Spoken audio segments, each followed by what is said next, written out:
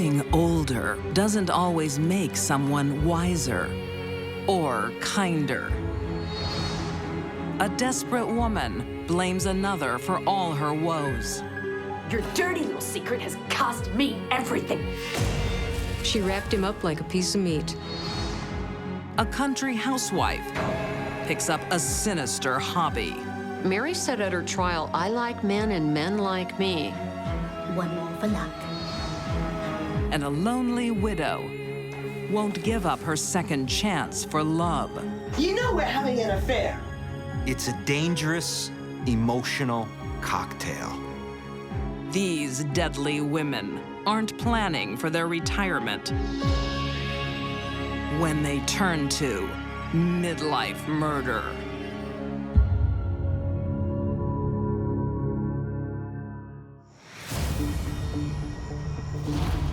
Cleveland, Ohio, 2011.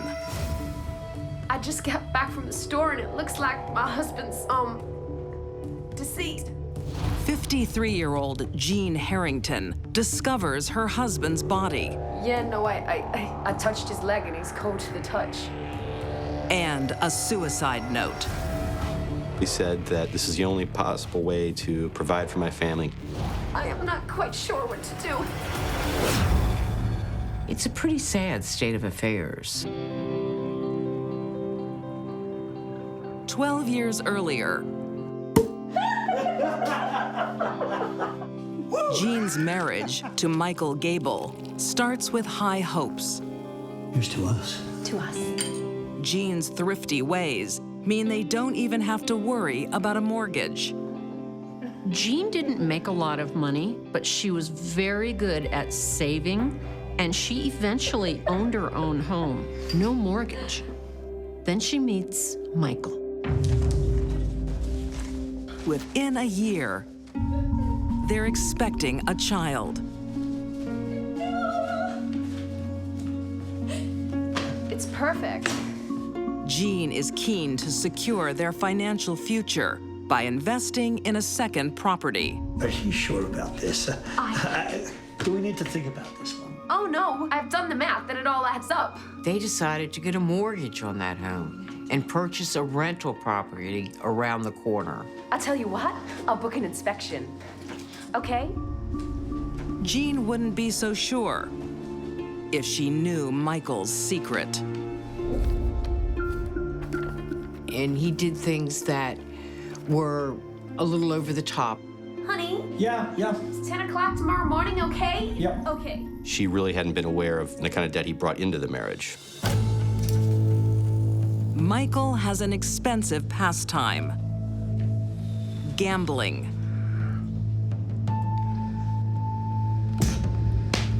Crazy. Michael, 3 keys. Oh! He owes money all over town.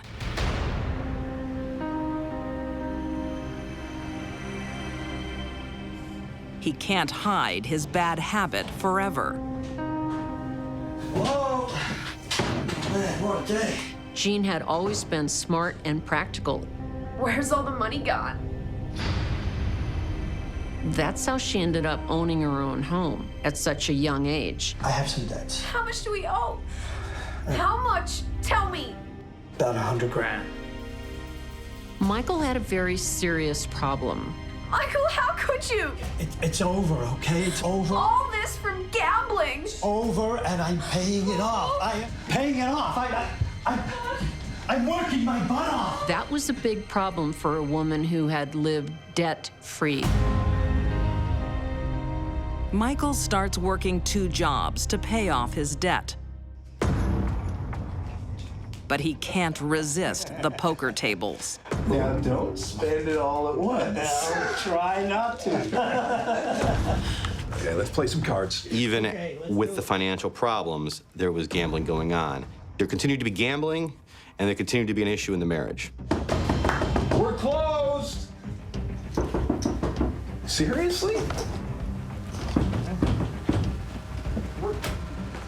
Jean is not impressed. I knew it. Gene, what are you doing here? stopping you gambling our life savings away. In one instance, Gene Harrington shows up Come on. and drags Michael Gable out of because of the gambling. The wedded bliss didn't last long at all. Growing debt forces them to take out a second mortgage on the home Jean once owned. Debt did not sit well with Jean. It made her very anxious. To get them out of debt, she starts an online business selling goods from home. Oh, no. You need more layers. But instead of helping, it makes things worse. Why don't you just use bubble wrap? It's too expensive when you got a gambler in the family. Jean was extremely depressed, and one of the ways she dealt with that was to spend money herself on silly stuff, stupid stuff, things she didn't need. Oh, no, not the cats. I'm keeping the cats. The items she sells are but a fraction of the items she keeps for herself. Oh, Jean, you don't need any more junk. You never can have enough cats, I say. She was a hoarder. She wouldn't get rid of anything. 80% of the house was packed with junk. 10 years later, the passion between Michael and Jean is long gone. But they stay together to bring up their son. I need you to sign these forms. What are they for? The mortgage. Raising him in a volatile home for a decade. It was a very tumultuous family life for their son. Is this really necessary? Your dirty little secret has cost me everything. Her anger kept getting more and more intense. What about your spending? Don't you dare blame me for the mess that we are in.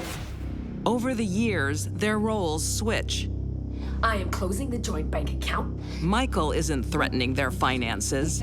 It is Jean's hoarding. I'm not gambling anymore. Sign it. Now!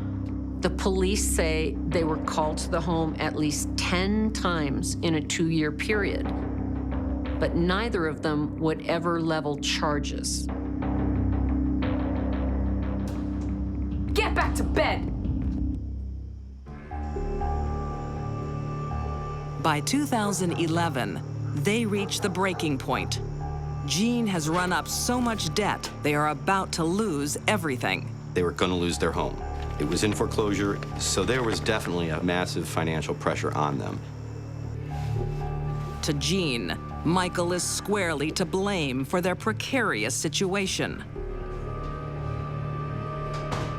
When you've worked hard all your life and find yourself suddenly homeless, Good. it's a pretty sad state of affairs. Michael! Get in here! Soon, this family of 3 will only need accommodation for 2.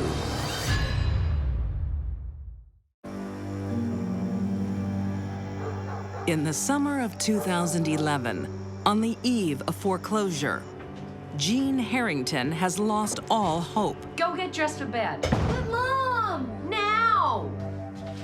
Michael? Jean had just about had it. Michael! She couldn't believe she was ready to lose her home. She blames one person. Her husband, Michael. Why didn't you answer me? It's all over, Jean. This was the home that she had paid off the mortgage. We're losing everything. And because of the decisions they made as a couple, they were about to lose it. Yeah, because of you. If Michael had never come into her life, she wouldn't have lost her home. No, it wasn't me. It was you.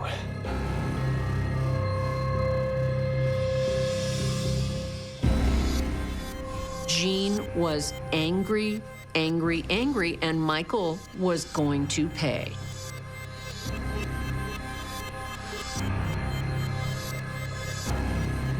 Among Jean's collectibles, she's kept something special.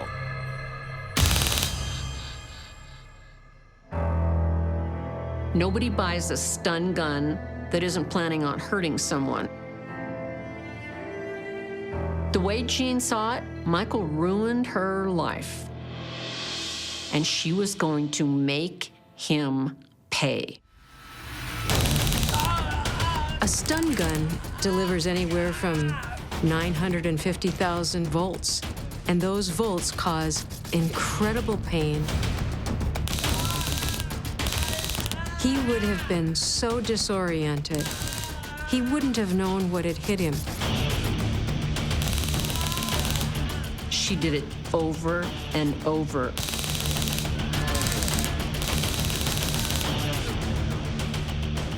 She left him totally incapacitated, unable to move. And when that happened, she beat him up. She busted his lip. She bruised him in various places, caused cuts and contusions. And she still wasn't done.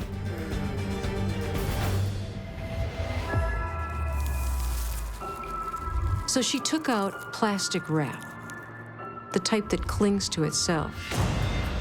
She wrapped it round and around and around his head.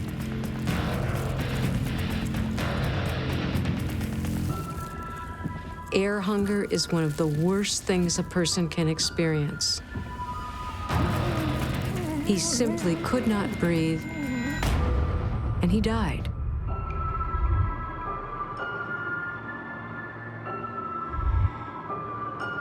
She wrapped him up like a piece of meat. She just had no place to send him. It's a brutal and bizarre murder. But Jean thinks she can pull it off as a suicide. I just got back from the store and it looks like my husband's, deceased. The law enforcement people had never seen a suicide quite like this one. They just knew it didn't ring true. When people kill themselves, they don't hit themselves repeatedly on the head or stun themselves with a gun. Seems like an unusual way for someone to commit suicide, don't you think? He wouldn't have had the guts to use a gun. Police think it's murder and have a #1 suspect. Would you say it was a happy marriage? When Jean is questioned, she deepens their suspicions. I don't think I would have married him if I knew he was a gambler and had a built-in debt. She made very clear she did not like Michael Gable. I could have been someone if it wasn't for him. I believe she referred to him as a coward, as a sociopath during the interview, talked about how all of their financial problems were his fault. It was a very different interview than one would expect from a grieving widow. Okay. I think that's all for now. Thank you for coming in, Mrs. Harrington. Fantastic. But hard evidence is needed for court. I'll see you again. It took a long time. They were gathering evidence, including financial records, medical records, crime scene analysis. Police described it as a very complex investigation. 3 years later, the law catches up with her. Jean was picked up by the police, charged with murder, felonious assault, and evidence tampering, and taken before a judge. In 2016, Jean Harrington is found guilty of all charges and sentenced to 16 years to life in prison. Every problem in Jean's life, she decided it was all Michael's fault. To us. Jean believes her troubles started when she met Michael. Don't you dare blame me for what you have put us through! But she never looks at herself. Yeah, because of you. Michael takes responsibility for his actions. She doesn't. It's much easier to blame him for everything. He further and further and further lost her trust until she couldn't think of anything else to do but to try to get rid of him.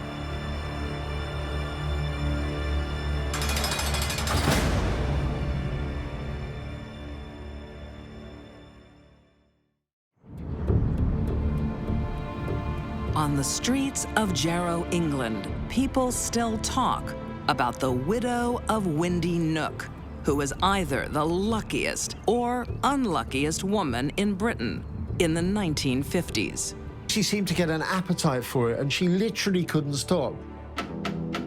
After raising 6 kids in a happy marriage, empty nesters Mary and John Knowles take in a housemate to help make ends meet. This is me husband. Hello, welcome. I'm John. John, I'm John too. Pleased to meet you. Oh, I hope I don't get you two mixed up.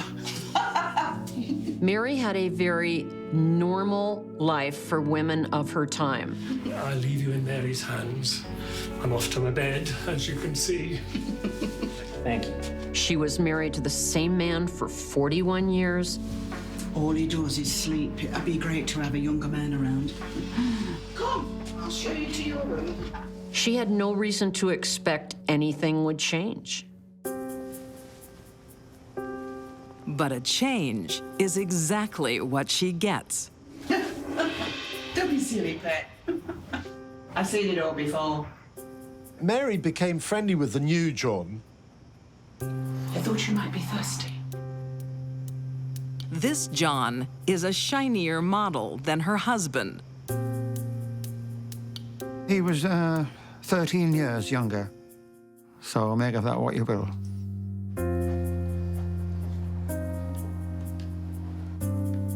By a remarkable coincidence, soon after the housemate arrives, her 76-year-old husband gets sick.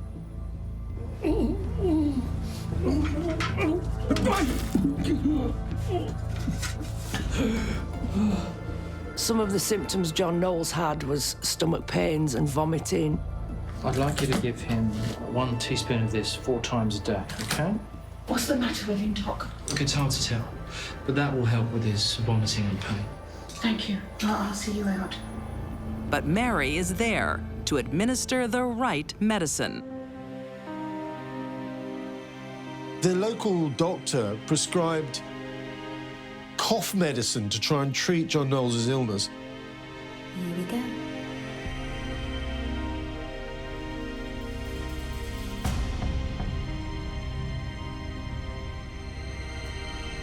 It had no effect whatsoever, and he died very soon afterwards. The doctor didn't hesitate in signing a death certificate, and there was nothing suspicious seen by anybody. And just like that, Mary can start fresh with her new John.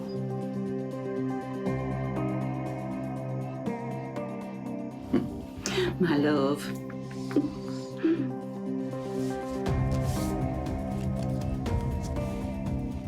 Can you stop laying there?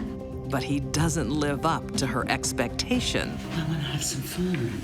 In the bedroom. He wasn't what she thought he was going to be. Worked 12 hours today. I'm really tired. It wasn't enough for Mary. She wanted more. Thank you. And before long, tragedy strikes again. John Russell didn't last particularly long either. He got very seriously ill. And by Christmas, he had died too. Again, doctors see nothing peculiar.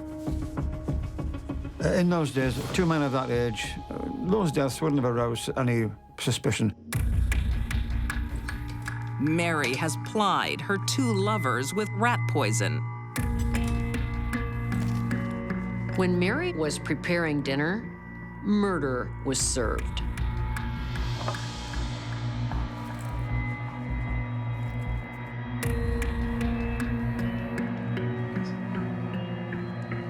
She discovers discarding men can be profitable. I think Mary was acquiring a taste for murder and money. You're looking well, Mary. Oh, I'm feeling very well. Within a year, she meets a new paycheck. Here he is. Oliver, I'd like you to meet my dear friend Mary. Hello. Hello. Mary next met Oliver Leonard, who was a retired estate agent. He's a lovely old bugger. Has he got any money? And when Mary saw Oliver Leonard sitting there, she had a question, and the question was, has that old bugger got any money? That's about as subtle as a brick upside the head.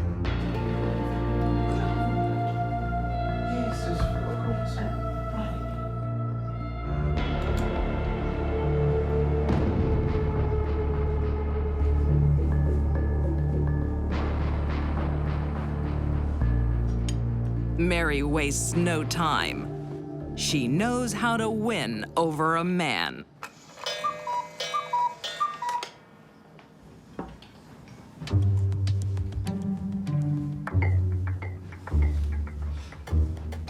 We're getting married. It's true. She charmed me. Mary had no trouble at all taking advantage of men that were kind to her and wanted to marry her. No, really? Really? We're getting married. In September 1956, just weeks after Mary Wilson and Oliver Leonard meet, they are married. Really? Really? The very next day, Mary tries to buy him a life insurance policy. The insurance man said, no, you can't because he's too old. He was 76. So she was stuck with Oliver Leonard. And whatever he happened to have. She can't milk Oliver for any more money. So just 2 weeks after getting hitched, she gets rid of him. Come on, open up, love. I don't think Mary and Oliver had time to even consummate the marriage before he died. Again, no one suspects the death of an elderly man.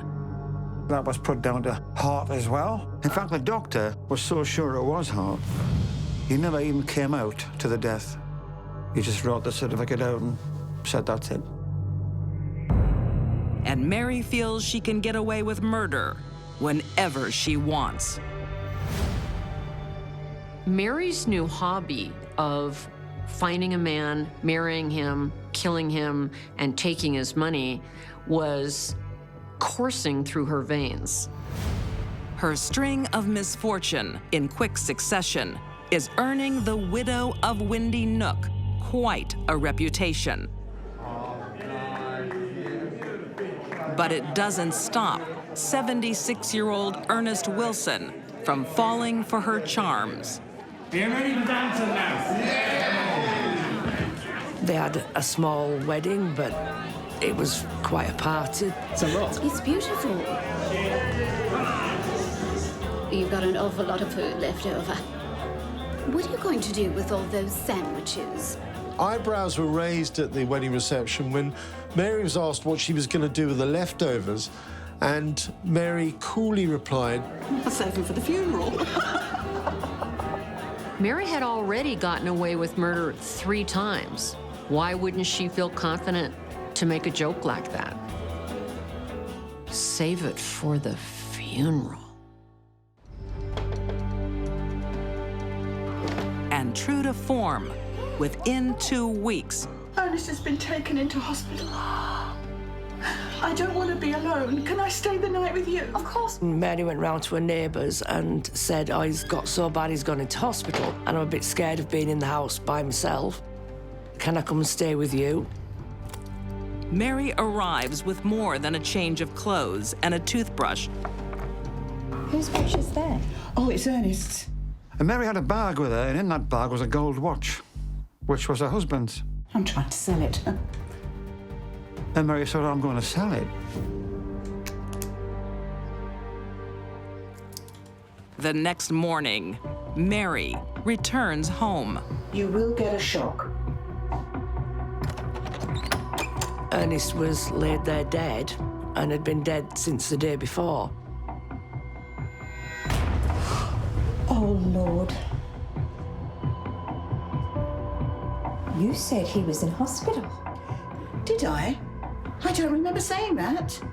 Losing one husband is unfortunate. Losing two is careless. But losing four is suspicious.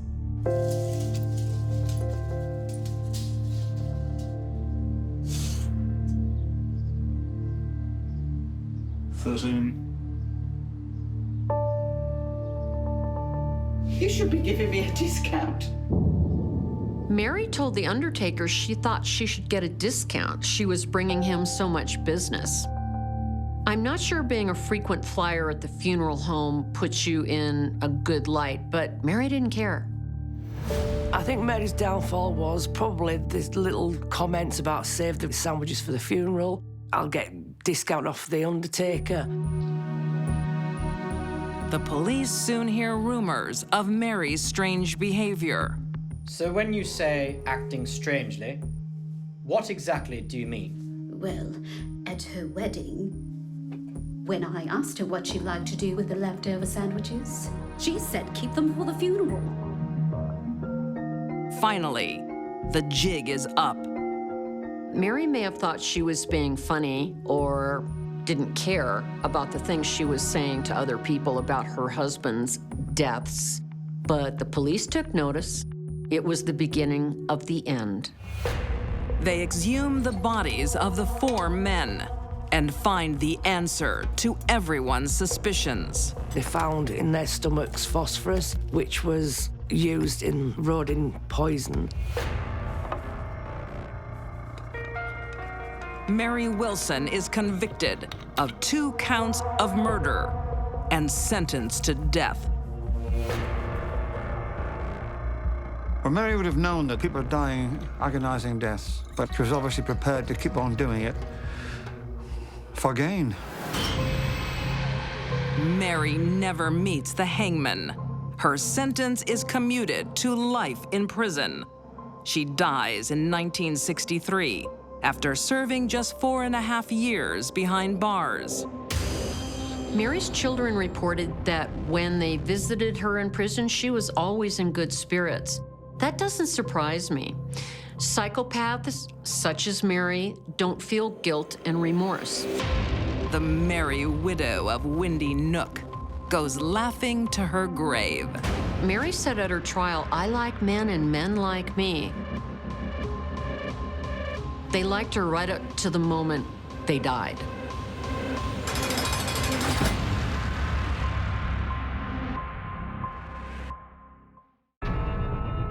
Sometimes the biggest threat, her behavior was over the top, to a woman, it's a dangerous, emotional cocktail, is herself.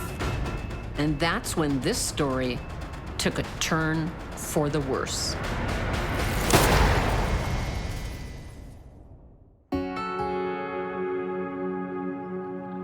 In 2015, Granby, Missouri, 65-year-old Connie Sanders Ford has just lost the love of her life. Connie's husband died at the age of 74. After his death, she seemed to nosedive. When elderly people lose a spouse or long-term partner, it's much harder on them than when a younger person loses someone they love, mainly because they feel they have less to look forward to.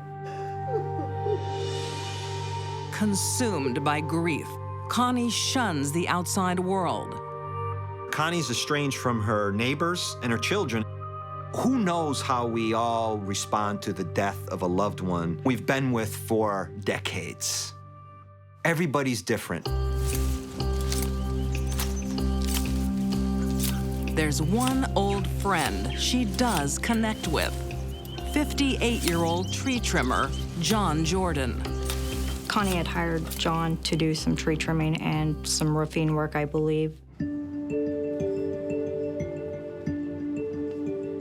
I like this one. Good choice.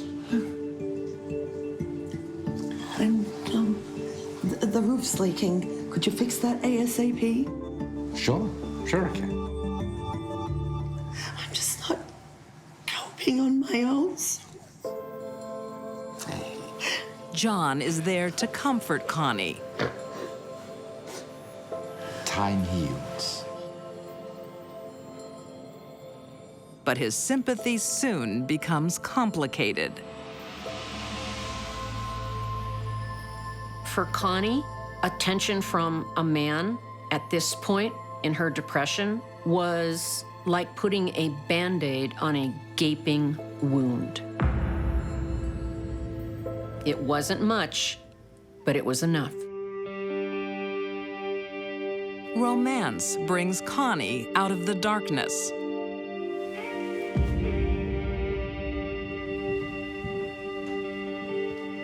See you tomorrow. She falls right into it. It makes her feel good. It makes her feel alive again. It's like, wow, maybe I can start over. But this newfound hope has an obstacle. Why are you so late? The only problem is that he's married. I got caught up with a client. And he had been for over 40 years. Almost started without you. I mean, for John, it seemed like he wanted a fling. It seemed like he wanted some excitement in his life. I don't believe that they had had many marriage issues up to the point that Connie Sanders came into the picture. Connie knows she's betraying a friend. But it's not slowing her down.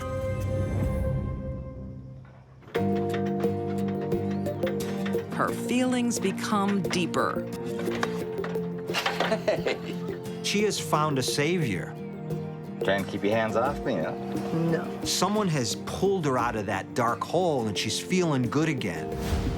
She's reinvigorated. She sees life again. She sees romance again. The roof's finished. That's my man. Connie showers her lover with affection and grand gestures. That's way too much. Connie overpaid John approximately $15,000 for the job he did. Oh, take it. I don't want to pay tax on it anyway. He wants to give it back to her, and she's, no. I want you to keep it because I don't want to pay taxes on it. But her generosity is motivated by more than taxes. Is Connie basically leaving her stockings on the counter, hoping that she's going to go back and get them someday? Is she leaving John the money, hoping that there's that tie between them that can never be severed? She knew she didn't have a lot going for her physically, but what she did have was money, and she used it. John only sees Connie as a friend with benefits, but Connie wants commitment.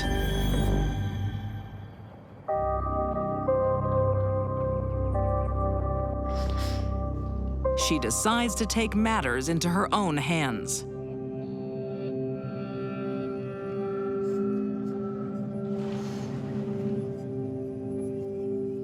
John! She goes over and walks into his wife's kitchen. You're pathetic. You know we're having an affair. She tells her, I'm your husband's lover.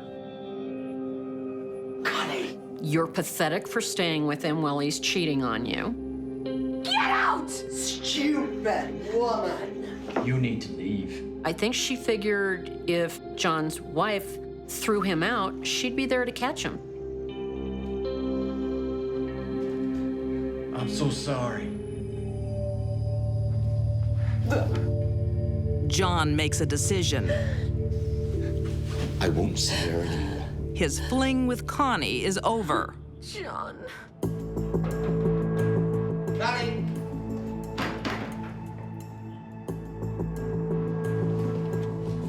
What's this? It's the money I owe you. The first thing he did was give Connie back the $15,000. She had overpaid him. I don't want it. I can't see you anymore. You're out of my life, and I don't even want your money. I won't leave my wife. I want my wife. That didn't sit well. Connie finds herself back in a dark place. She's, at this point, ready to do anything to get back at him. And that's when this story took a turn for the worse.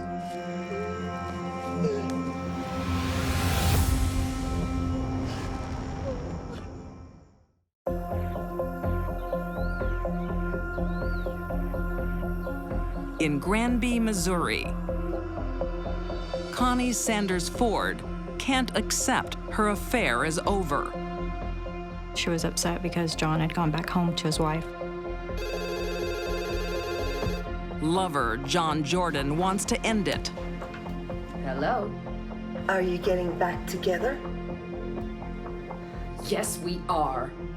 John decides he wants to do the right thing. The problem with that is, Connie is not going to let him. Has he told you about... Connie was not a woman who was going to be ignored. Don't call here again. An obsession, jealousy, and rejection. It's a dangerous, emotional cocktail.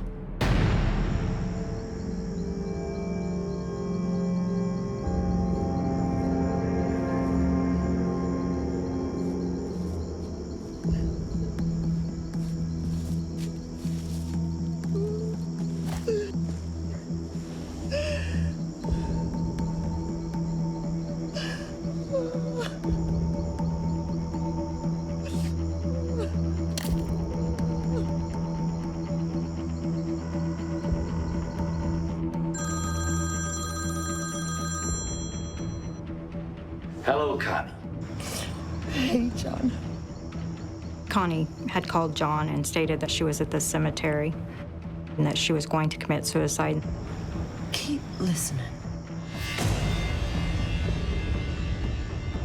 Nothing mattered to her anymore, except ending the pain. But she can't bring herself to do it. Connie! Connie! She wants to give herself one more chance.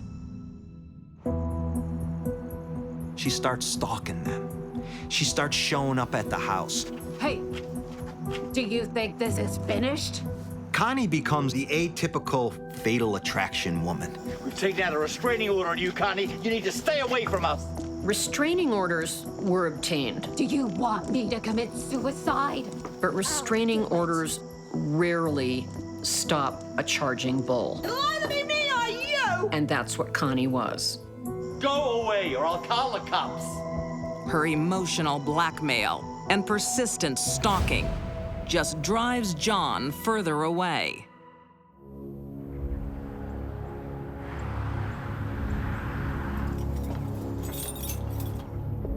What do you want, Connie? Connie's got one more ploy. I just want to talk. On March 30th, 2015. Talk inside. She's there to collect a debt of love. She feels scorned, and somebody's got to pay. And that person is John.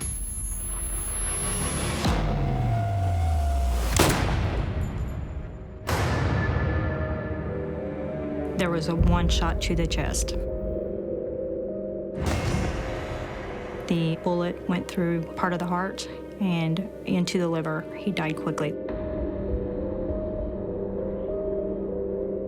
Here's a guy she supposedly loved.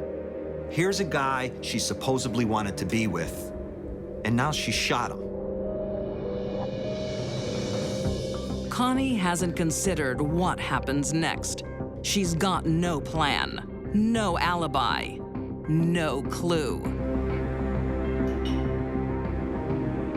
She goes to a friend's place and unloads.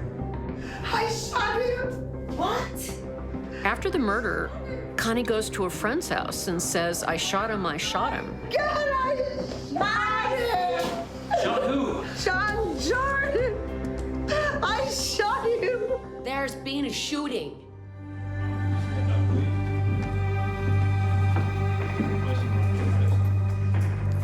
Connie advised the officer that she thought it was all a dream. It feels like a dream, and I'm gonna wake up.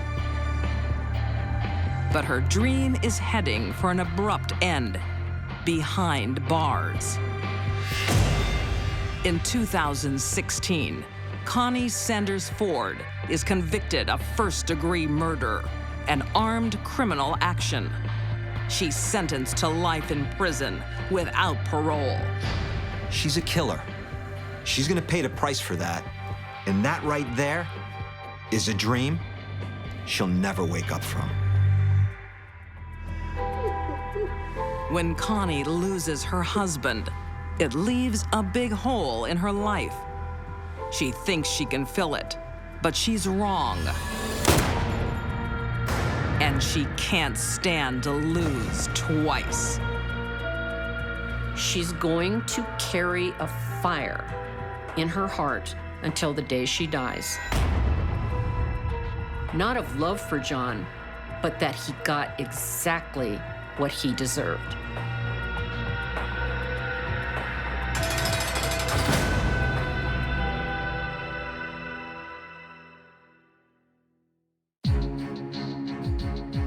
These deadly women didn't age gracefully. Jean Harrington blamed her husband for ruining her life. Mary Elizabeth Wilson traded husbands for a little bit of cash. And Connie Sanders Ford wouldn't take no for an answer. They turned their midlife crises into midlife murder.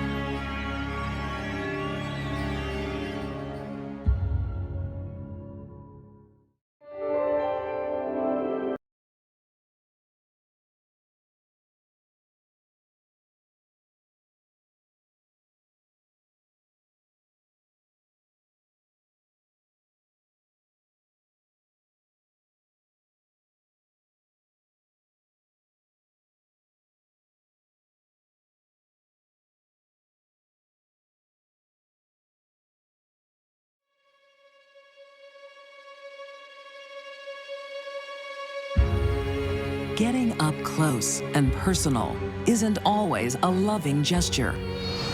A teenager has a lethal desire. And what she wanted to do was kill. An angel of mercy prescribes the wrong medicine. She seemed to enjoy her victim's agony. And when a good girl meets a bad boy, Everybody get on the floor! Get down on the floor! it's a killer combination. All of a sudden, she's like Bonnie to his Clyde. These deadly women see it through to the end. Their passion is being on death watch.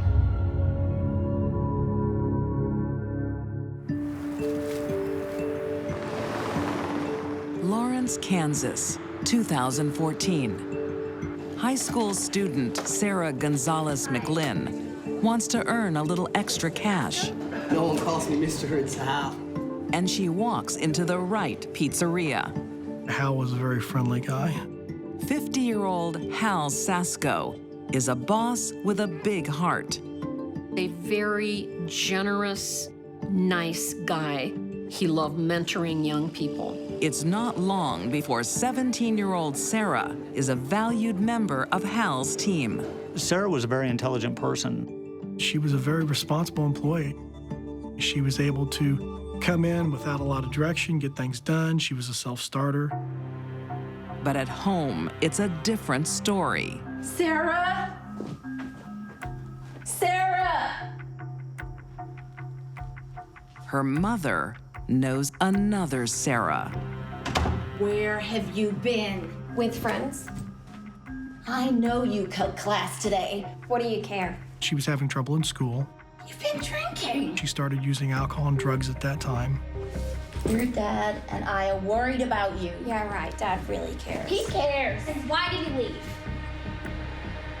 One of the big hurts in Sarah's life was when her father and mother divorced. I think she was always looking for a father figure to replace him.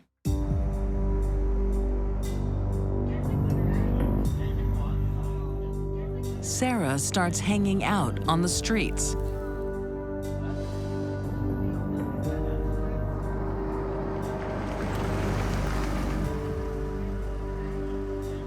Sarah! Hal's natural instinct Get over here! is to extend a hand of friendship.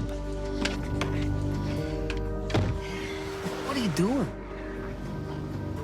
I hate my life. I hate my mom. I hate living with her.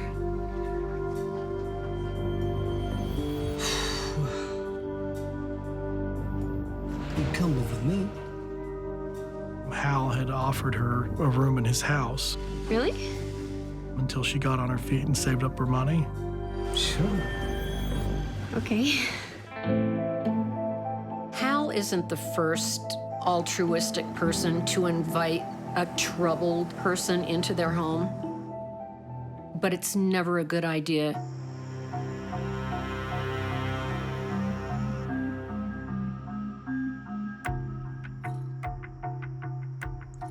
When Sarah moves in, she brings her bad habits with her. You're early. Yeah, quiet.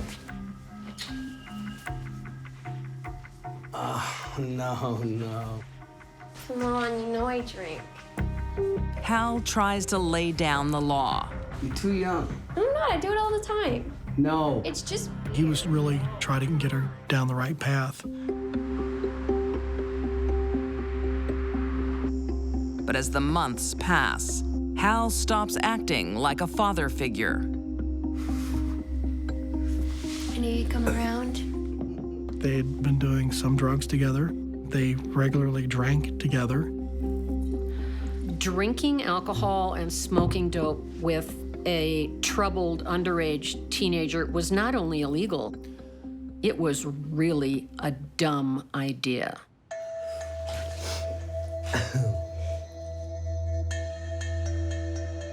Despite their age difference, Hal is behaving like a lovesick teenager. Hal developed a sexual interest in her, and the relationship did become complicated. Hal thinks he's found his Lolita. No. Sorry. He's wrong. No! It was not a physical relationship. Sarah says no. Sorry, baby. He had tried, but she had said no, and Hal honored that.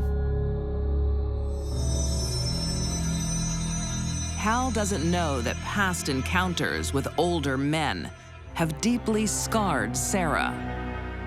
She was raped and tortured. This was somebody that was known to her that actually burned her with a cigarette.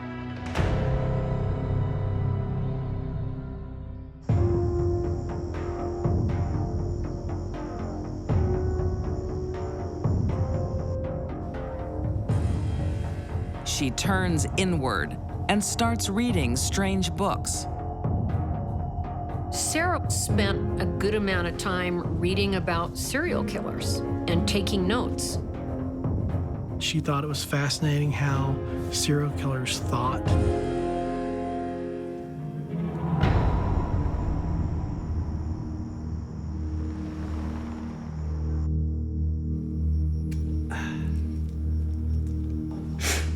When Hal's nephew comes to dinner, he's in for an unpleasant surprise.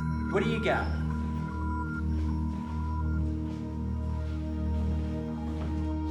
cute. Yeah, it's cute. We don't need a pet. It's not a pet. It's dinner. Sarah was very interested in the feeling of taking something's life. Sarah is developing an unusual fascination: death. She stabbed the rabbit in the neck.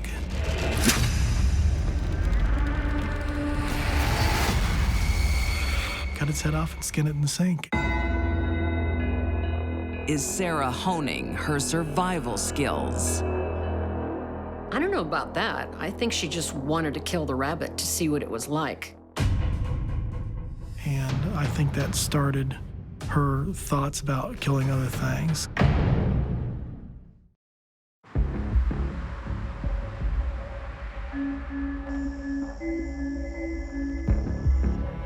In small-town Lawrence, Kansas, 19-year-old Sarah Gonzalez McLynn is living with her boss, Hal Sasko. What's up? But her good Samaritan is now facing his own troubles. The restaurants. I'm losing money. The hard-working businessman is going broke. How bad is it? I just feel like giving up. He confides his feelings to Sarah. Completely. Hal had actually talked about ending it all because he was depressed and his restaurants weren't doing well.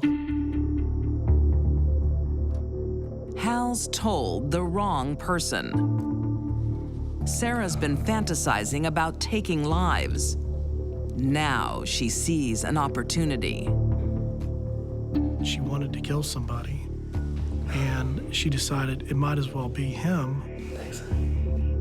Sarah didn't snap and kill Hal. This was well planned out. Planned out to maximize the experience for the killer.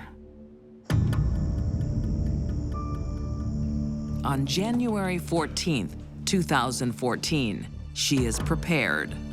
She wants to experience every second of his death. So she makes sure Hal can't fight back. Thanks. She seemed to know how many it would take to knock him out.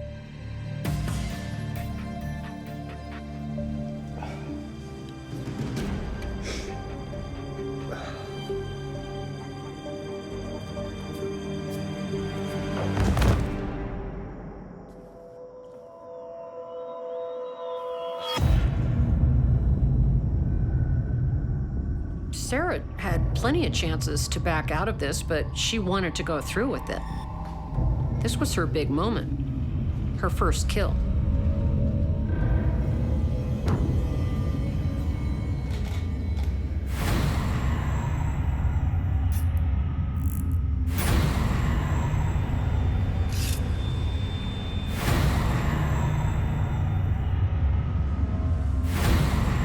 She found his artery on the side of his neck.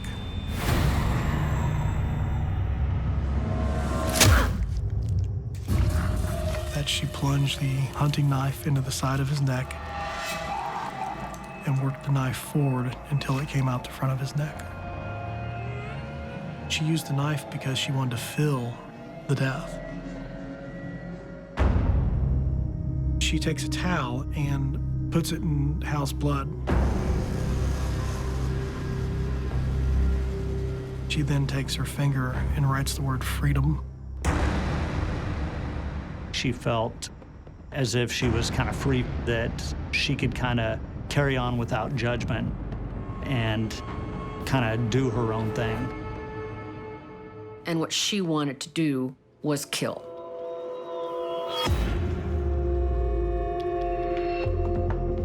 Sarah steals what she can, including Hal's car, and goes on the run. She celebrates her first kill by getting a tattoo of one of her favorite dark passages. It's a passage from one of the books that she likes. It talks about being careful not to look too deep into somebody because there's something horrible there looking back at you. It wasn't as much as an adornment as it was a warning.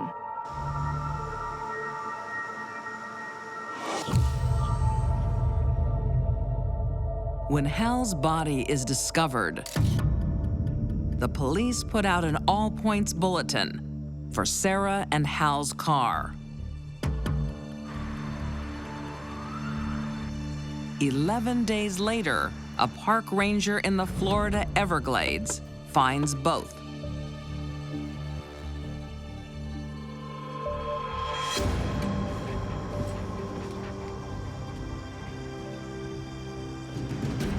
She wasn't surprised. It was more kind of a resignation of, they found me. And the murder weapon is in the trunk. They knew they had the killer.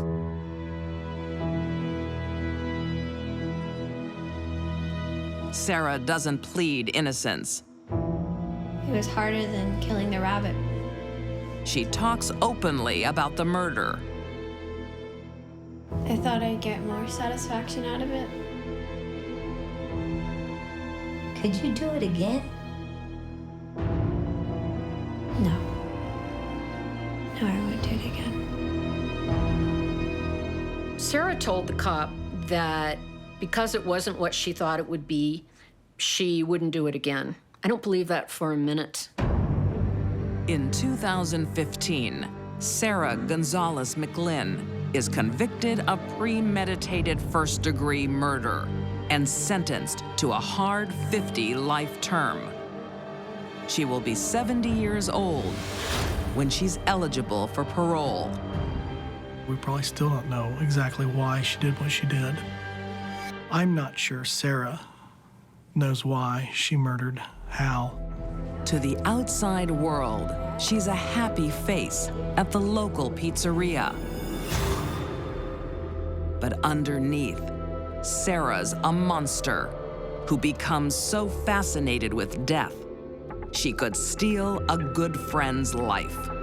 For a young woman who strives so much for freedom, she has none of it now and won't for another 50 years.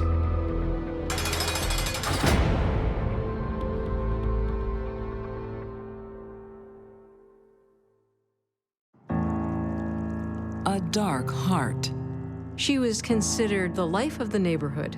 can be hidden More cream? by a kind smile. Most sociopaths are charming people.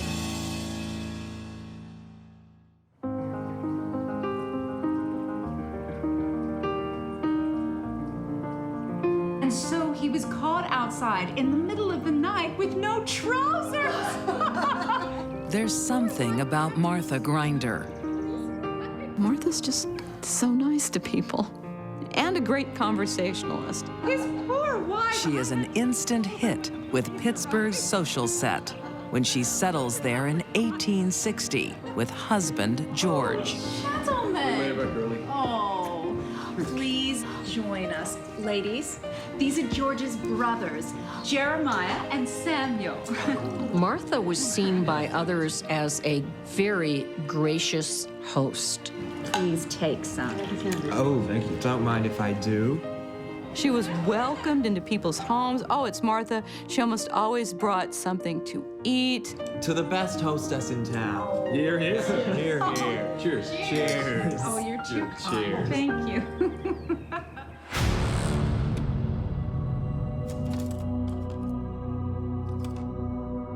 But Martha has a secret. Martha's need for money was so profound, she started stealing from her husband's family. Thank goodness you're here. There was a man, a strange man in the house. Oh no! Oh no! Oh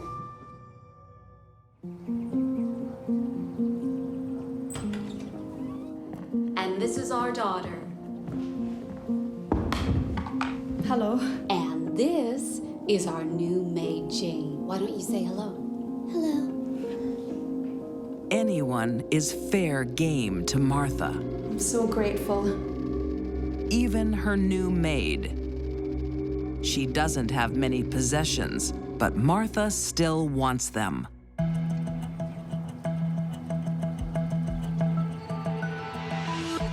Meanwhile, Pittsburgh sees Martha as a generous host. How's that wine? Very nice, thank you. Her new neighbors, Mary and James Carruthers, can't believe their luck.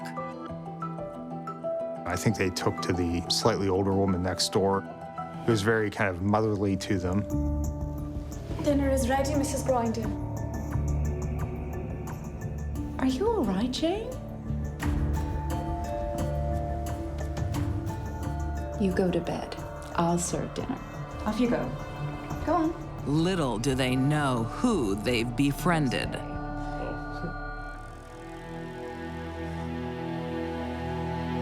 Martha is progressing from stealing things to stealing lives. Her throat hurt. Her head began to ache. She started to vomit. She would go into convulsions, sometimes bringing up blood. For 4 days and nights, Martha nurses her new maid. People look at that and go, wow, isn't she wonderful?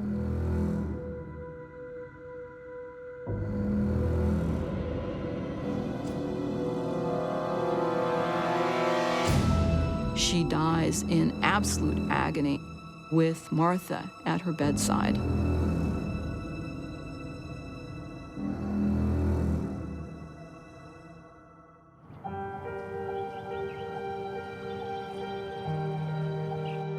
When the maid's brother arrives to pick up her hard-earned possessions, I'm so sorry for your loss. he is in for a surprise. She was so young.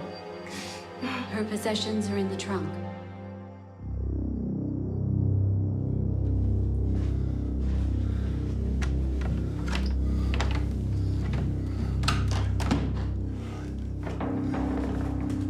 They went to pick out a dress to bury her in, and they found the trunks were basically empty, and the money was gone. I don't understand. Jane's things, they weren't in her trunk.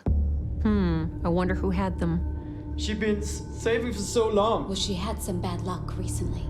Martha steals her maid's worldly possessions and her life, What will we bury her in? but still manages to look like a guardian angel. Oh no, I couldn't. Oh no, please, I insist. No, I can't. I can't take something that's yours. Mrs. Grinder stepped in and offered her own clothing to bury Jane in. Martha volunteered that she would take care of Jane's body and dress it and prepare her for funeral. While preparing her maid's body, Martha discovers something else about herself. She enjoys the ritual of death. Martha starts offering her services as an amateur undertaker. When neighbors or friends died or family members died, she would help prepare the bodies and help get them ready for their viewing. But there are never enough bodies to satisfy her. Martha starts making her own arrangements.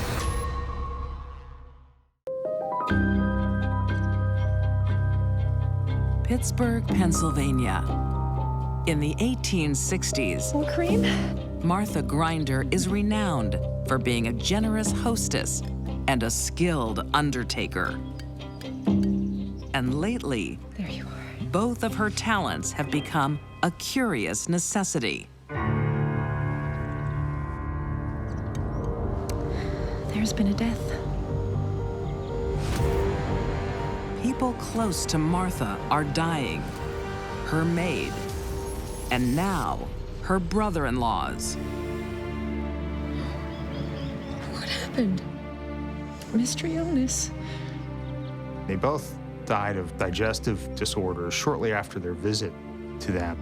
It appears that Martha just kept their money and belongings when they died. Martha is enjoying the fruits of her labor.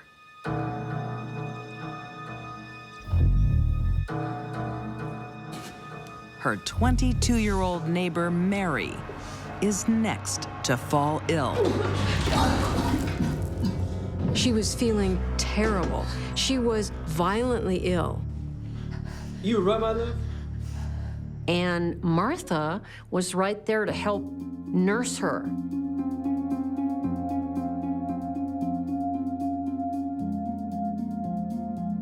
A kind smile and caring nature masks Martha's obsession with death. But her fun is cut short I believe something may be poisoning her. when the doctor advises Mary to leave town. Why don't you take a month in the countryside? So they did. The doctor is right. The house is killing everyone. More specifically, Martha's kitchen. And its next victim reveals her true black heart. I feel better, my sweet.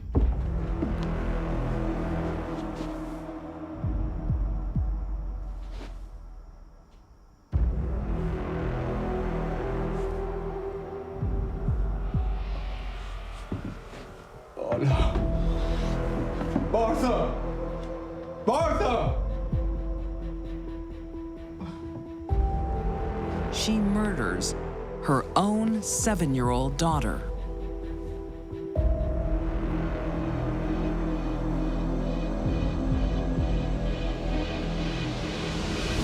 She died apparently in great agony.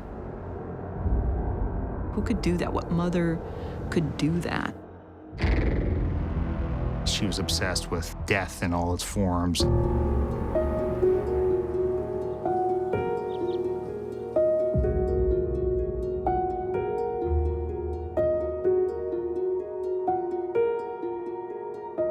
On her neighbor Mary's return, she receives more of Martha's hospitality. And so does her husband, James. Here's Martha with, guess what, some food to welcome you back to the neighborhood. This time, Mary is so ill so quickly that really nothing can be done.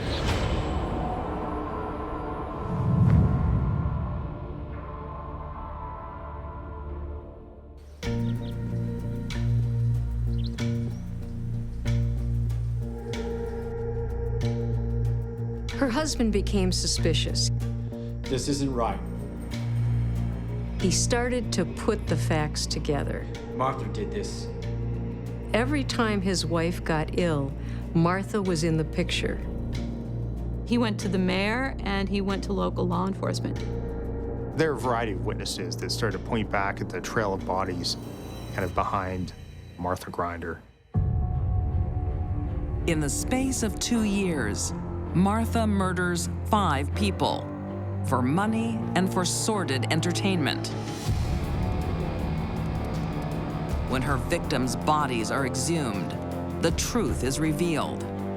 They found what should never be there, arsenic in high quantities. And so Martha was undone. Her plot was exposed. Martha was a serial murderer.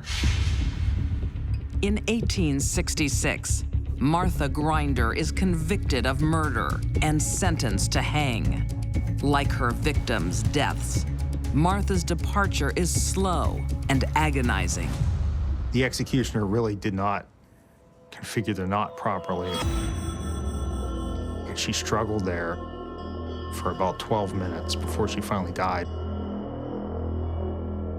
It was a case of justice in some way. She deserved her fate.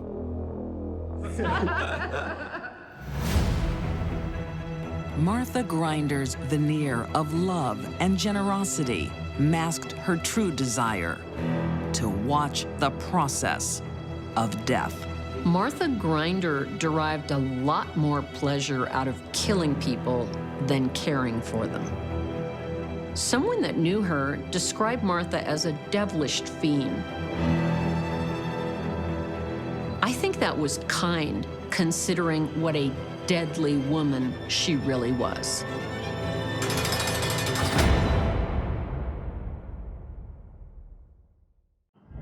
Can I get you a drink? First love can be thrilling. She's willing to do anything for this man. Everybody get on the floor now! But choose the wrong lover. They had this dark way of living and this dark view of life. And it can end in tragedy.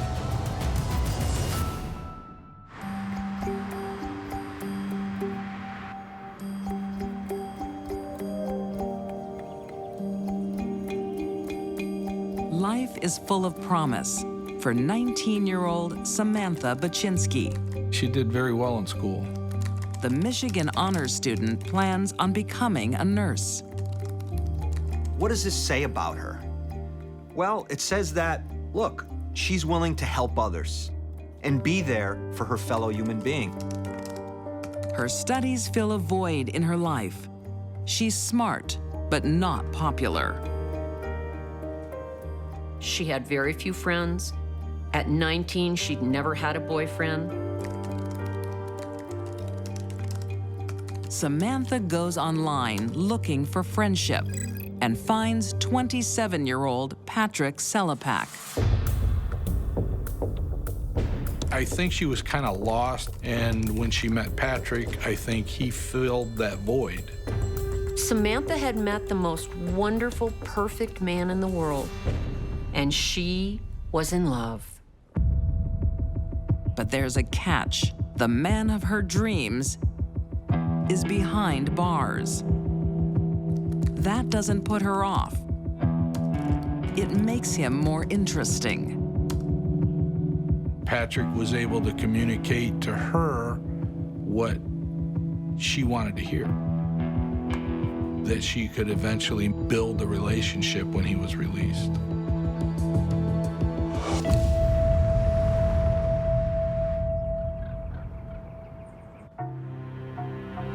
In the summer of 2005, Samantha's cyber lover becomes a reality. Hey, come in.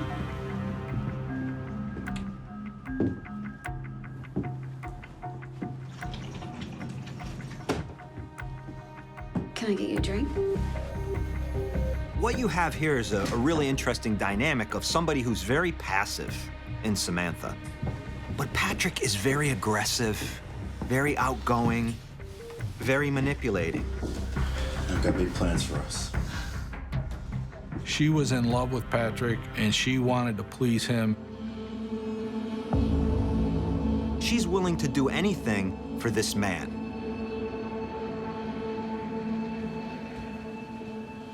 Hurry up. Got work to do. What work? Making money.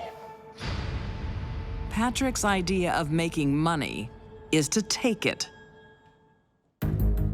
Patrick had a very long history of criminal activity, arson, robbery, many other assaults. He had already spent well over 10 years behind bars.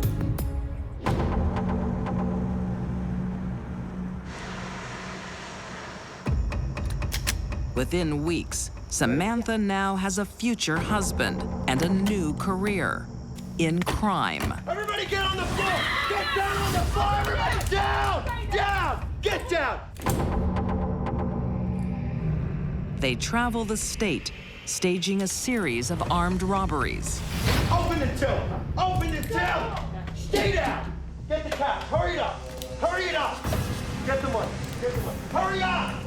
Samantha changed from kind, good girl to really evil, bad girl almost overnight. Come on, hurry it up! She had never committed a crime in her life until she met this guy. All of a sudden now, she's like Bonnie to his Clyde. She's in this as deep as he is. and she's enjoying it as much as he is.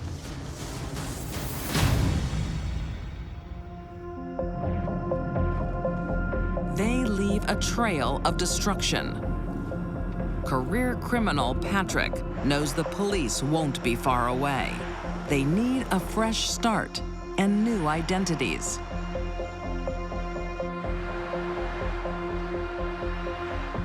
Patrick remembers another woman he's met online, 27-year-old Melissa Barrels.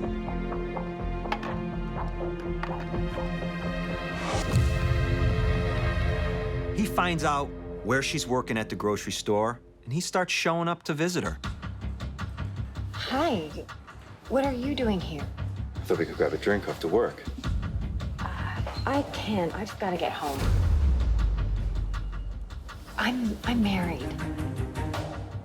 Melissa makes it clear she's now a happily married woman.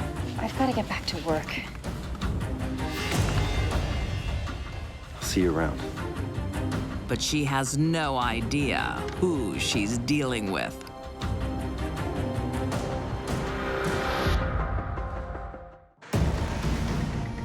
Samantha Baczynski Stay down now! and Patrick Selapak have a lucky run in the robbery business.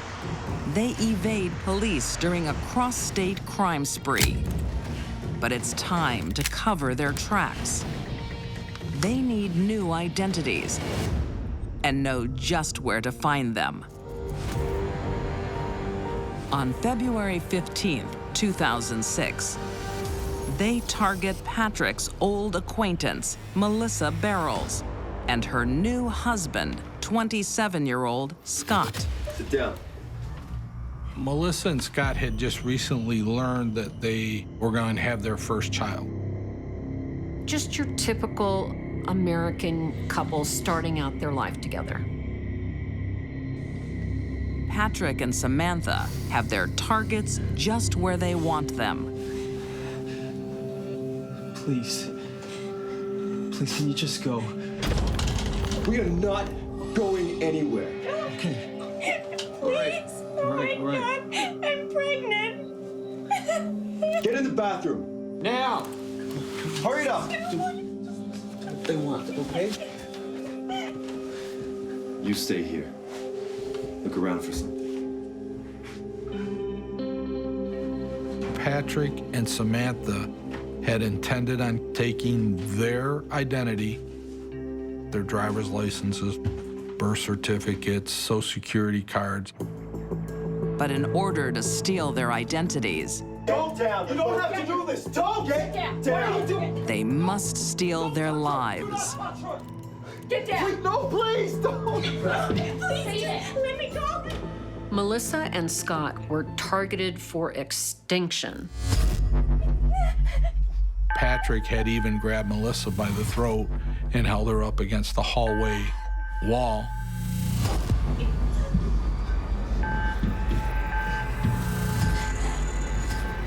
And choked her till she passed out.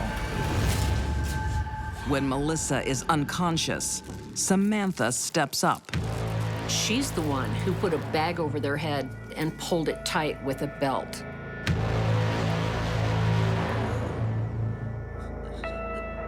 For a couple to strangle a woman who's pregnant to death, there's gotta be a special place in hell for those people. Get down. No, please, get down. Shut up. I want to see my wife. She's on the phone. Get down. I want to see my wife. Shut up. Get down. Here. Write a note. Write it. What do you want me to say? We had an emergency. Melissa and I have gone to the hospital. We'll be in touch with you later. Shut up.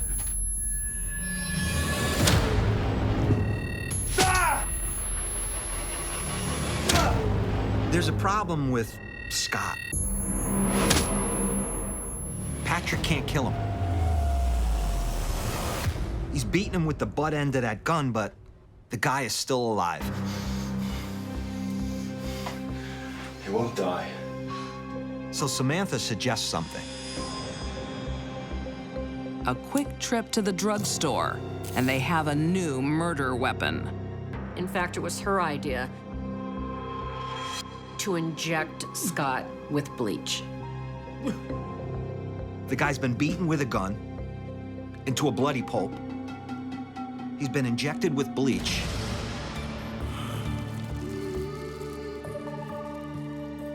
And now he's being suffocated to death. And finally, Scott dies. They wrapped him up in duct tape, almost in a cocoon-type situation, and then covered them over with a blue tarp. So they hide two people, two bodies, and an unborn child under debris, and they go out and they have turkey sandwiches. That shows a level of psychopathy that I've seen very rarely. When family members miss the couple, the police make a visit and find a murder scene. Our officers discovered the bodies in the back room of the home. And they discover something else. A receipt for duct tape. And that receipt leads them to a store.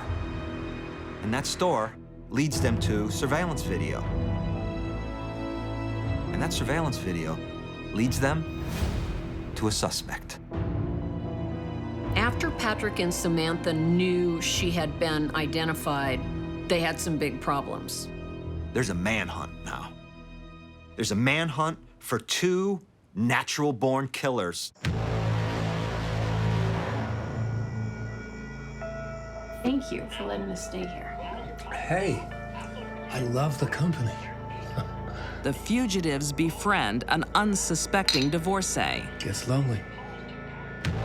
53-year-old Fred Johnson. He lives alone and is happy to help two young people with nowhere to stay.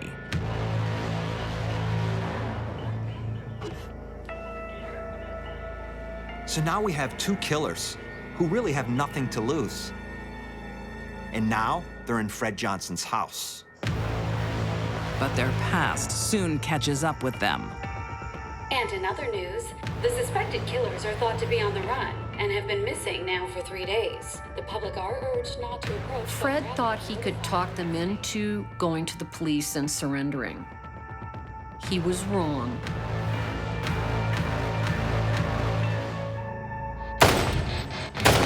Patrick shoots him twice in the back. And now they've killed their third person.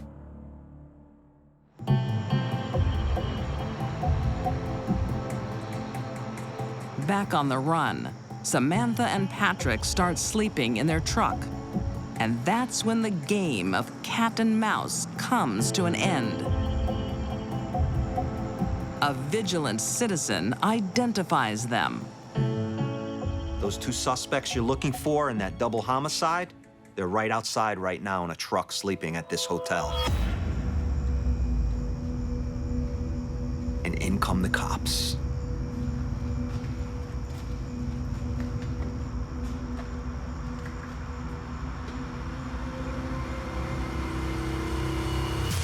Get out of the car! Get out of the car now! She just looked totally surprised, and it was over.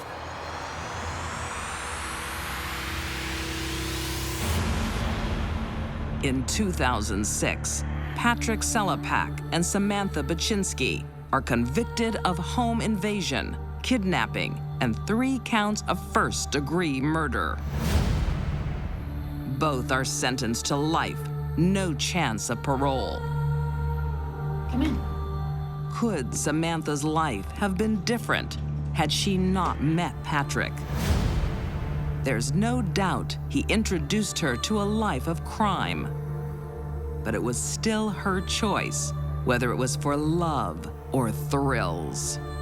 Samantha and Patrick, they enjoyed this. This was their game. And they would have continued to kill one after the next until they were caught. Neither Samantha or her beloved Patrick will ever see the light of day. And the engagement's over.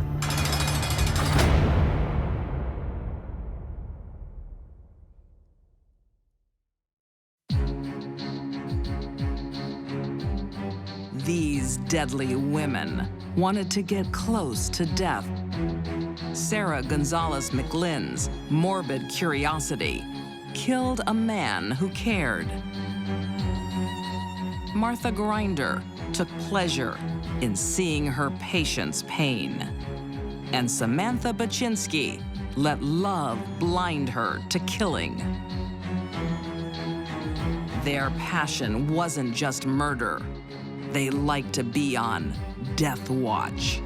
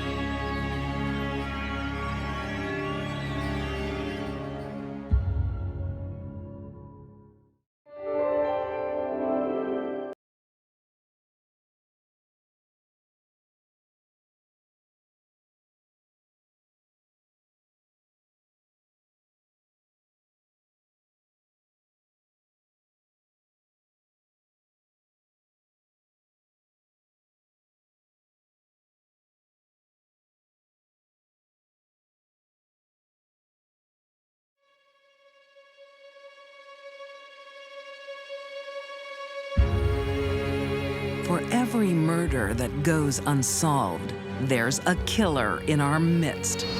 Bobby's staying home with me today. A mother uses her children to cover her tracks. She might have gave birth to kids, but she was no mother. Selfish desires lead to an excruciating death. One of the coldest people I've ever interviewed. And an unhappy wife has secrets buried in the garden.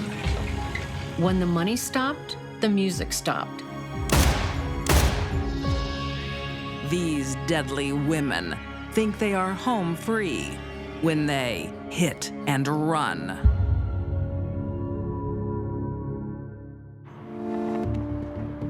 April 30th, 1979. The day 15-year-old Becky Gamari's childhood ends. Mom? Dad? But Becky still is haunted by that whole day of walking into her house, finding nobody. Dad? She was this bright-eyed young girl coming home from high school. The whole house has been ransacked. She can tell something has happened. Going down in the basement Mom? and seeing her father sitting up on the couch. Dad? She thought he was sleeping. Becky! Help! And then she hears voices upstairs, screaming, kind of yelling. We're in here! Come help us! Heard her mother, Jackie, saying, "Let us out." Mom? Becky? We're in here! She finds the closet. Thank goodness you're here. There's Mom, and there's the other kids, tied up inside the closet. And it's slowly beginning to make sense to her what happened. Where's your father? Downstairs. I think he's sleeping. Sleeping? Let's go. Over there.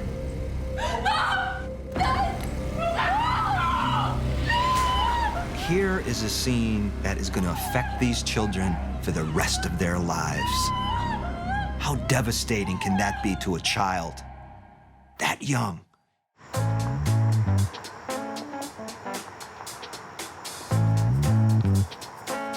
In the early 70s, Here, I'm so sorry. I'm so sorry. It's crazy inside. Okay, thank you. For you. Jackie and Carl Gamari are living the American dream. Gorgeous. I'm gonna come talk about those colors.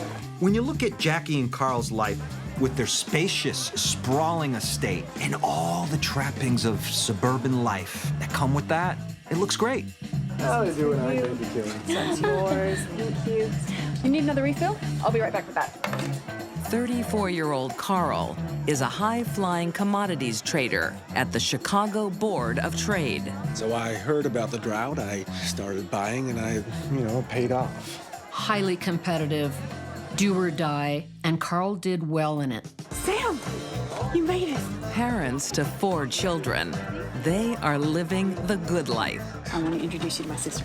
Perhaps a bit too good. So this is my sister Elsie and her husband Chris. They had parties, they had friends. I'm gonna get Sam a drink. We'll be right back. Okay. They had boyfriends, they had girlfriends. Take me to Paris. Yeah, definitely. Jackie and Carl are both having affairs.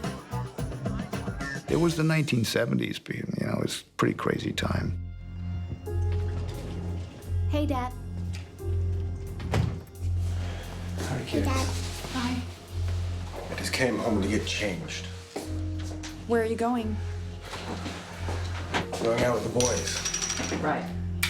The boys. Don't start. Their secret lives are starting to take a toll on the entire family. Jackie and Carl's marriage was getting really weird. They were each having affairs. Feel like I might care? I'll see you soon. And bringing their lovers home to interact with their kids. Well, girls, you remember Sam? Hi, Sam. Hey, how are you guys doing? Come on, we'll get you a drink. Bedtime, girls. The Gamari children are often left to fend for themselves. How good a mother can you be Night, Mom. It's amazing. when you're paying more attention to your boyfriends than to your children? Cheers. Cheers. Thanks for coming over. She did what she wanted to do when she wanted to do it, without regard for others. That's a narcissist. By 1979, the marriage is over. You know what? I've had it with you. Well, the feeling's mutual, Carl. The only question is, how will the assets be divided? Let's call it quits. I will take you to the cleaners. Yeah? Just try. Jackie was afraid if Carl divorced her, she would end up with nothing.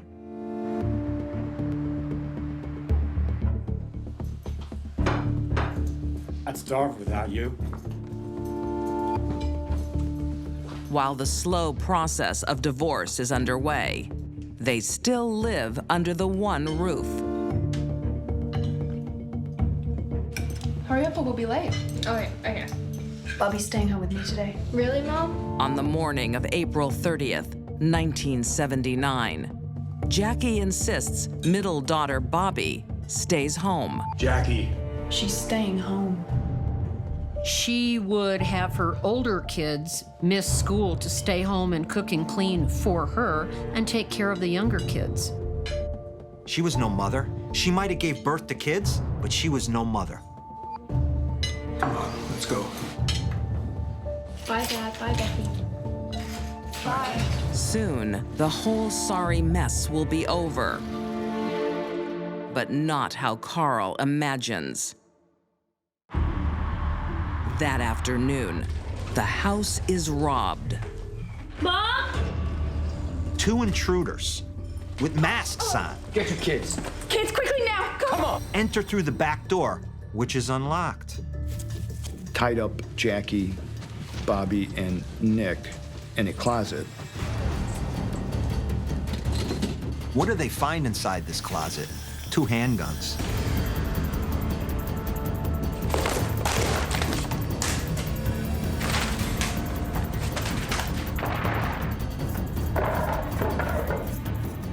They turned on the stereo, they had some drinks, and they sort of leisurely waited until Carl came home.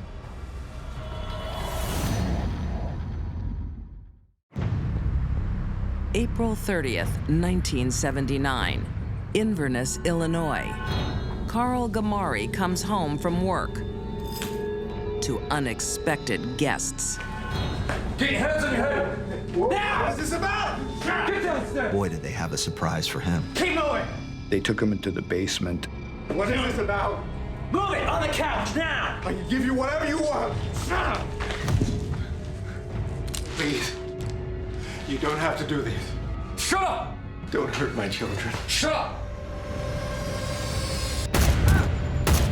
They shoot him 6 times Mom, what was that? in the chest with his own guns.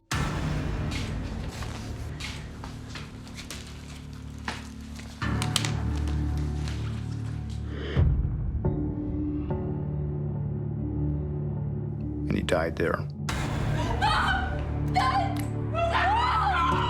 Please help us. It's my dad. He's been shot.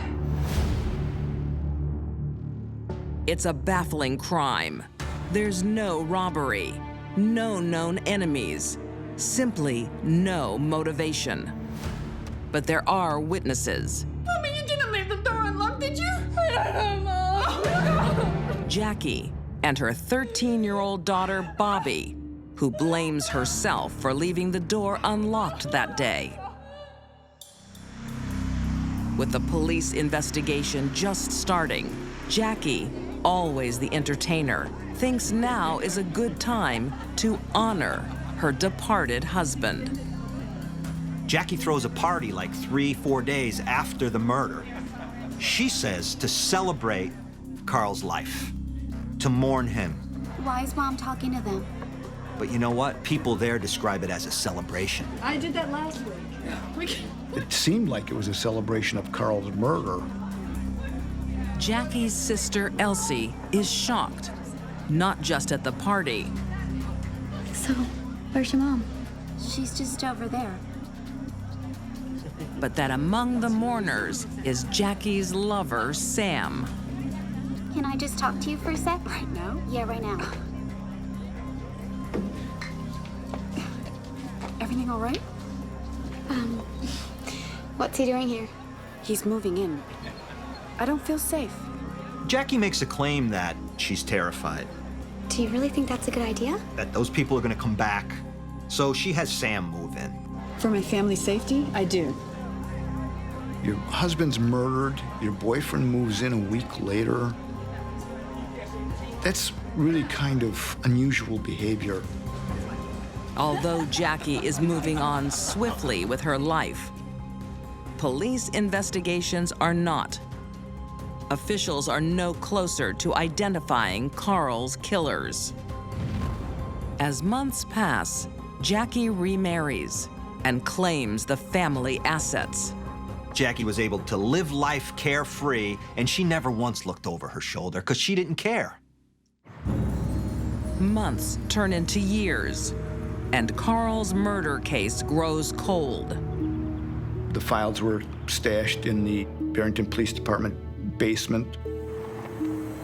And there, the drama may have ended if it wasn't for the changing of the guard.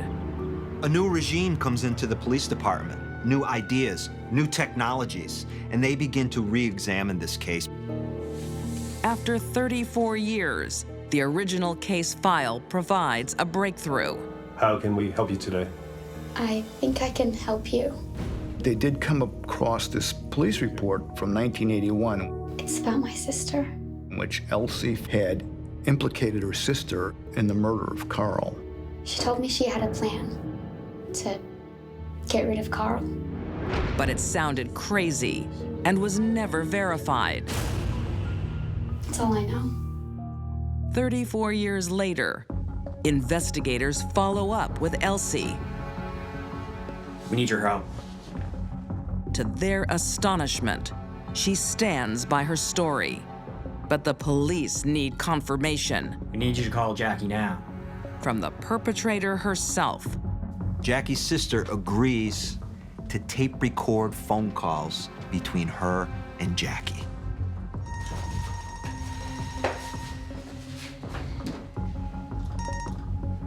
Hello, how are you? Hi, I'm not good. What do you mean? The police are asking about Carl's murder again. Remember when you told me you had a plan to get rid of Carl? Oh, please don't tell them that. please. And they get Jackie on tape, laying the foundation for her guilt. I'm begging you. I'd rather kill myself first than go to jail. I'm sorry, Jackie. That was the most damning piece of evidence the prosecution had against Jackie. I don't think she ever expected that this would come back and grab her. She did get away with it for 34 years. Excuse me, ma'am, are you Jackie Greco? I am. You're under arrest, ma'am. The police have enough evidence to bring a case against Jackie, but she never identifies her trigger men. The two gunmen were never caught, so this case is ongoing. In 2016, Jackie Greco is finally convicted of first-degree murder and sentenced to 30 years in prison. Justice finds a way, always. Please, you don't have to do this. This was just one of the most incredibly horrifying crimes I've seen in 35 years of doing this. It was so evil. Jackie's evil didn't end with her husband's death. She burdened her daughter, Bobby, with an unbearable guilt. Bobby ended up taking her own life. Mommy, you didn't leave the door unlocked, did you? Jackie had actually left it open herself, but blamed Bobby. Not only did she lie to her, she let her carry that guilt for years. She never said, you know what, you're not responsible. How could you even live with yourself after doing some of these things? I don't know. It still baffles me.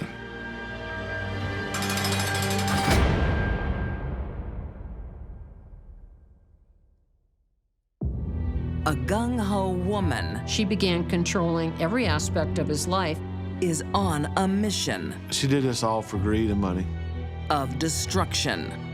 I have never seen anything so heinous. Manatee County, Florida. Sir? A surprise farewell. Oh, you guys, I said no fuss! For a popular couple who work in the sheriff's office. She was a secretary. He was a detective. All right, settle down, you all. Couple things I want to say.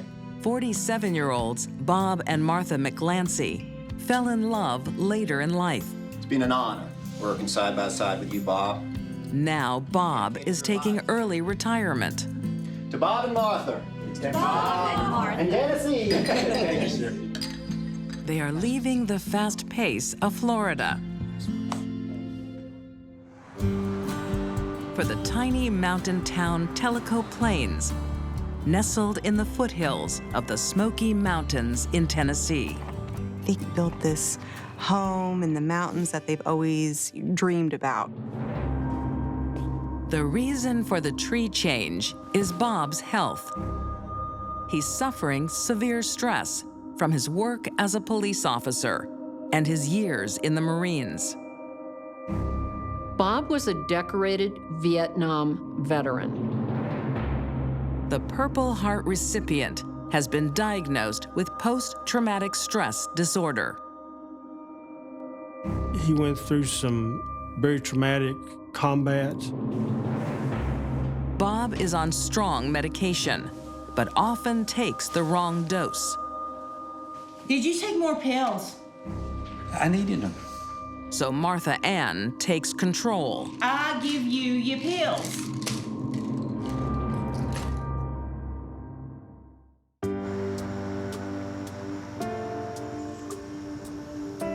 Cheers. Bob is grateful to have a friend in Chuck Kazmachek, someone who understands his trauma. I keep mine in frame too.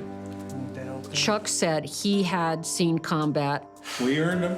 And also was awarded the Purple Heart. So Bob and Chuck had a lot in common. Well, why don't you come over here and join us? No, I don't want to intrude. Martha Ann quickly warms to the military hero. Well, maybe we'll go over and join her. Why not? Martha and Chuck were getting closer. He's gonna bore you with all his war stories. Come on. You're a liar. I've been known to tell a tall tale. You should stay overnight. Well, that's right. We just sneak up and spec. Really?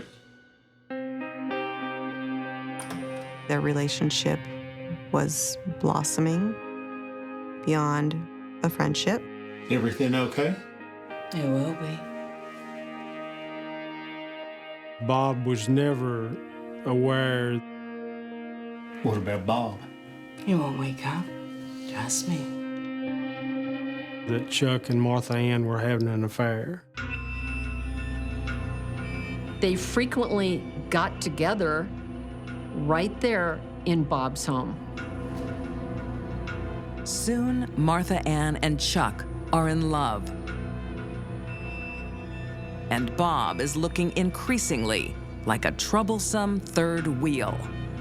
Martha Ann told Chuck that she thought things would be better if Bob just went away. Tellico Plains, Tennessee, 2006. Former Marine Bob McClancy is rushed to the hospital. I think he's overdosed. Martha Ann suspects he's taken the wrong dose of his medication for PTSD. He's always messing up his pills. Bob accidentally overdosed himself with his own medication. Just weeks later, on May 15th, 2006, Bob overdoses again. It's his friend, Chuck Kazmachek, who discovers him. Bob, what have you done? Chuck come to the residence to check on Bob. Oh, Bob. Found him deceased in the chair. Emergency. My friend, I think he's killed himself. There's an empty pill bottle in one hand. Bob McClancy. And a .38 revolver in the other. Bob!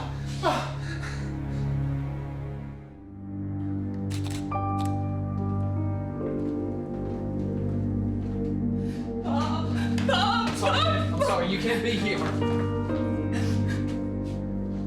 I informed her that her husband had passed away. She started sobbing. Everything points to Bob's death being a suicide, but the grieving widow has her secret lover, Chuck, to lean on.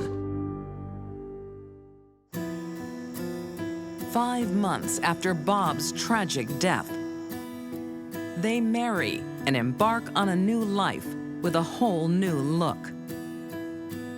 Doesn't even look like the same person. Well? Oh, I love it. They start a new career. Don't forget this. As fraudsters. Martha Ann assumes Bob's Purple Heart. My hero. Claiming she earned it in the 9/11 attack on the Pentagon. And Chuck doesn't have PTSD. He's faking it for the veteran benefits. Chuck had been in the military, but he never saw a day in combat. They both fake permanent injuries. They had this whole scam going where they went to the VA's office. How can I help you? I need to apply for benefits. Okay. They would have a wheelchair or a cane. If you could fill this out and sign here, that'd be great. That's all. Yeah, that's all. Thank you. Thank you. Over 6 years, they defraud the government of nearly $800,000 until Chuck tells one war story too many.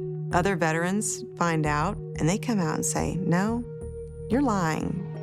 That is not what happened. I was there. They both end up behind bars, their criminal history over. If it wasn't for a chance discovery Martha Ann's son makes on her computer. He found these pictures that had been taken of his stepfather, Bob. Dead. Most disturbing, in each photo, Bob's body is in a different position.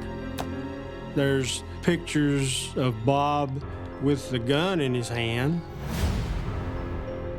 And then there's pictures of Bob laying there in the recliner dead without the gun in his hand. I can't imagine finding that in something that was owned by your mother. Her son knows the photos will implicate his mother in Bob's murder. But he loved his stepfather. He went right to the police with this new evidence. Hello? That's it? Hi, Mom. How are you? And cooperated with them fully in a sting operation to nail his mother. I found the photos. On the computer. What? You gotta delete them. All of them. We were recording that phone conversation. The police know where to find the photographer. What do you know about Bob McClancy's death? Chuck is serving 30 months for his part in the disability fraud. What's in it for me? And I told Chuck, if you cooperate, I will share with the district attorney that you cooperate. But let's see what you have.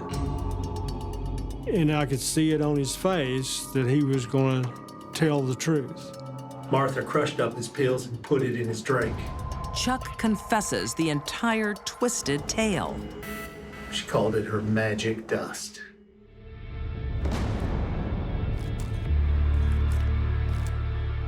Martha Ann would crush up the medication, what she would call magic dust. It was torture because she was killing him slowly. On May 15th, 2006, Martha Ann feeds him a lethal dose.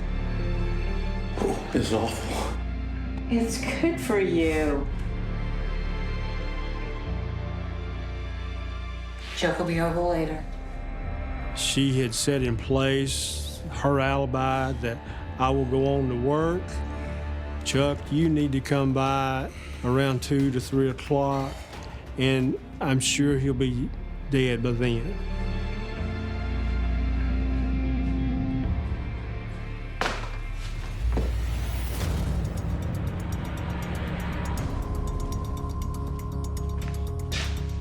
You okay, buddy? But Bob is not dead, as Martha Ann expects.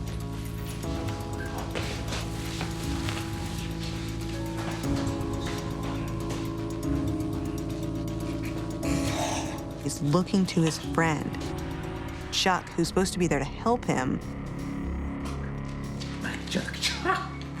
Chuck! But he sat there and watched him and waited until he died.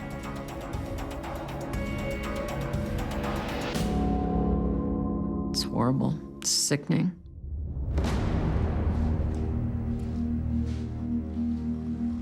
Martha Ann told Chuck to keep it simple, to make it look like suicide. Chuck went overboard.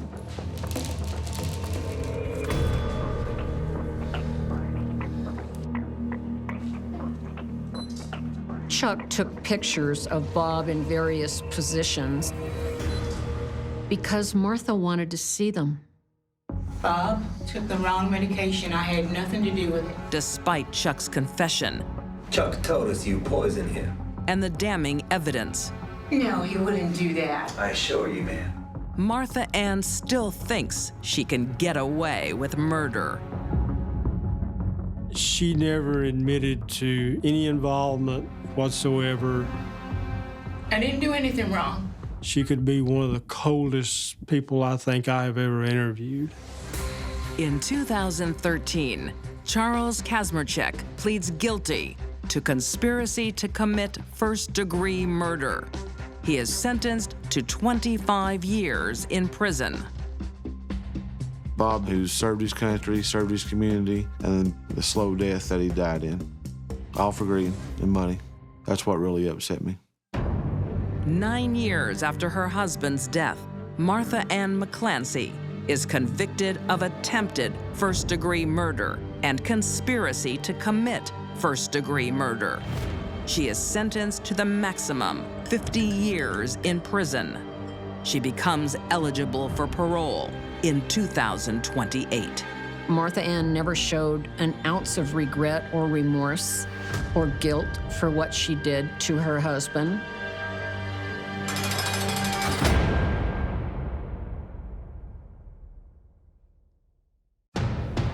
It's easy to believe a fantasy. It was everything anybody would have ever wanted. Hey! But dig a little deeper. Things changed from a daydream to a nightmare. And you'll hit the stone-cold truth. We were beyond words.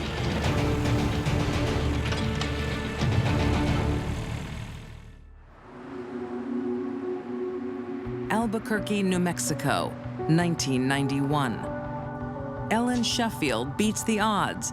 What's taking so long? In the male-dominated world of automobiles. Needed more work than I thought. You're always making excuses. Ellen was larger than life. Come on, Ellen, it's not my fault that the car needs more work. She was seen as somebody who was very capable, someone who could get things done. Move it! Who is that? It's my boss. Lucky you. And 31-year-old Ellen catches the eye of master mechanic Mike Snyder. Come on, get him, come over. Ellen, you got a second? Ellen, have you met the best mechanic in the city? Hardly. Mike Snyder. I've heard of you. Oh, really? Yeah. Hopefully only nice things. I think it was refreshing for him to find a woman who shared his interests. Run a tight ship. Real good. Sure do. Thank you. Their relationship moved fairly quickly. This is Mikey last year at the finals. They won. Mike moves in with Ellen and her son, Michael, from a previous relationship. You want more kids? Yeah, of course. I think Mike was probably just as excited about having a young child in his life as he was having a woman in his life. That's good, because I'd like a little family of my own. Wow, you better put a ring on it. Oh, really? Yeah. Oh, really? He was looking forward to a long and happy life with Ellen and just making a family. By 1996, Ellen and Mike are married with a daughter of their own, and life couldn't be better. They had a new house in a high-scale neighborhood, so it appeared that they were doing well. Oh, I need a holiday. Although they are now down to one income. Darling, if you need a vacation, we'll go on a vacation. Mike does his best to keep up their standard of living. He provided a very good life for Ellen and her son.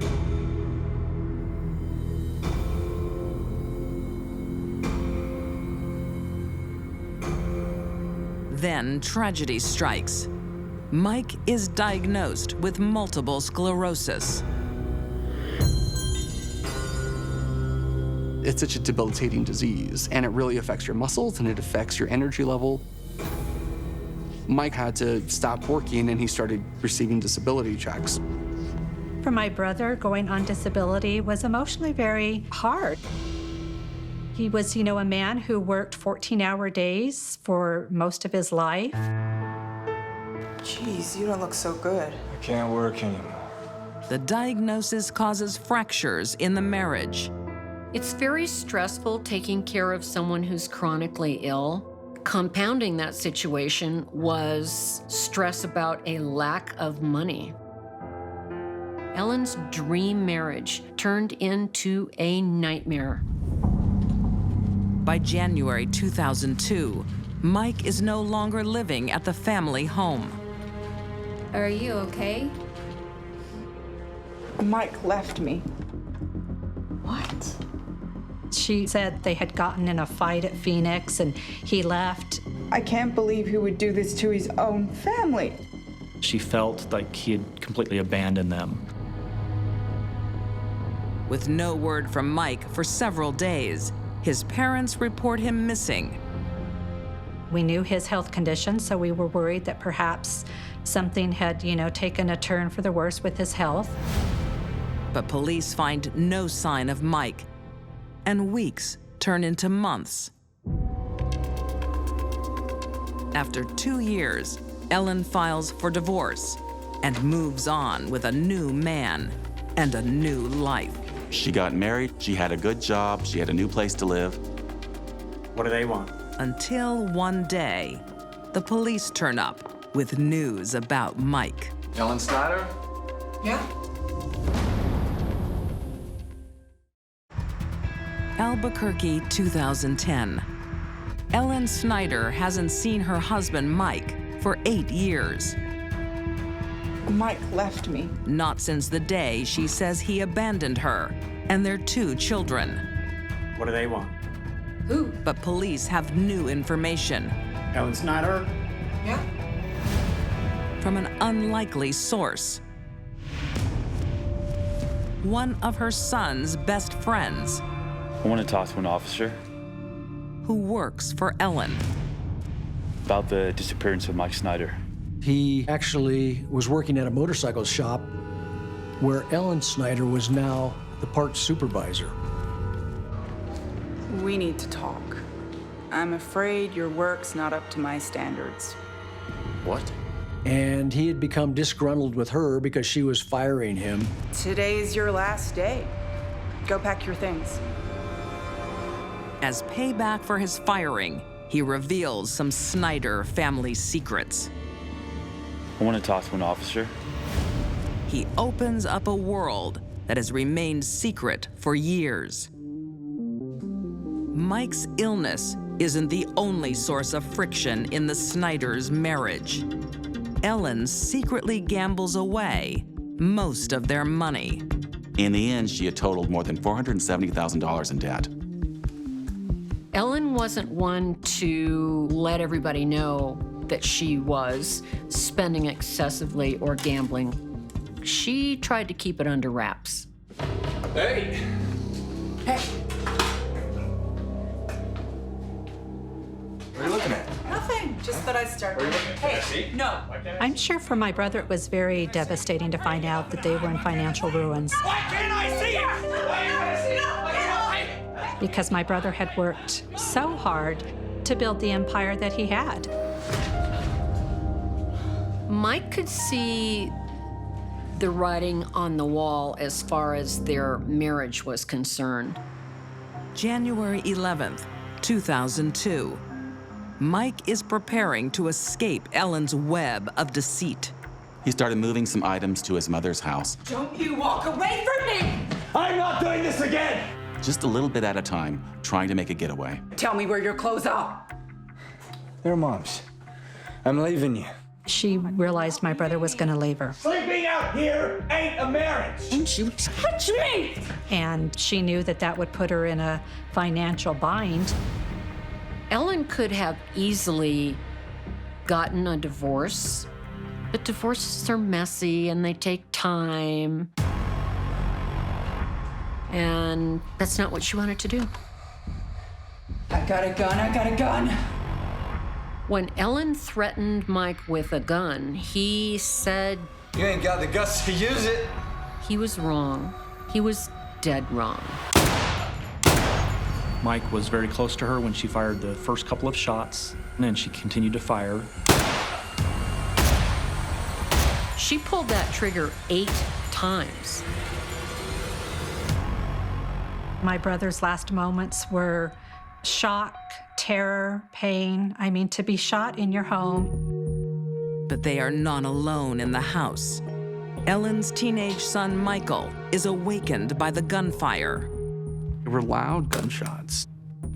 Michael woke up to those gunshots, and he started to call 911. Put the phone down. Where's Mike? He's sleeping. Go back to bed. And Ellen told Michael to put the phone down and do not call 911. She didn't want the police there. I need a hole to be dug here. My husband's putting in a septic tank. Okay, ma'am, I'll get right to it. In the following days, Ellen turns her hand to a DIY burial at the home Mike built for her. And then she called a bobcat company and an excavator to come and dig the hole. When the grave is ready, she recruits help. Then she involves her 17-year-old son in helping her get rid of Mike's body. That's the type of woman she was. She would use anybody for her personal gain, and unfortunately, her son was just a pawn to carry out the ultimate cover-up. Hey, thanks for helping me. Yeah.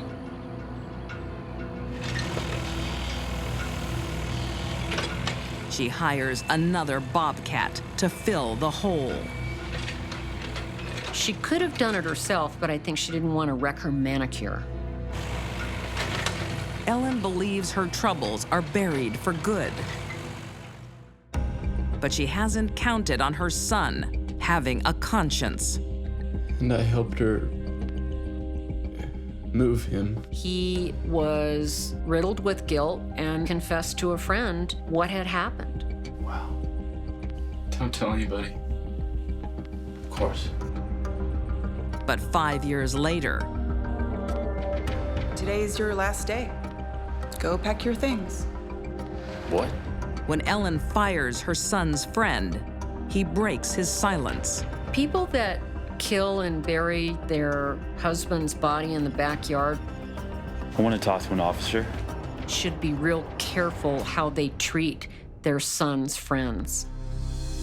What should I do? Just tell him you don't know anything. But the police need to convert hearsay into real evidence. He agreed to do a recorded conversation with Michael. What if they contact you? I'll just tell them he left us. Condemned by his own words, Michael confesses and tells the police where his stepfather is buried. For his cooperation, the minor isn't charged. If it weren't for the informant going to the police, we still would not have my brother to this day. Ellen Snyder? Yeah? You're under arrest. Turn around, man. What's going on? I don't know. Ellen tries to turn herself into the victim. Ellen, what's going on? Ellen Snyder did claim that she was an abused wife and offered that as her defense as to the killing of Mike Snyder. Ellen fired repeatedly, including striking Mike in the back, which doesn't line up with her story of self-defense. Ellen Snyder is charged with first-degree murder, but makes a deal to plead guilty to manslaughter, tax fraud, and tampering with evidence. She receives a sentence of just 11 years. That was another blow for our family, the plea and the sentence. 11 years is disgusting. We thought that's a slap on the hand. Ellen leaves a hole in the hearts of Mike's family that will never be filled. I just miss everything about him. I just miss not knowing that we'll have the chance to grow old with him. We will never forgive her actions and never forgive her for her betrayal.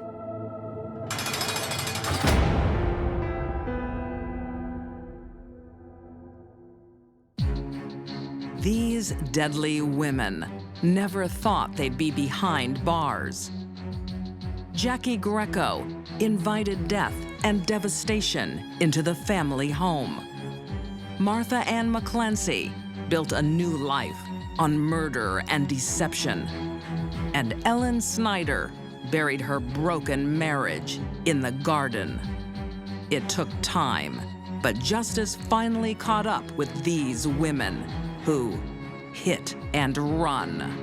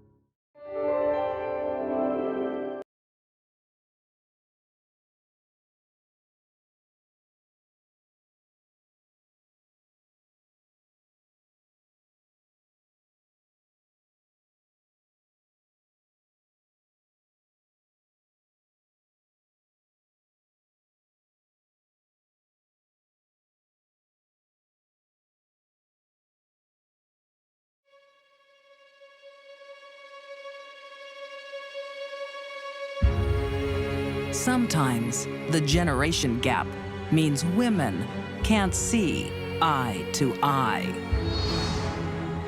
A desperate need for motherly love turns lethal.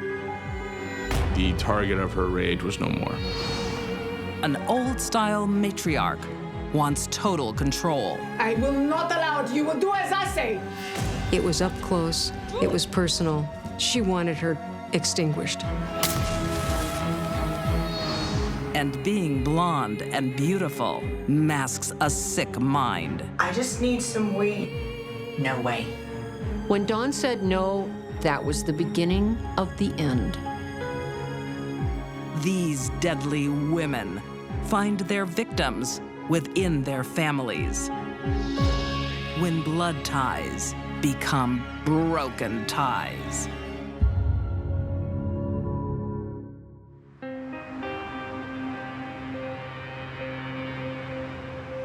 In Bloomington, Illinois, Masuk Nowlin couldn't be happier.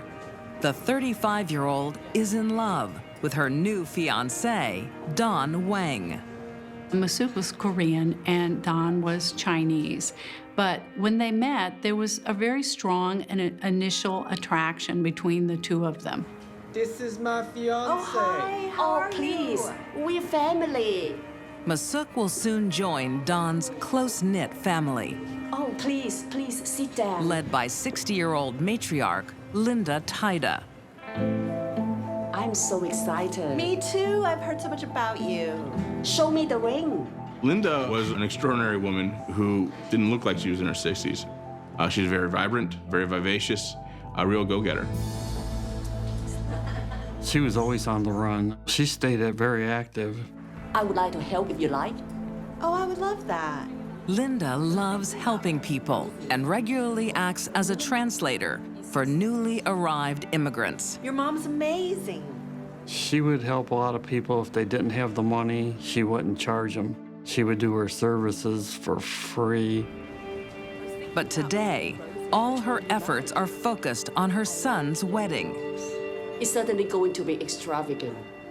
It has to be perfect. It's quite glamorous. Only the finest of hors d'oeuvres, drinks, guests, lots of guests, big wedding. This is going to be the best wedding. For Masuk, Linda is the mother she never had. It's so sweet.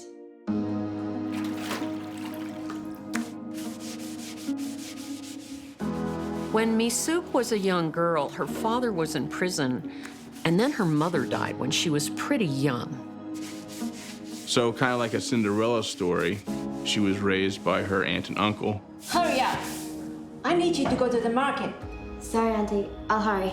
Who did not treat her well at all. I have to teach you. Her aunt and uncle used her as a servant. But now, things are falling her way. Soon she has a child of her own. Oh, hi, sweetheart. He's a perfect baby boy. And a loving husband and mother-in-law. Is there anything you need? No, thank you. Linda took Misuk under her wing, as if she were her own daughter. Masuk finally had that mother figure she'd always wanted in her life. I feel so close to you. The dream continues. Linda funds her daughter-in-law's sewing business. Thank you. Great, thank She you. makes beautiful clothes too. I'll remember that for next time. Bye. Bye. Bye. Hi. Hey, this is awesome. This is good. Yeah, I couldn't have done it without you. That's what mothers are for. Masuk becomes a trusted member of the family. By the way, I have organized an account for all of us. I just need your signature. Linda, Don, and Masuk all had the same joint checking account. Are you sure? Of course. We're family. They would all put the proceeds of their income into that account, and it was available for each of them to use. For Masuk, it is the ultimate security. Thank you. It's all right. Because of her upbringing, financial security seemed to be an overwhelming drive and need for her. In order for her to feel like she was valued as a person and that she was successful as a person, it was important for her to have a lot of money at her disposal. Are you having fun today, sweetie? But soon, this won't be enough. The girl who once had nothing now wants everything. One day, Miss decides to go shoplifting. It involved her taking the little boy shopping and taking a very expensive outfit, hiding it in the stroller with the little boy in the stroller. For all Miss Sook's problems, one of them wasn't lacking confidence. Ma'am, what's in the stroller? I don't know what you mean. But Miss Sook's confidence was trumped by reality. I don't know how those got in. Ma'am, I'm afraid you're gonna have to come with me. She is arrested for shoplifting, and that's just the start of her problems. That's when Linda started turning away from her. To have a little child involved in that kind of situation was something that Linda Tida just found completely unacceptable. Linda and Don were extremely disappointed. She brought great shame on us. She expects to be bound out? No. They wouldn't post her bond.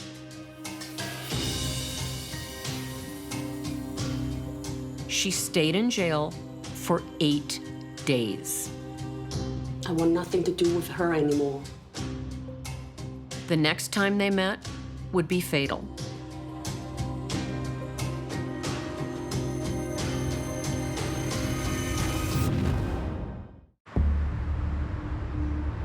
Bloomington, Illinois, 2011.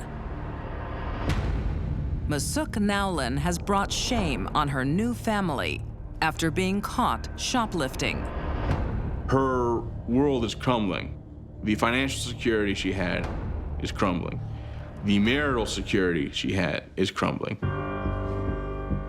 She thinks her husband is going to divorce her. And the mother she's always wanted no longer wants her. Linda basically cut her off.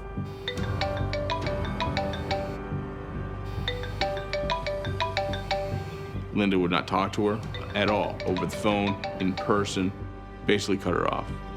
You've reached Linda Tida. Please leave a message. Hi, Mom. Can you give me a call?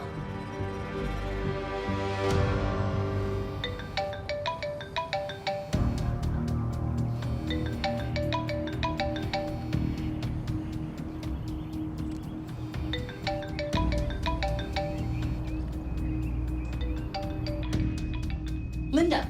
Don't ever call me again. You don't mean that. I do. Don't come near me ever again. All right?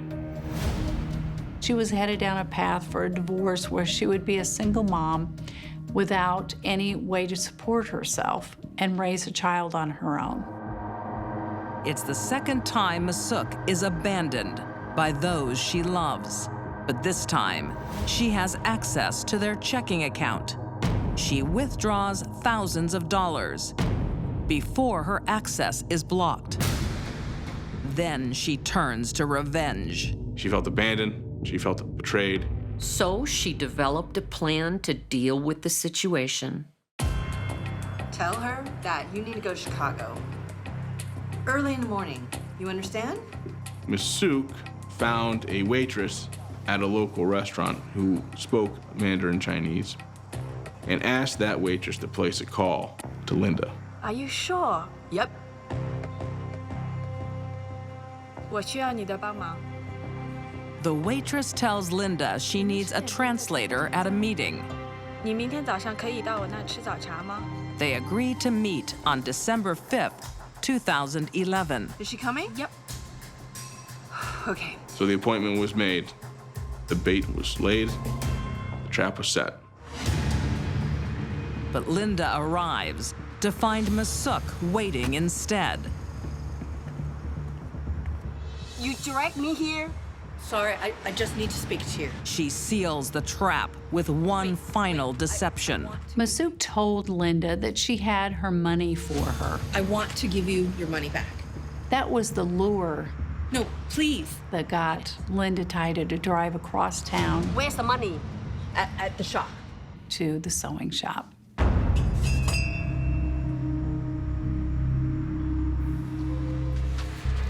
I'll get the check.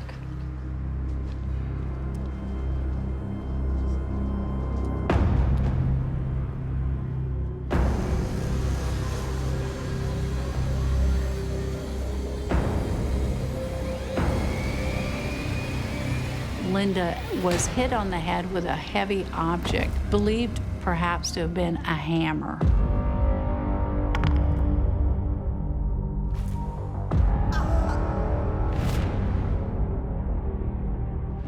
There are many ways to kill someone without getting up close and personal.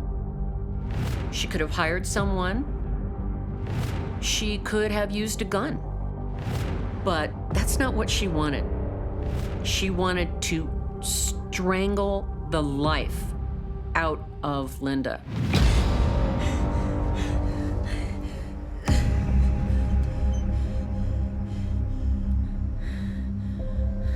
The effort leaves her completely drained. I think she fell asleep because her rage had been exhausted and the target of her rage was no more.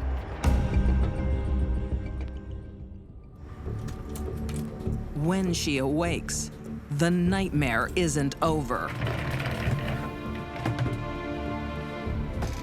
Masuk went to a local hardware store, found a fairly large blue plastic bin, stuffed the woman whom she'd once thought of as a mother into this blue bin, and did it with such force that she broke the chest bones of Linda.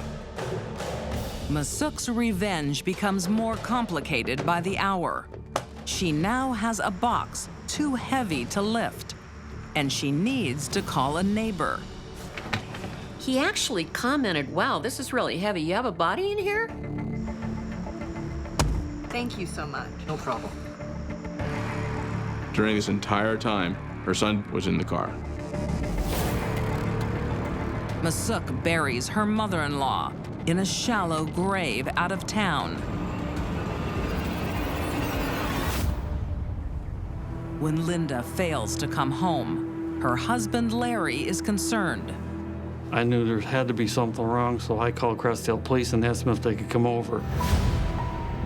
It's a missing persons case until the waitress Masuk paid to lure Linda into her trap confides to a friend. They were interviewed by the police, and at that point in time, the police sprung into action. They seized the surveillance video from the restaurant, and the surveillance video there clearly shows Masuk going to the restaurant, speaking with the waitress. The waitress identifies Masuk, and quickly she's brought in for questioning. She admits to killing her mother-in-law and leads police to the shallow grave, but insists it was self-defense. The jury did not believe that this was an act of self-defense and came back with verdicts of guilty on all counts. In 2011, Masuk Nowlin is convicted of first-degree murder and concealment of a murder. She is sentenced to a total of 55 years. You figure it can't happen to you. It's like the whole world just stops. Larry Tida lost the love of his life in an act of revenge by a woman they'd taken into the family.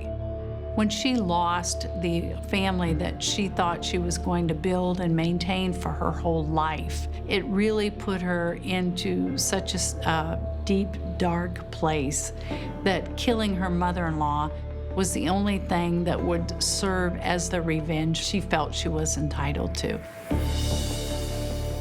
Masuk was denied love in her early years, then found it as an adult. Don't ever call me again. You don't mean that. Only to throw it all away. The one word that comes to mind when I think about Masook is rage. She's enraged by her past. She's enraged by trying to control her present. And that's basically what it comes down to with Masook, rage.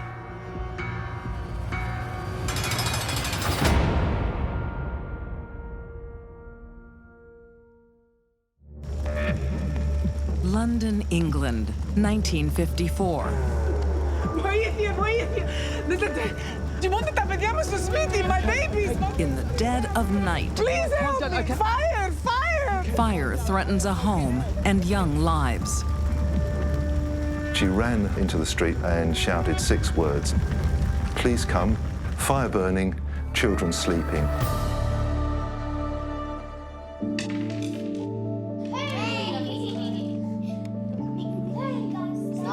Life's been good to 35-year-old German model Hella Christophe since she fled the Nazis in 1939. Letter from Cyprus. In London, she meets Stavros from the tiny island nation, Cyprus. A decade on, they're happily raising their children in the suburbs. You've got a husband from one part of Europe, a wife from another part of Europe. They've successfully come to a different country, set up a life there. Who's that from? My mother. But life in a new land has its downfalls. She wants to come and live with us. Stavros hasn't seen his mom, Stalou, for 12 years. Oh, wonderful. And she's never met her grandchildren. Is she nice? Of course she's nice. All grandmas are nice. That's all about to change. To be a part of her grandchildren's upbringing would have been a strong draw for her.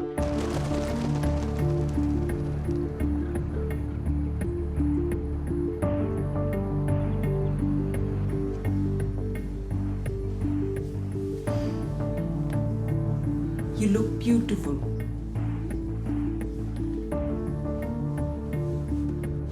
Be good, yes, be good. Look who's on. Welcome, Stilu. Thank you. Steely was a very determined woman, a very strong woman, a woman of strong traditions. Tapishkiamu, tapulakiamu, my babies.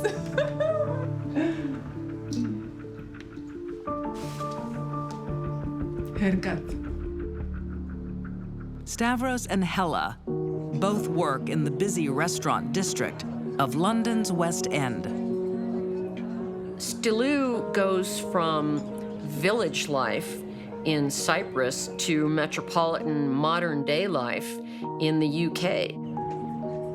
Stalou probably had no idea what London would be like, and indeed the kind of lives that people would lead. Good-looking, charming Hella is popular. What's wrong? She's flirting in front of you. But not with Stalou. Ma, she's just to be friendly. Hella was a beautiful woman. She dressed beautifully, she was friendly, made friends easily. There you go. England's favorite afternoon tea. She wasn't good enough for Stavros, but I don't think any woman would have been. But Stalou's biggest complaint These ones? Yes. is much closer to home.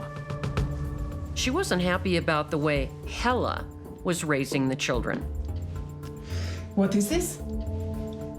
She's having a sleepover. They were growing up really to be citizens of London with the attitudes prevalent here. No. I'm sorry. I will not allow this. Wait by the door. Her parenting skills were being called into question. Maybe, oh, this is not the way we do it back in Cyprus. She's going. It has nothing to do with you. I will not allow it. You will do as I say. Obviously, Hella wasn't prepared to sit still for criticism of a family life that she thoroughly established way before her mother-in-law came along. You evil woman! Evil!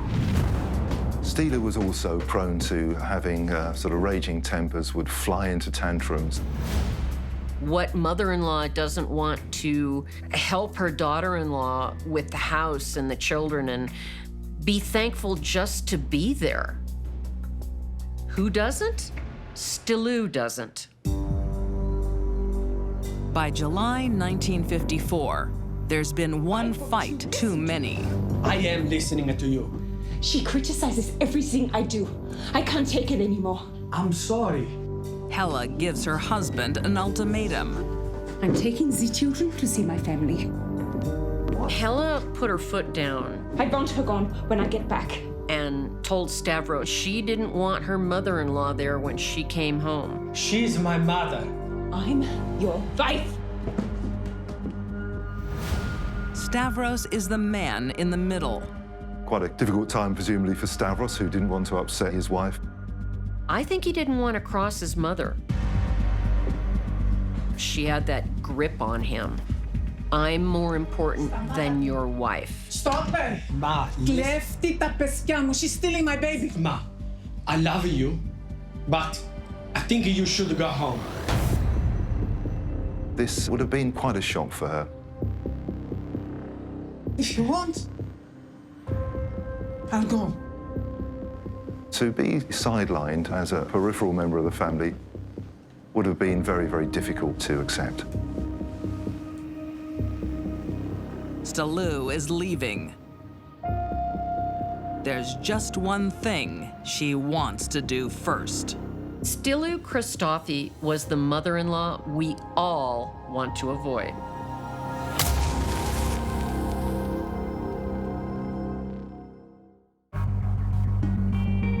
In London, England, there's in-law trouble in the Christofi household. Stillou doesn't like her daughter-in-law's modern ways. She's flirting in front of you. She saw herself as the ruling matriarch that was entitled to take over. I will not allow this. But Hella won't be told what to do.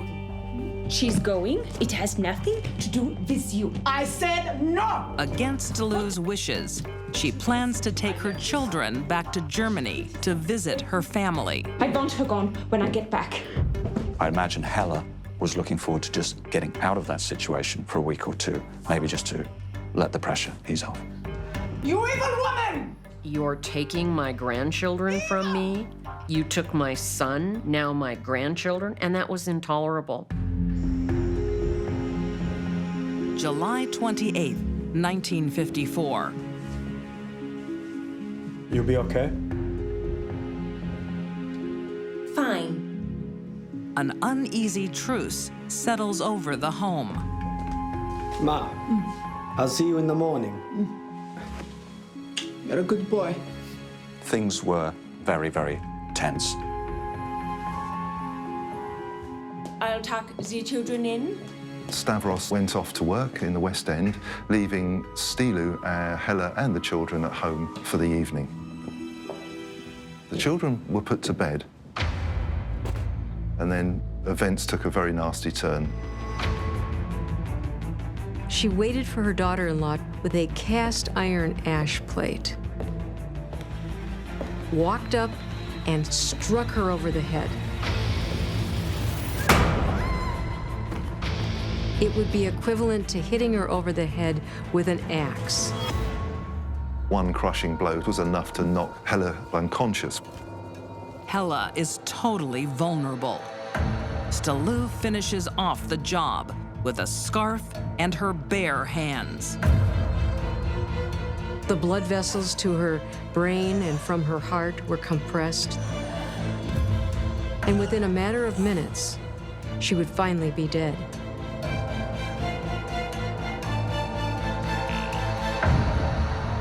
But taking her daughter-in-law's life isn't enough. Stillou wants a trophy.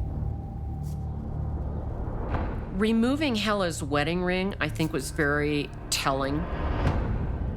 Hella's not the most important person in your life. I am. I'm your mommy. But to win her son back, Stillou needs to cover up her crime. She then decided to get rid of the body and also obliterate all sort of evidence of the attack.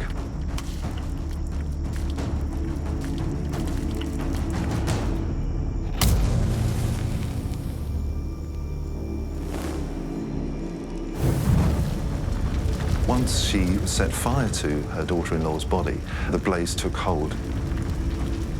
It was up close. It was personal. She wanted her daughter-in-law extinguished.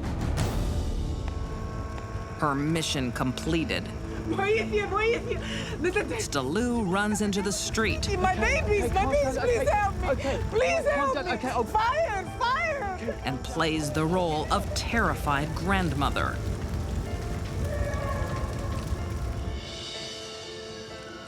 She tells the police that intruders attacked Hella. I was sleeping. I hear men at the back of the house. I look for Hella. I can't find Hella. She's essentially saying the old excuse at school, a big boy did it and ran away, basically. But investigators aren't fooled for long. She's left a trail of evidence. The scarf used to strangle Hella is discovered in the trash. It had been torn into 4 pieces, 3 of them in the dustbin, the other part out in the backyard. And most incriminating of all, Hella's wedding ring is found in Stallu's bedroom. She said she'd mistaken it for a curtain ring. The police determined there were no curtain rings in use in the entire house. Investigators are shocked that a grandmother could commit such a brutal crime.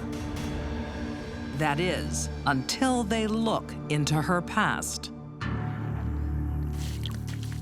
3 decades earlier, the tables are turned and Stallu doesn't get along with her mother-in-law. And again, she solves the problem with violence, with a little help from her friends.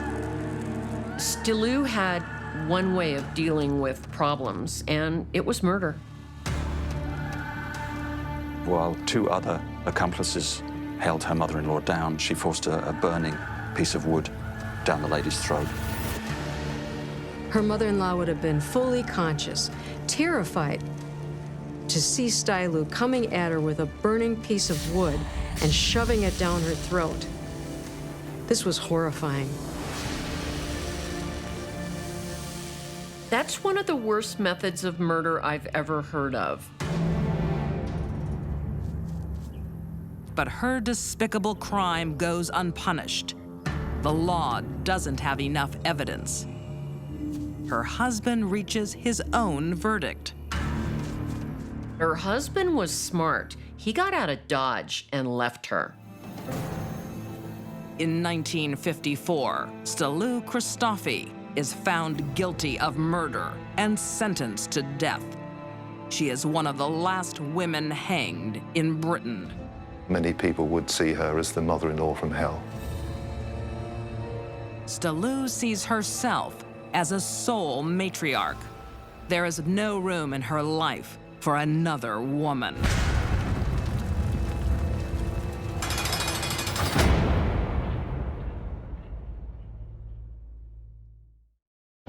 Hey?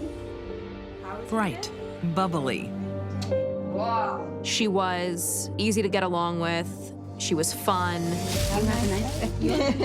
Full of promise. But there was also a dark side. And flawed. She never stood a chance.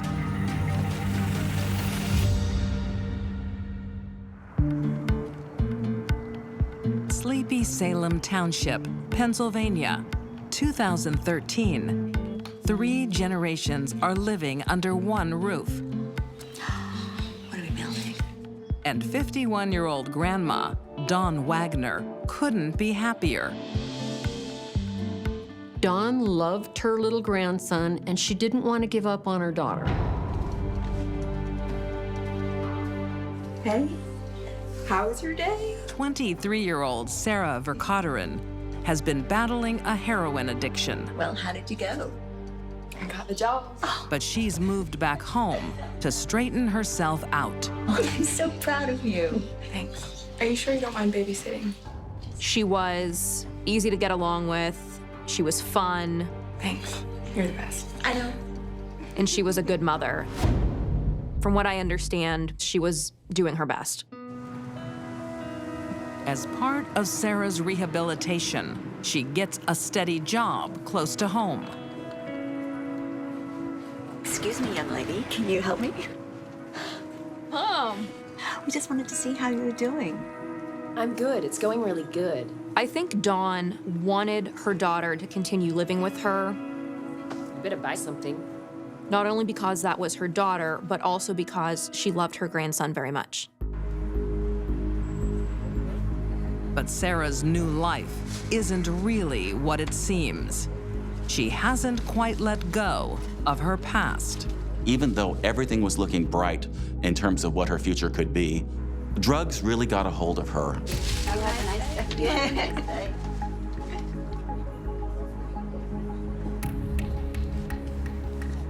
She was stealing to pay for her drug habit.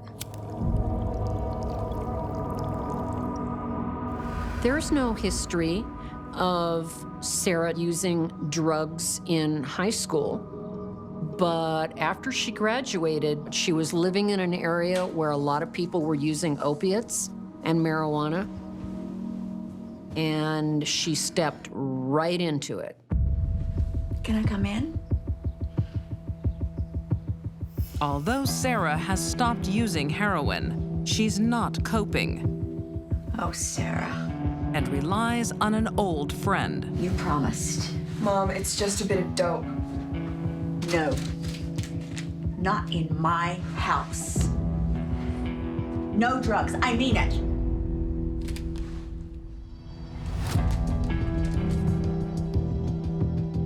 Dawn had a lot of concerns about her daughter's drug use, but she had this little 2-year-old boy, and she didn't want to have him on the street. But Grandma's love will soon be tested. Sarah, I'm gonna need you to open your bag. I'm watching you all day. Come on. Sarah's caught stealing at her new job. And only narrowly misses jail time. The managers there decided not to move forward with charges. Do you want to run upstairs, watch some TV? I'll see you soon. If she paid the money back, which she did. Daughter Sarah's been released on bail into your care. I know the drill, officer. Thanks for bringing it home. Thanks. It was a lucky break for Sarah for sure. But Mom has had enough. I'm not doing this anymore. I'm not! I promise you, Mom, I'm done.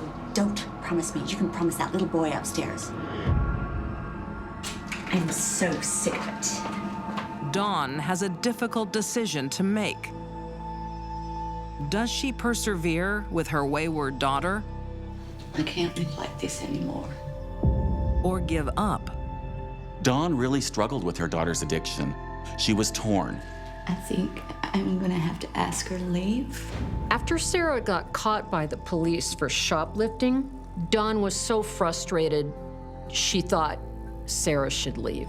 No, but not now, after the holidays.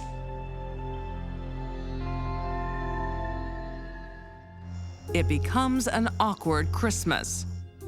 Dawn makes the most of her time with her grandson, while Sarah continues to battle her addictions. Sarah is suffering severe withdrawal. On New Year's Eve, things were taking a dark turn. She was getting more and more addled. How about we do what we did before? New Year's Eve, 2013.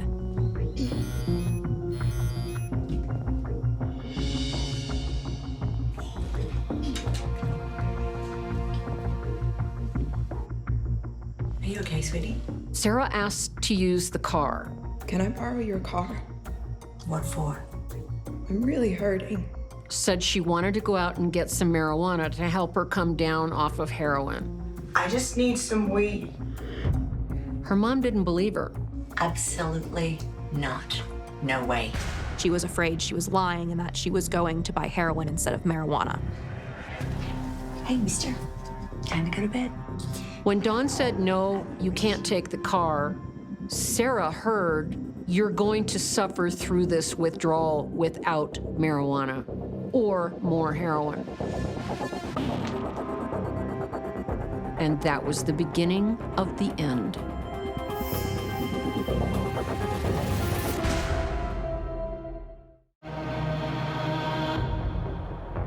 In Salem Township, Pennsylvania. Sarah Verkotterin wants to celebrate by getting high. I just need some weed. Absolutely not. No way. But her mom, Dawn, is standing in her way. Hey, mister. Time to go to bed. When Sarah's mother said no, she can't have the keys to the car, Sarah did what drug addicts typically do. She overreacted. She would do anything to get heroin. Dawn Wagner will do anything for her daughter, except help her get high. Dawn no longer wanted to see her daughter using heroin. People that are drug addicts don't think like non-addicts. Their ability to determine right from wrong is blurred, and their impulse control is very, very low.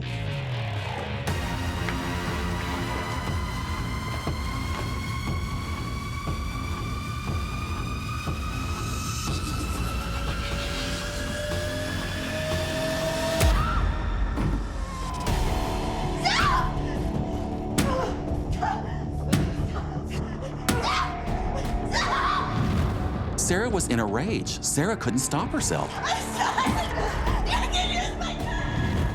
As she's beating her mother was saying, I love you, you can take the car, you can take the car. I'm sorry, Mom, I do love you! But Sarah's craving for a fix proves stronger than love. When Sarah saw that her mother was dying slowly, she expedited the process by strangling her to death.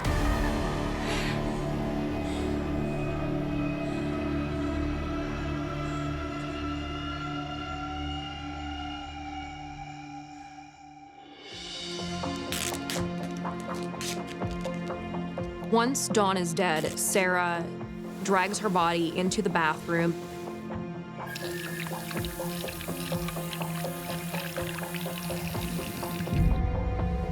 Sarah needs heroin. That's all she wants. It doesn't matter that she killed her mother. At that point, the only thing on her mind was getting money, getting the car, and getting drugs. So she goes to a drug dealer and buys a brick of heroin. With her mother no longer around to stop her, Sarah heads to a nearby motel to binge. She stayed at that hotel for 2 days using heroin while her son was in the room watching cartoons. So good to see you. On the busy counting street here, we are ready to count to 10. She is so far gone at this point that it's unimaginable that she'd be able to even care for that child. Sarah's descent into hell pushes her to take more risks. Desperate for money to buy more heroin, she goes to the local bank. But she doesn't have an account. She walks into a bank and manages to get $320. She was completely decompensating at this point. That's all I have. And that's when Sarah's crazy world stops spinning. I've just been robbed. It's really only minutes later that she's arrested by police because they had a description of her and the vehicle. They do find the stolen money in the vehicle. They also find her 2-year-old son. Sarah admits to robbery, but says nothing about murder. Her secret is safe until...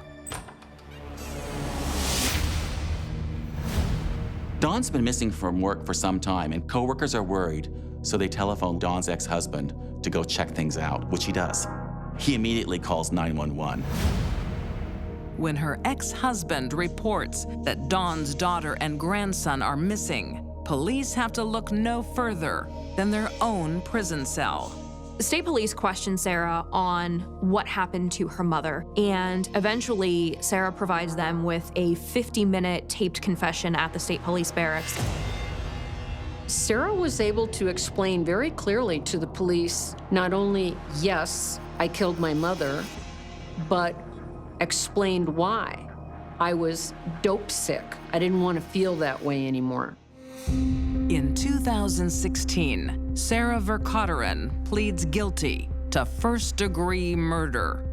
She is sentenced to life with no possibility of parole.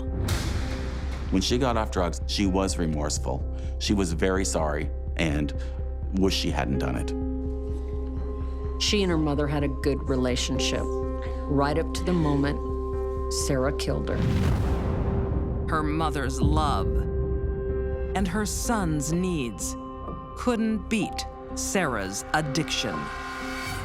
I think Sarah is where she needs to be, but frankly, I feel sad for her and horrible for her mother. Once Sarah took heroin for the first time, she never stood a chance.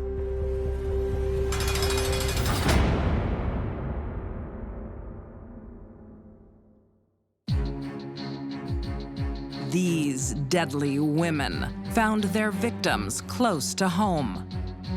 Masuk Nowlin killed the mother-in-law who treated her like a daughter. Stalu Christofi wouldn't share her son with anyone, not even his wife. And Sarah Vercauteren chose drugs over her mother's life. They turned on their own families. Blood ties became broken ties.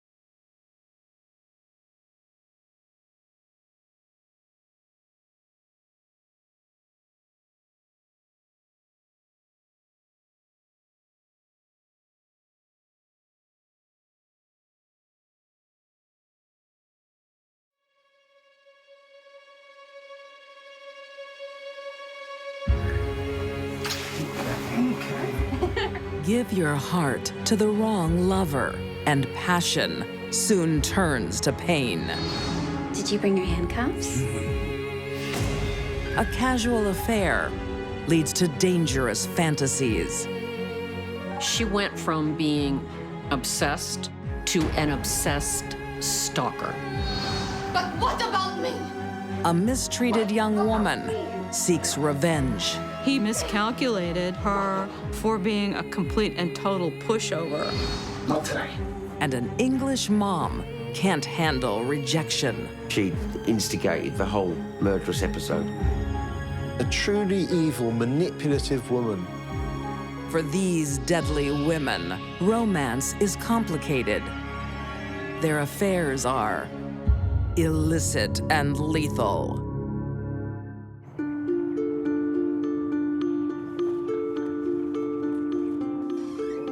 In the small town of Sonora, in the heart of California's gold country, Ricky Roberts is the town hero. He was well known. He was popular. He was a demolition derby car driver. Ain't I a spoiled man? Good customers deserve special treatment. They hit it off almost right away. For 42-year-old waitress Cheryl Lucero, Ricky is the catch of the day.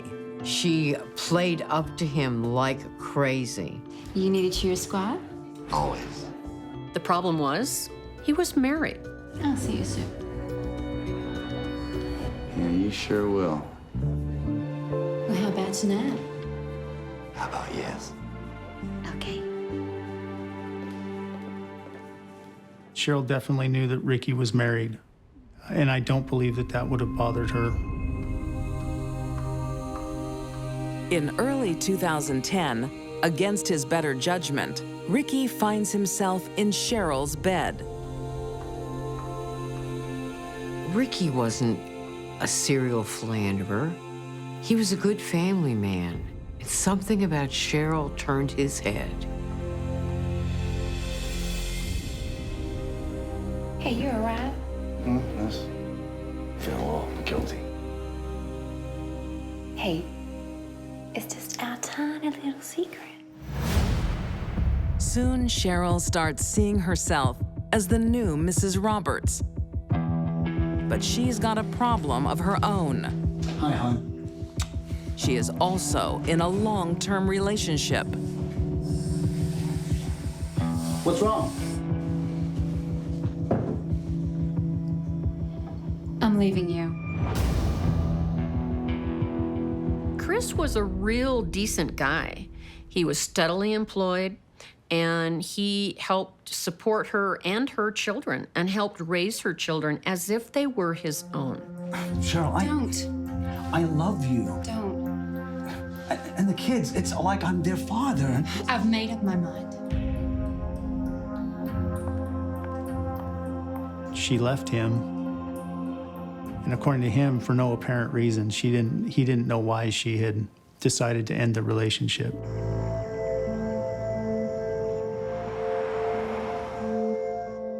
Cheryl's affair with Ricky has to remain a secret.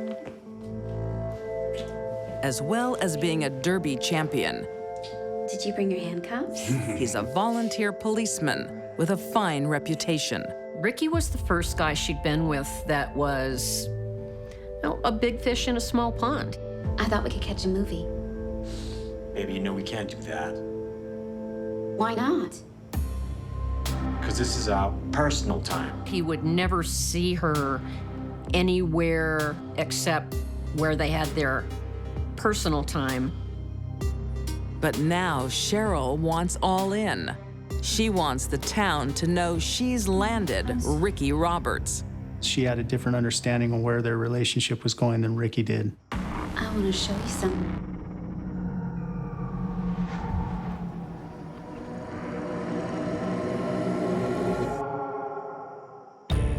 You're insane.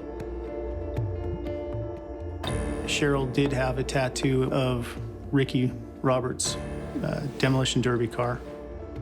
It had to feel a little creepy. That tattoo was a clear message to the world. Ricky is mine, or he's no one's. Cheryl is planning a little demolition derby of her own to dislodge the current Mrs. Roberts. Cheryl starts stalking her. For some women, it's not so much that they're in love with the married man as they are in competition with his wife. I swear that lady is following me. What? Do you know her? No. They like the idea of stealing a man away from another woman. Now Cheryl's obsession knows no bounds. She'd gone so far as to make wedding invitations with her name and Ricky's name on them. It was really bizarre. It was like she thought by acting this stuff out, she could just make it come true by her own will. Ricky is happily married with no intention of leaving his wife. Cheryl is undeterred. She wanted to start a new life with Ricky.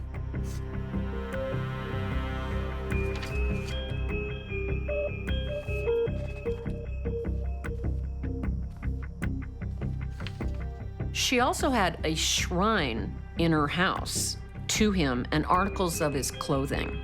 This is way over the top.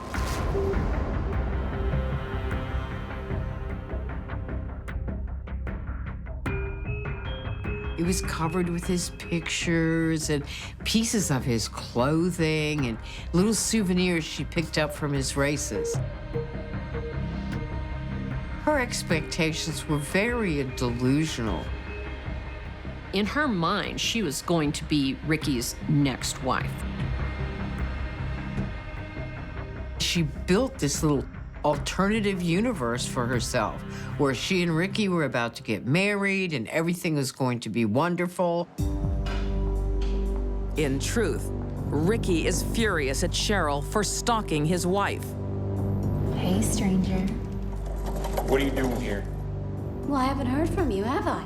Ricky just had enough. We're done, okay? You understand? Done. Yeah, we're done. No, no, no, no. He ended the relationship. Basically told her to leave him alone. Ricky! When he broke up with her, she fell apart. Cheryl did not accept that, and she obsesses about everything. Something bad was bound to happen.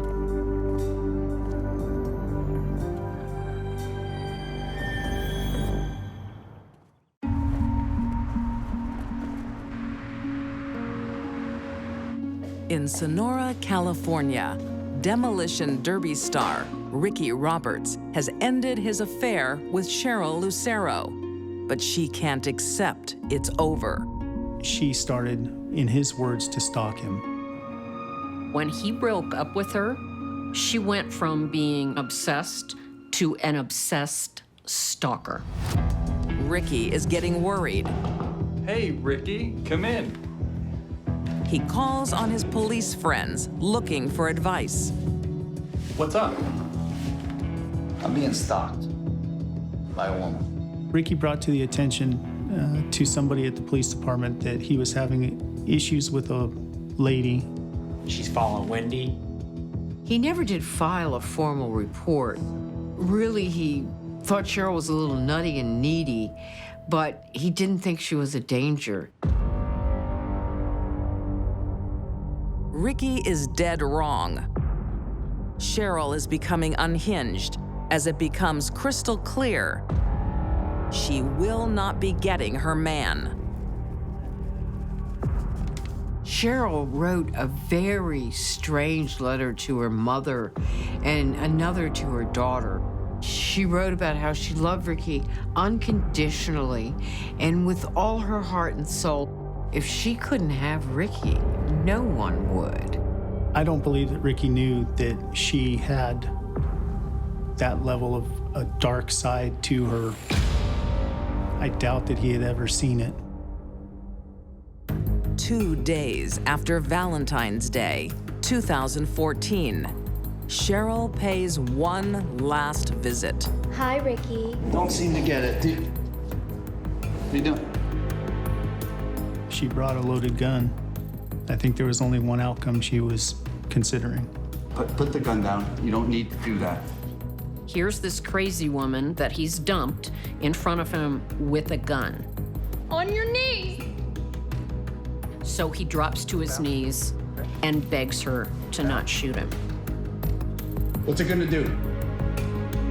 Nothing. I'm sure it was very terrifying. She was going to take his life for the unforgivable sin of breaking up with her.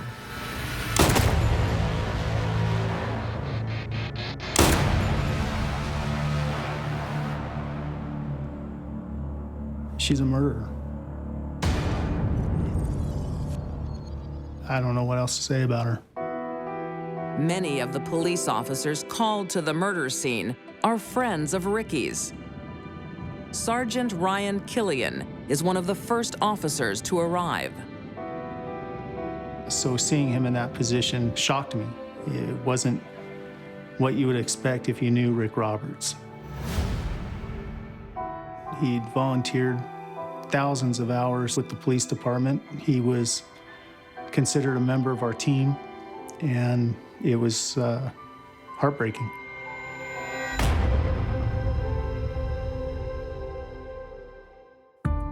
Cheryl thinks she's ended her pain.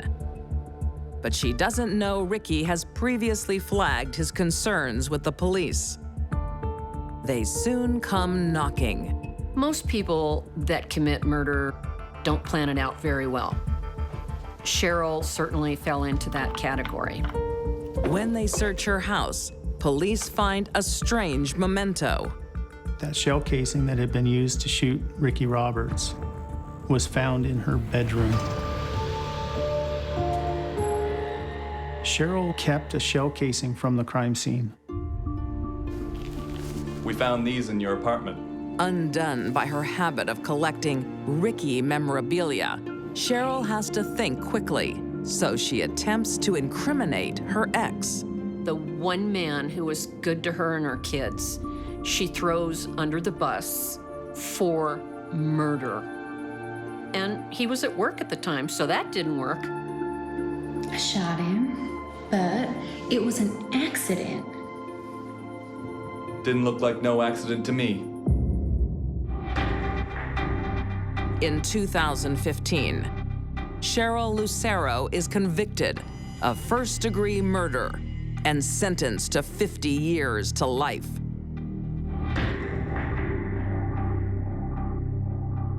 Cheryl was always a little over-the-top obsessed with Ricky, but after the breakup, she became a rejected stalker.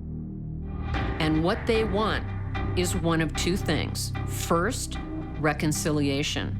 When they don't get that, they want revenge. A good man made an error in judgment, and it cost his life.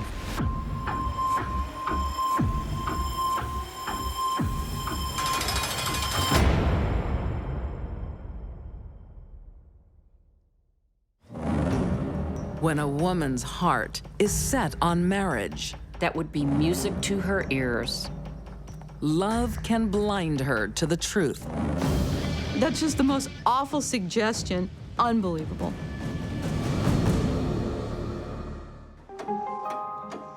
"1893 is a big year for 22-year-old Maria Barbella. Her family emigrates from rural Italy for a new life in the Big Apple. It had to have been a huge shock for her to come from a small place in southern Italy to New York City at that time. Maria's determined to get ahead. She gets a job as a seamstress. You proposed? And has big dreams for her future that don't involve a needle and thread. You meet someone, eh? She wanted to be a wife and a mother. She's looking for a happily ever after.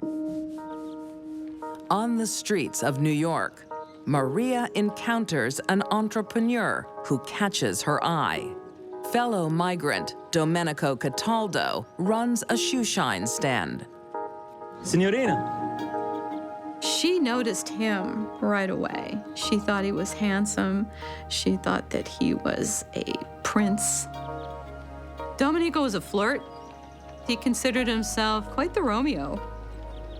Maria had no experience with men. She'd never even had a boyfriend. She'd never been kissed. Come.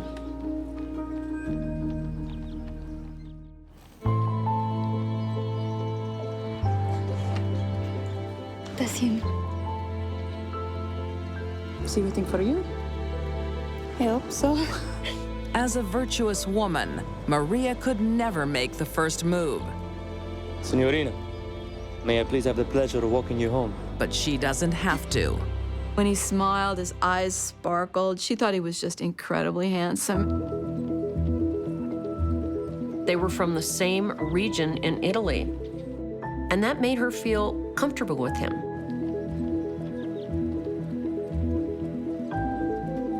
She's hoping and praying that she's going to see herself in the role of princess to his prince. Maria was as giddy as a schoolgirl over this attention and the prospect of being his wife. What, Mama?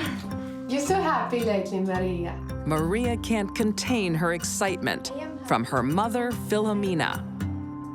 I've met a man. I'd better meet him. Bring him to dinner. You like him. I'd better. Oh, Maria. Her parents really wanted to meet him. What are your intentions toward our daughter, young man? The strict traditions of the day mean women can't get physical until they're married. What's wrong? You promised you would come to meet my parents. I'm sorry, I'll come on Sunday. You promise? Promise.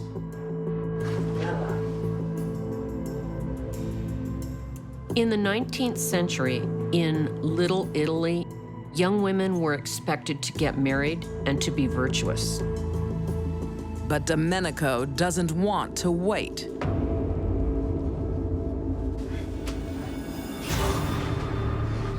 How dare you! Maria! Maria was not interested in that at all. That was something you saved for marriage. His brutish behavior shatters Maria's romantic dream. She turns to her mother for advice. Maria! How could you let this happen? I'm sorry, Mama. You should never have been alone with him. The most valuable thing a young woman had was her virtue and her virginity. You could have been ruined for life. In fact, oftentimes she had very few options. If it was known that she wasn't a virgin, you are forbidden from ever seeing him again. It seems the fairy tale is over, and Maria's happy ending will never be. You understand? I think it was very hard for Maria, but she understood what was at stake. For months, Maria obeys her family's wishes. Until one day, without warning, Domenico turns up at her work. Maria, please, wait. She didn't want anything to do with him. She brushed past him. But Domenico knows exactly how to win her back. I will marry you. Why should I believe you? Because I love you. You mean it? Yes, of course. I have to tell Mom. Yes, of course. Okay. This was the happy ending she wanted. This was her fairy tale prince saying, I'll marry you. If only life and love could be that simple. Domenico was a skirt chaser, plain and simple.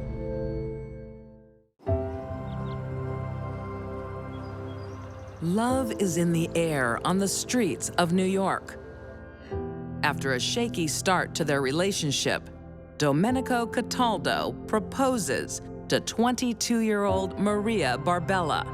And that just put wings on her feet. She runs home and tells her parents.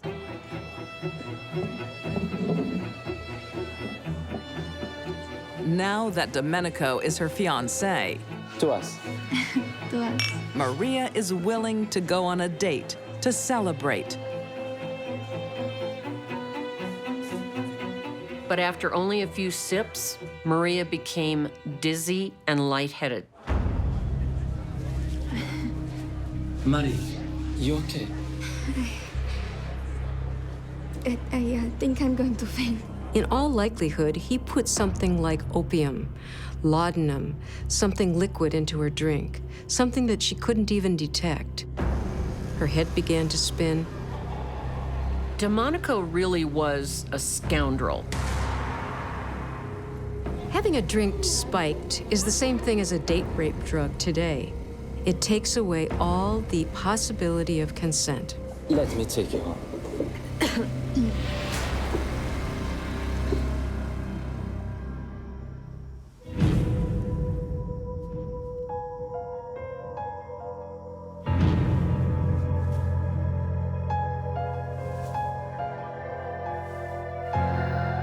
This is so demeaning to her as a woman, so calculatedly cold.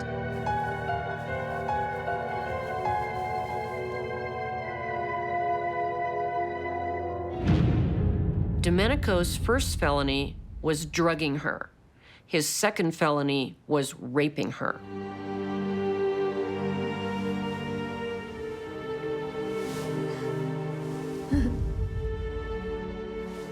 I'd like to congratulate you on your virgin purity. As the realization that she had been raped dawned on her, she would have been horrified. You're a woman now. And it only gets worse. Domenico says he will never marry her. You like my cooking. You want me in your bed. Then why won't you marry me? This is why. It's my wife and children. They're still in Italy. Domenico had a wife and family back in Italy. He kept that to himself. No, you're lying. But what about me? He then offers an indecent proposal. I'll find a man who will marry you. Domenico makes a peace offering with Maria. He says, well, I won't marry you, but I'll find you someone else to marry. I'll tell him you're a widow. I'll visit you when he's at work. We'll dress you up in black, say you're a widow, which would explain not being a virgin, and I'll come visit you on the side. That was his solution to the problem. What about me? What about me? Maria!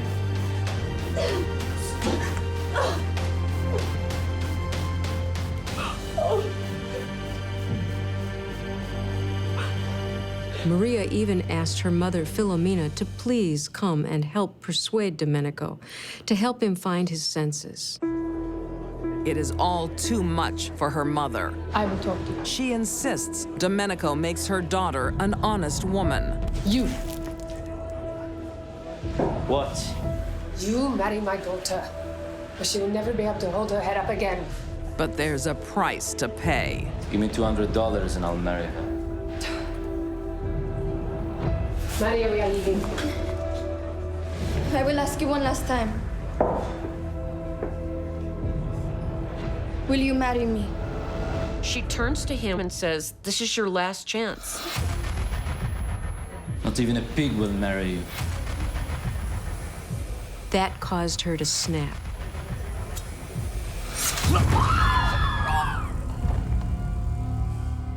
Maria was pushed to a point by him that she could not tolerate.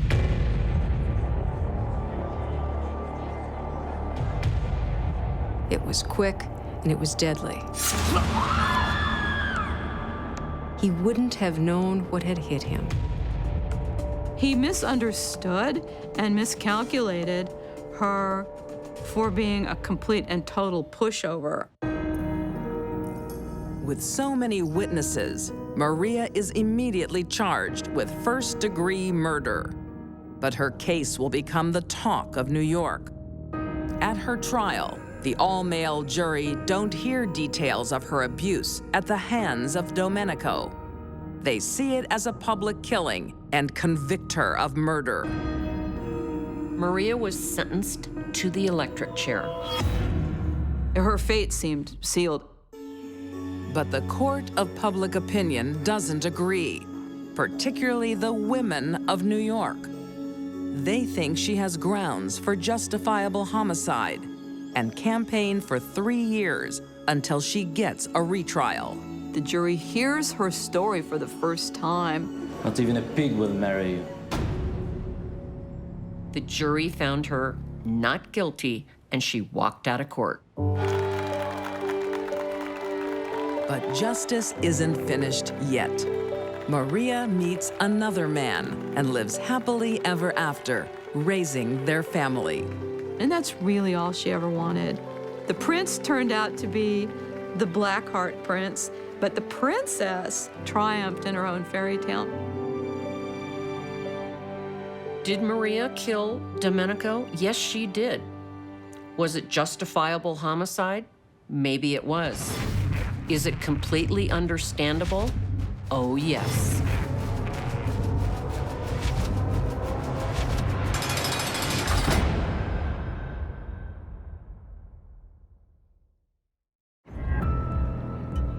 For some women, she used her body to get her own way. Sharing is not an option. She would not take no for an answer. Under any circumstances. There was no turning back for her. Birmingham, England, 2008. Music store owner, 33-year-old Tanveer Iqbal, has a regular visitor. Back for more? Love my music. Just admit, you came to see me. I'm a married woman. And I'm a married man. 31-year-old Zatoun Bibi is smitten.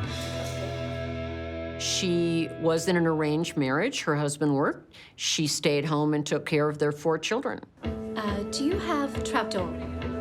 He was not only charming, he wasn't traditional, as in the way her own husband was. Thank you. Let me know if you need anything else.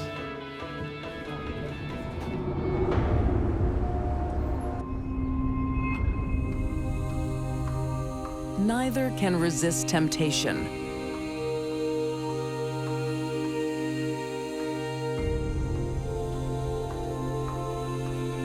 That first night was the very first time Zatoun had ever strayed from her marriage.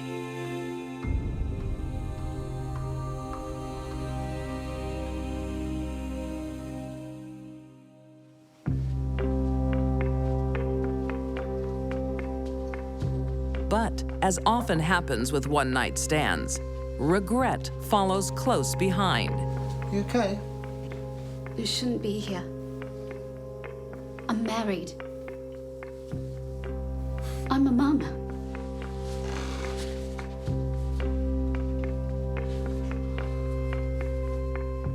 She felt immensely guilty afterwards.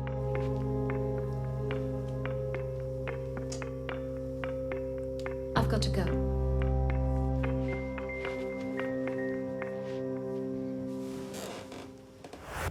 And there, one woman's fantasy should have ended. But it doesn't.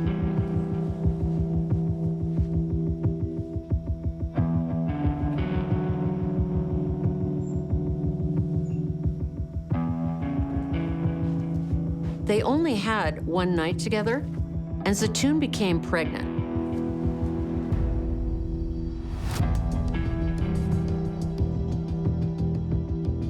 It's me. We need to talk. I gotta go. I'll call you back.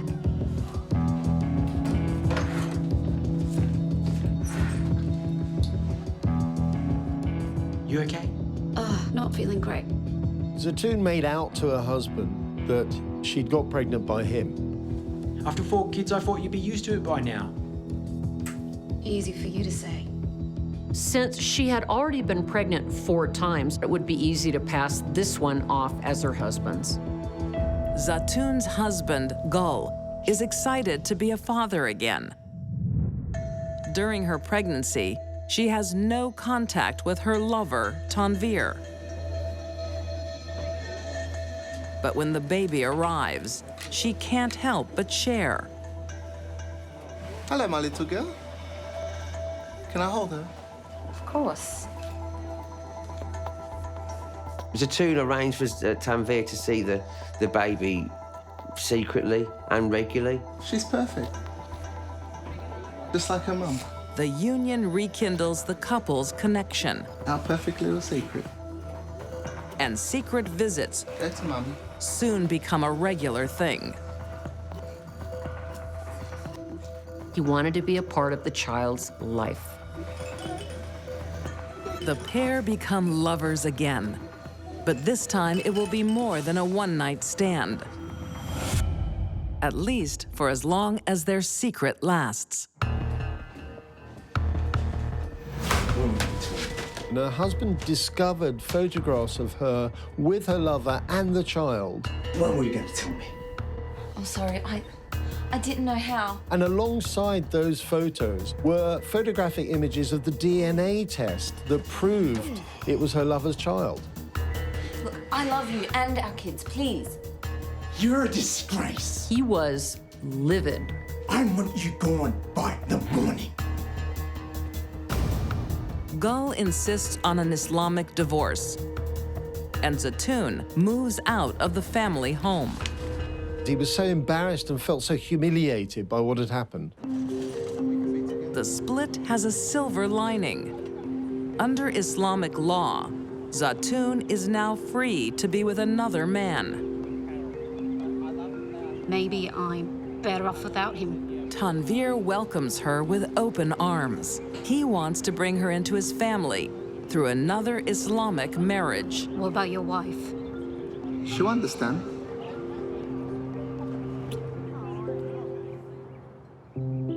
At first, the arrangement with first wife Nazreen seems to go well, with both women accepting their shared role. The pair even became quite close friends, despite the fact that Nazreen was a much more traditional woman. I'll send you the recipe. Tanvir loves it. That would be great, thank you. But things are not what they seem. Zatoun won't be sharing her man any longer than necessary. This whole relationship was based about trying to break down Nazreen's relationship with Tanvir. Because she hoped to eventually come between them, and then she'd have him all to herself.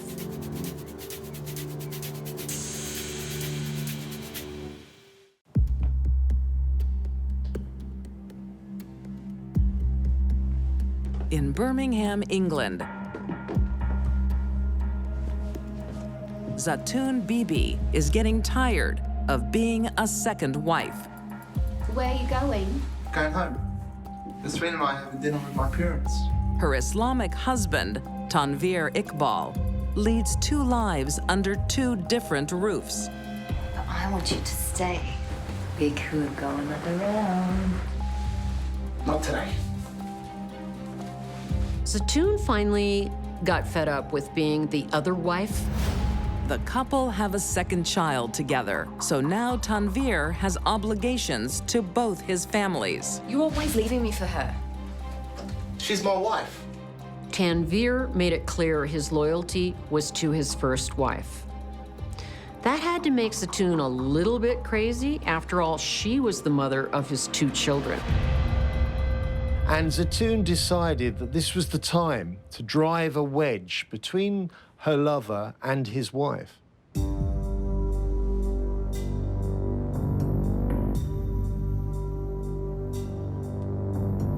She was making a play, her endgame, to getting Tanvir as her one and only love.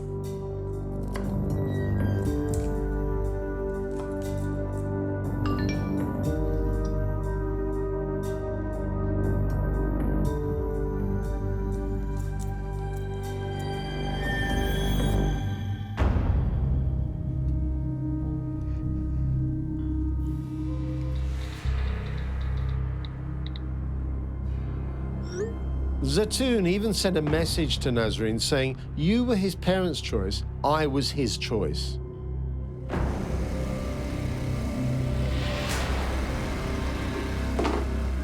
She probably thought, she'll kick him out and I'm here to catch him. But that's not what happens. Why would you do that? She's lying. I didn't do it. She has it in for me. Zatoun even tried to blame it on Nazreen by claiming that she had asked her to send her the photographs. Stop lying! You're a snake! She made me send the photos, and now she's making me look bad. You think this is a game? Shut up! Just shut up! Zatoun's grand scheme backfired. I'm done with you! Tanvir was livid. Tanvir! Those sexually explicit photographs forced Tanvir to finally say to Zatoun, "It's over."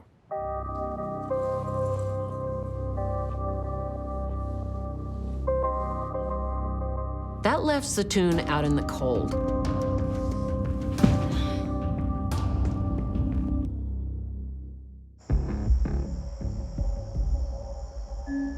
On January 31st, 2016, there's an olive branch. Zatoun offers the father of her 2 children a birthday party. Zatoun texted him to persuade him to come and see his 2 children, and they'd even made a cake for him. He's coming. It will be his last birthday alive.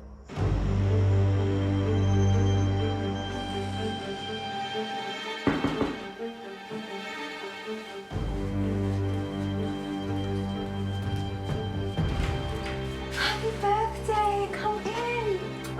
Tanveer turned up expecting a birthday cake with his children.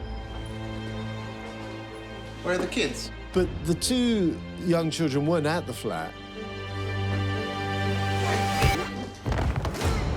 Zatoun is out for revenge and turns to unexpected allies.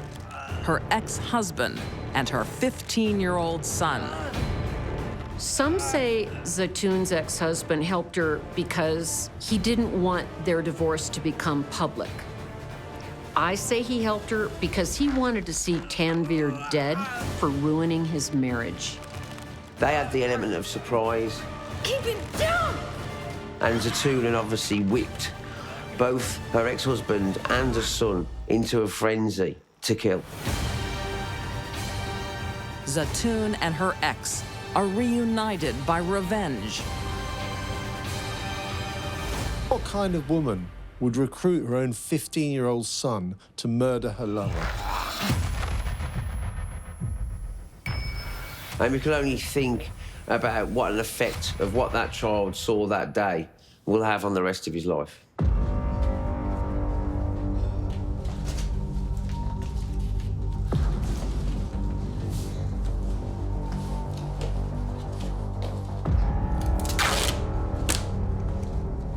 She'd made sure there was a TV box for the body to go into, and the 3 of them managed to manhandle the body into the boot of Tanveer's car. Zatoun then drove off in the car and dumped the vehicle.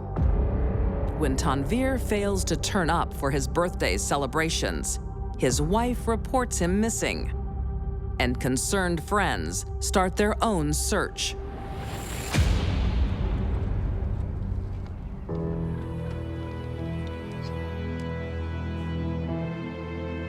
His car was spotted by a friend who had alerted the police, and they came to the scene and found Tanveer's body in the boot.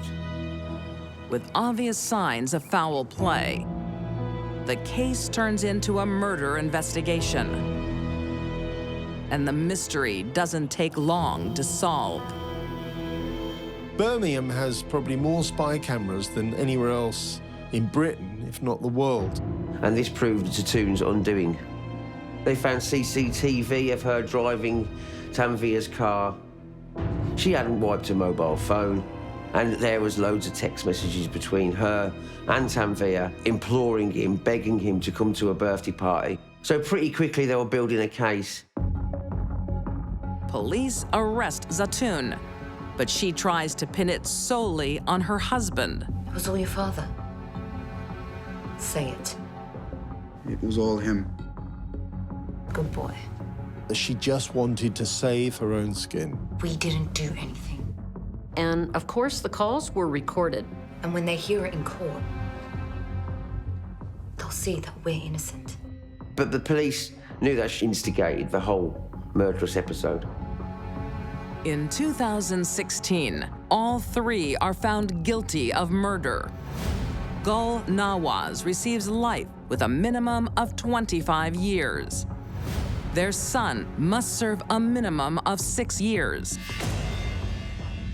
Zatoun Bibi receives life with a minimum of 27 years. A truly evil, manipulative woman. And in the end, when she didn't get her own way, she snapped. The thrill of an illicit affair turns Zatoun Bibi from a suburban mom to deceitful mistress to cold-blooded killer. Love triangles are inherently dangerous for all 3 people. including the innocent.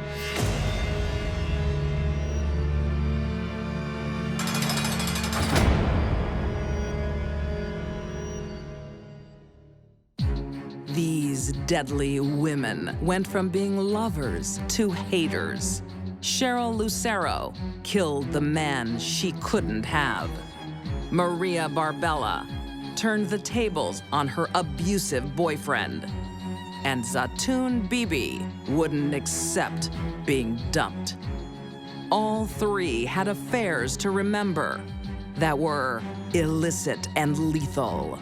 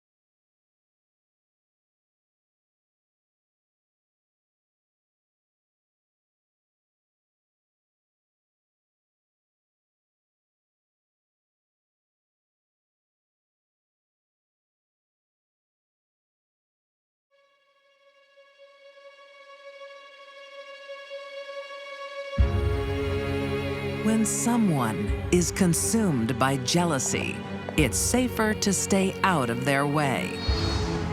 A lovesick woman won't accept the affair is over. She was like a dog on a bone. She couldn't give it up. A showgirl takes a dark new role. They're talking about this case almost 100 years later. And sisterly love turns to hate. She took sibling rivalry to a whole new level. When these deadly women turn green-eyed, they reveal their hot tempers, cold hearts.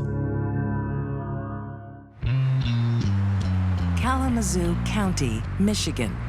At her 2007 school reunion, Teresa Petto is looking for fun. She's recently divorced and ready to get back on the singles circuit. She had been married and divorced. She was a mom and had 2 children.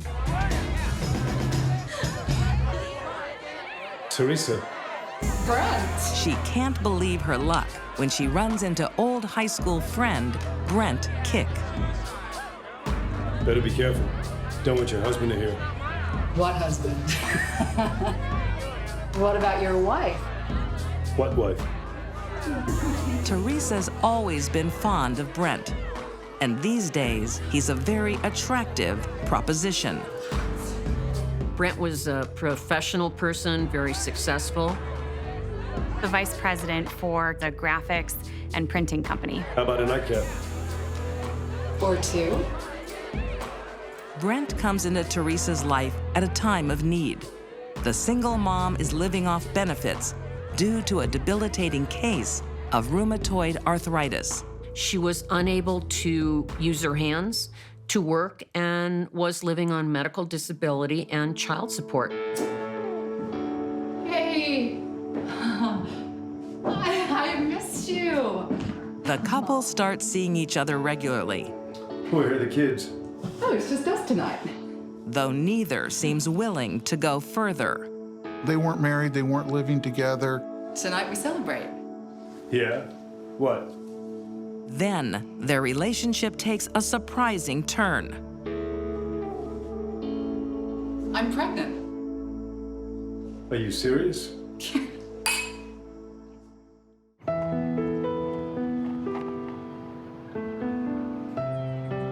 Teresa thinks this may turn their regular dating into something more permanent. So where are we going to live? Sorry? With the baby. I don't want to lie to you. I don't want to live together. It's not what Teresa has in mind. Go! Go!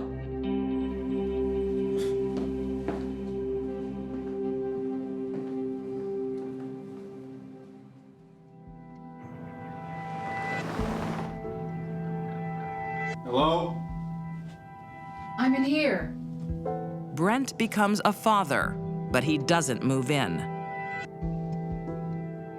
But he does visit regularly. Looking good. And pays the bills. I'm exhausted. She keeps me up all night. The last thing Teresa needed in her debilitated state was another child. But she got pregnant by Brent and had the baby. It was a little girl. Now a single mother of 3, Teresa is stretched physically and mentally. But it gets worse.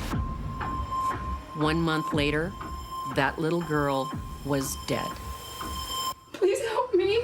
I don't know what to do. My baby is blue. The baby was not breathing and had passed away. She had no idea what happened to the child. What happened? I don't know.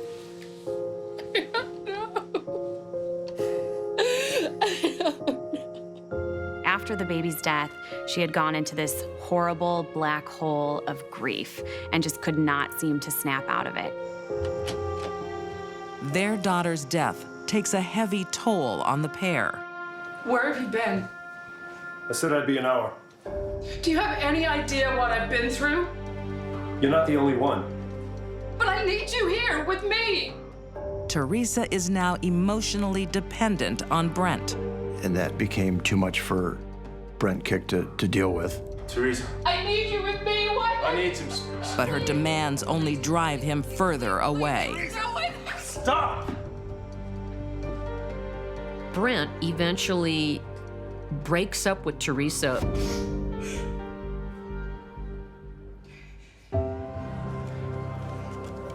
Brent moves on to a new relationship with work colleague, 25-year-old Rachel Drafta. Teresa found out Brent was seeing a woman from work, and that woman was about 20 years younger than Teresa. Rachel was a beautiful young woman. She was bubbly. She had a big smile. Teresa saw Rachel as a competitor.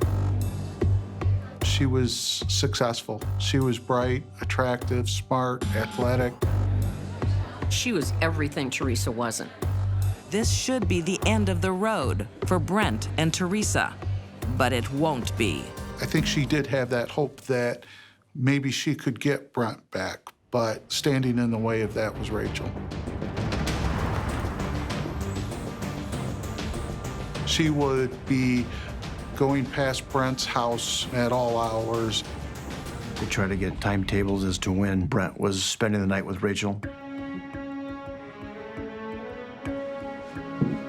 Hey, go easy. She doesn't hide her feelings from her friends. Why should I? Yo, I've lost everything. Yo, she's sleeping in my bed. With my man, in my home. But she never even lived there. For your own sake, move on. I wish I could. There's no other way to describe it than it was an obsession. But I love him.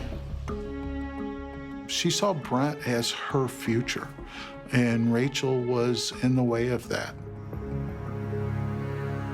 If things were not going to go her way, she was going to make them go her way.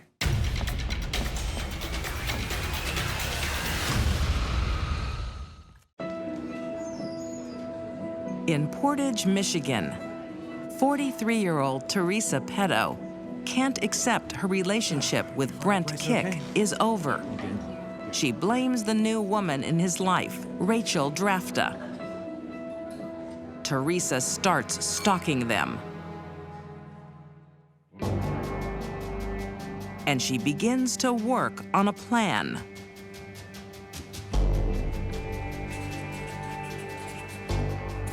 Teresa had started writing herself notes, almost in the way that you would write a grocery list. I don't think there was any conclusion that would allow Rachel to live. I think the ultimate plan by Teresa was to kill Rachel.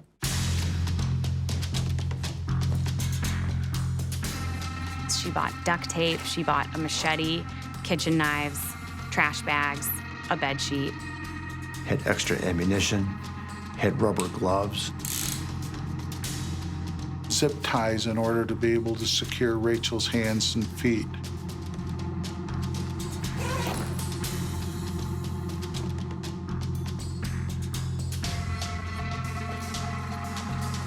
She planned it, she believed it, she took action on it. In some warped corner of her mind, she believed that Brent would come back to her if Rachel was gone. Dawn breaks on June 24th, 2015. Teresa has chosen the 4th anniversary of her baby's death to put her plan into action. She had parked her car a couple of blocks away.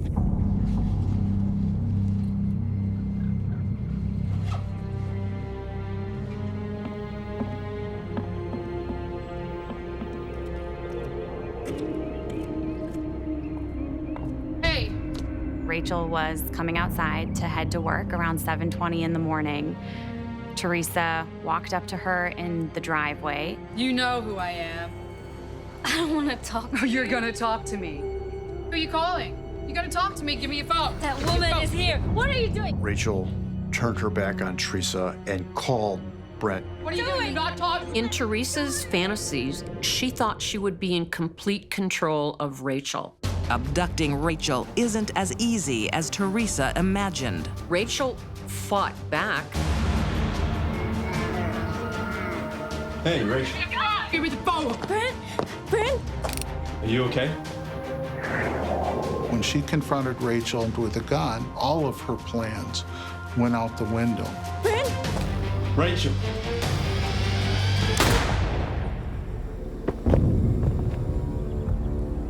So she shot her. Rachel!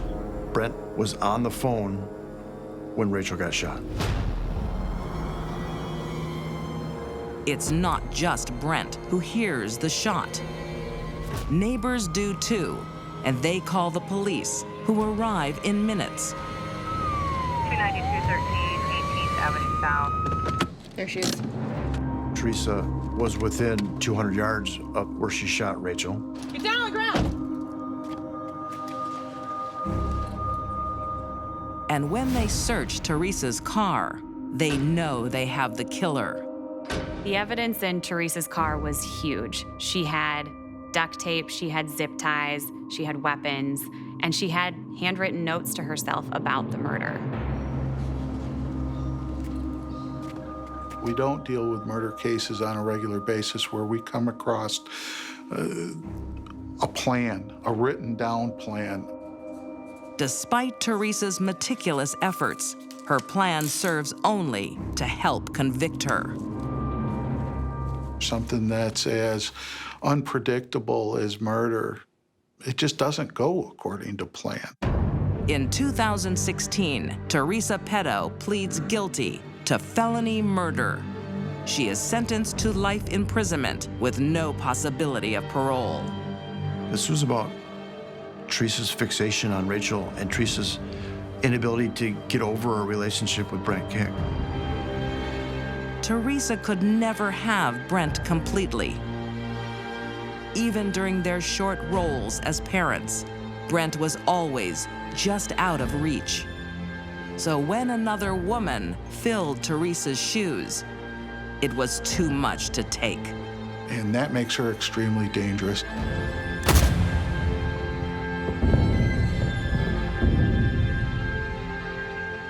Teresa was proud of what she did. She told another inmate, "She's dead and I'm happy about it."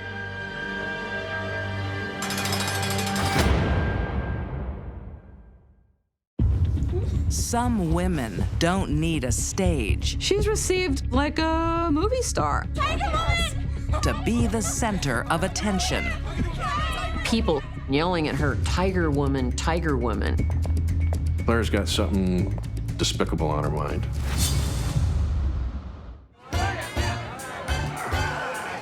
It's a classic American story of the showgirl. She came here with Hollywood dreams. Big eyes, big aspirations. And the oilman. He was selling oil stocks, and he was doing very well at it. He's here again. He's hooked. She is 18-year-old Texan bombshell, Clara Weaver. She was beautiful and she was talented. I think she liked to be the center of attention, and she felt best when she was. Don't look so eager, okay? Okay. Keep cool, okay? I told you you'd enjoy it. He is Armour Phillips, a young gun getting rich on California's black gold. That was amazing. Thank you. I could watch you dance all night. Play your cards right, and maybe you can. They both had big dreams, in part because they were both exceptionally good looking. Would you like to dance? I would, thank you. Clara and Armour began their relationship when they were only adolescents, but they had a deep love for each other.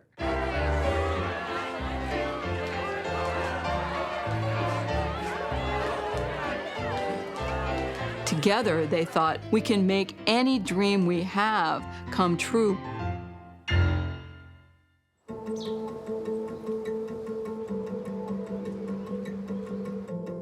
With glamour and money, the newly married couple have the world at their feet. No peeking. I'm not.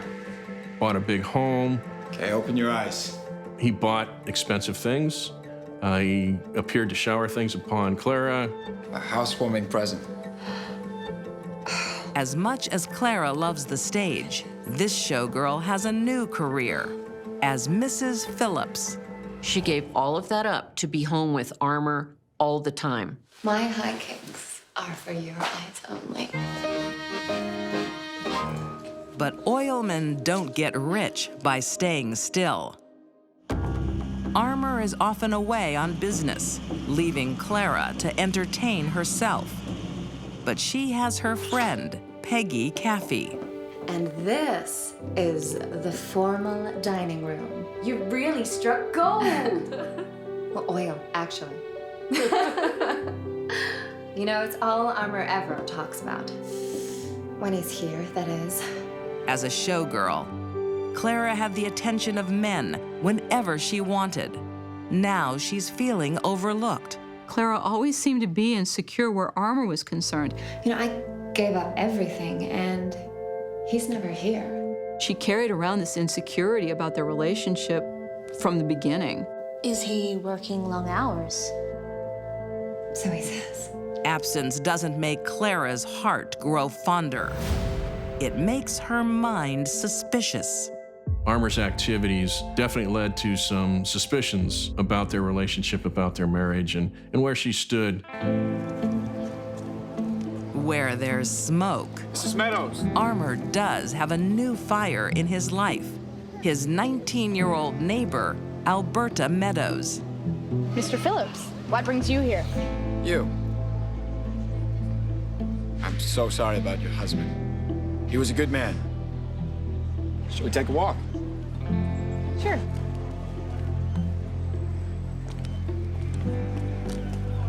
She'd lost her husband, Jesse, in just sort of a freak accident. I believe he was an electrician.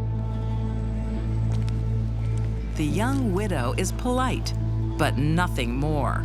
Well, if you ever need a man around the house, just give me a call. Good day, Mr. Phillips. This time, Armour's romantic prospecting doesn't strike oil. But that's not the impression left with another nosy neighbor, Mrs. McElroy. The woman was just an unbelievable gossip. If it sounded salacious and it might cause someone to be uncomfortable or unhappy, she was there with the tale. Thanks, my dear. So, how's married life? I'm very lucky. Armour spoils me rotten. He was being so nice to poor Alberta the other day. Really? Where was that? At the park. Clara went nuts. She thought her relationship with her husband was threatened, and he was everything to her.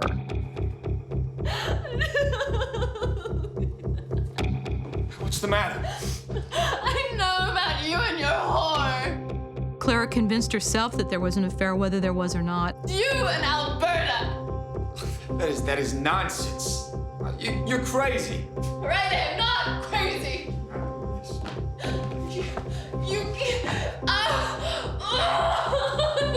No. She became obsessed. It's all she could think about. Is that her? Yes, that's her. The showgirl is not sharing her stage with anyone. Clara enlists her friend Peggy to spy, hoping to prove her husband's infidelity.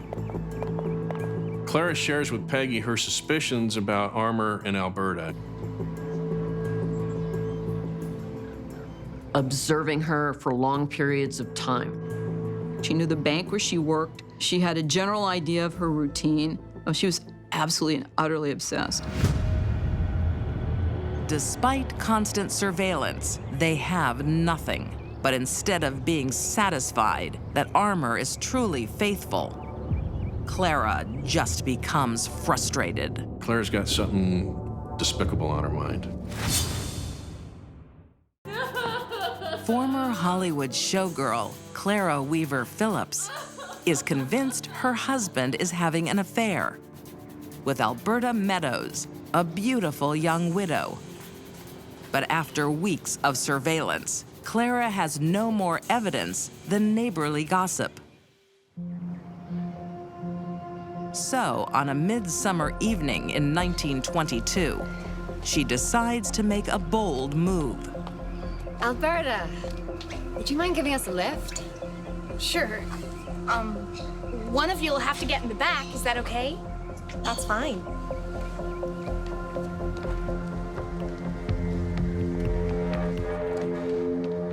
Alberta's kind and generous offer would be the worst mistake she ever made.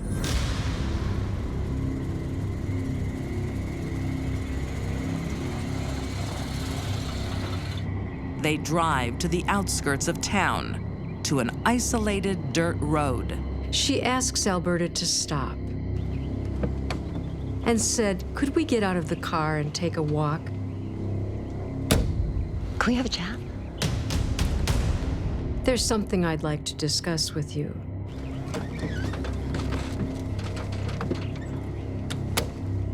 Immediately, Clara's demeanor changes.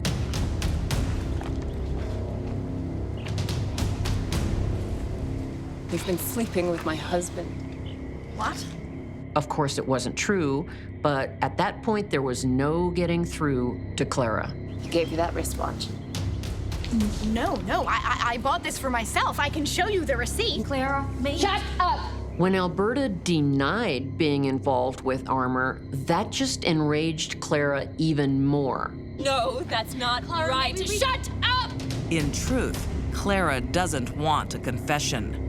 She wants payback.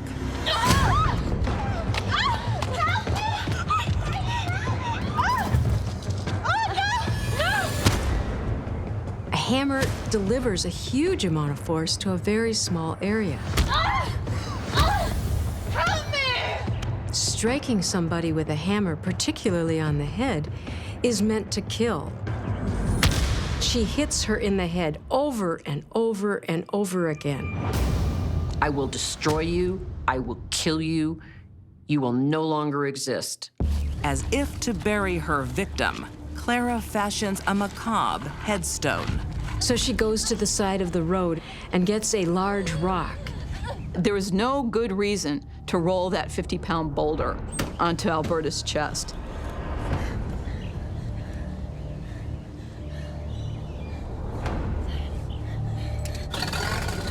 And they drive off in Alberta's car. Clara told Peggy not only did she feel no remorse, she could do it again. She would do it to anyone who tried to take her husband. Darling, I am going to cook you the best meal ever. What happened? I killed her. I killed your lover. In a way, it was like saying, see, Daddy, see what I did for you? See what a good girl I am? Armour has to think fast. Does he protect his wife or turn her in? She thinks that Armour should be likewise pleased because it proves her devotion, her love. Remember, the train to Arizona, then get across the border, get to Mexico. He tells her, go there, wait for me, I'll come to you. Come on. Come on. Bye-bye, beautiful house. The showgirl and the oilman's rich, glamorous dream is over. Can they try again south of the border, on the run from the law? Armour is complicit and maybe an accessory after the fact in a very ugly murder. Or does Armour cut Clara loose? Armour thought better of what he was doing and actually turned her in. Operator, I need the police. Accused by her own husband and her best friend, Clara is caught dead to rights. But there'll be one more show. Get away! Tiger Woman! Tiger Woman! Look at the camera! Beautiful! Look at the camera! Tiger Woman! She was met by people who were screaming and yelling at her, Tiger Woman, Tiger Woman. Because everyone described Alberta Meadows' body as being like it was mauled by a tiger, and hence Tiger Woman. Tiger Woman! She's received kind of like a movie star. The girl from the chorus line is finally a headline, starring in her new role as Tiger Woman. She felt like a celebrity. She was a celebrity. A jury convicts Clara Phillips of second-degree murder, and she's sentenced to 10 years to life. Clara had beauty, money, and talent. But that wasn't enough. She killed an innocent woman on the strength of neighborhood gossip, so she could remain the center of attention. She wanted to be up close and personal. This is a murder of rage. This is the sort of murder in which we see overkill. Clara gets a second chance to shine. After serving 12 years, she is released. When Clara was released back into society, she was only 36 and still a beautiful woman. I hope she had a warning label on her forehead.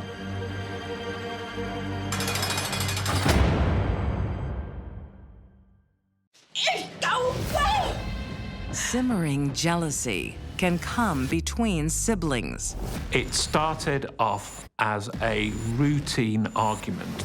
Bringing down wrath from a twisted sister. Took sibling rivalry to a whole new level.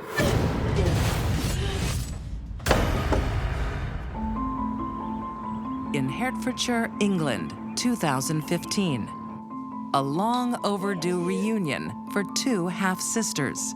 After living in Texas for decades, oh, I forgot how long beer was it? 52-year-old Yvonne Kaler has come home. You're not in the States now? She went over to America, and she worked as a welder, and she lived there for over 20 years.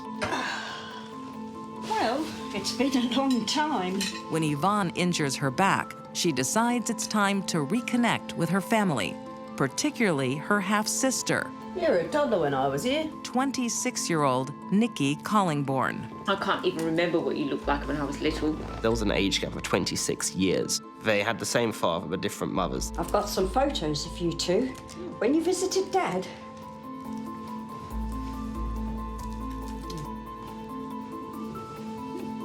The sisters want to make up for lost time. How long are you staying?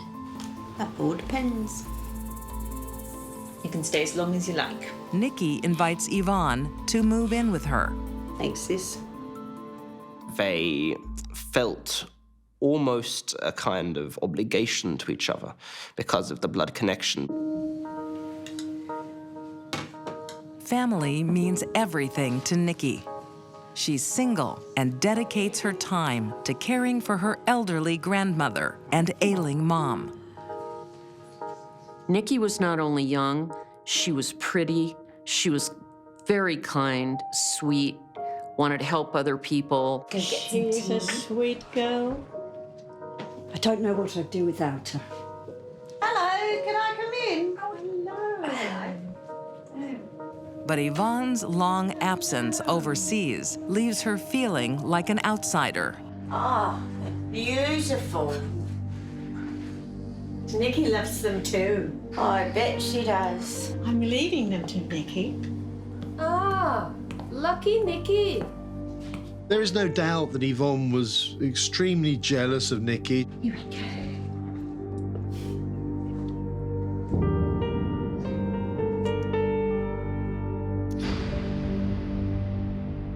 I think there was a bit of jealousy.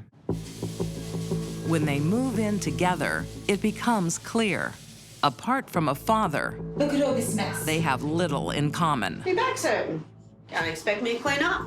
Yvonne suffered quite a serious back injury working as a welder in the United States, which inhibited her movement. What the hell was it? She exploited it for all that she was worth. Make me a cup of tea, will you? Can't you even do that? I'm a sister, you are. Despite being blood relatives, they didn't get on all the time. When their grandmother dies and leaves Nikki her precious doll collection, this only creates more tension. What's wrong? Just thinking about Nan. I miss her. The dolls were of great sentimental value rather than monetary, but they were very important to Nikki. Sure, it's bored you. Well, she didn't. You got the dolls, you seem to get everything. Oh, that's Dad's. Mum gave it to me. She became easily frustrated. No, it's mine. Right, doing When she became frustrated, she became angry. When she became angry, she became violent. Mine! Stop it! I want it! This was an intense fight. Get out! Nikki told Yvonne that she was out of her life and out of her apartment. You easy! Get out of here! Nikki was able to throw her out and close the door behind her. Yvonne's homecoming is short-lived. She finds herself on the street, looking for revenge. Who is it? A police, ma'am. We need to talk to you. What's happened? We've had a complaint from Yvonne Kaylor. What? She alleges you assaulted her. No, she hit me. She turns the tables. Now Nikki is marched out of the apartment. Yvonne had gained access to Nikki's apartment by telling a locksmith she'd locked herself out. There we go. Ah, how much? £8.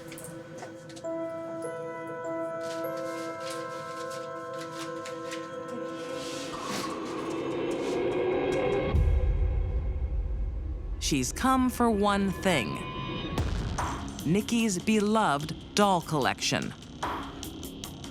It was insult to injury.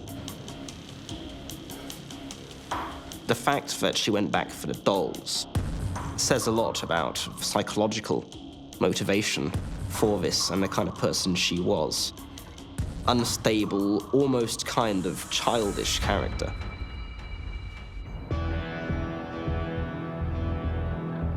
After hours of questioning, Nikki is finally released from police custody. But there is no happy homecoming.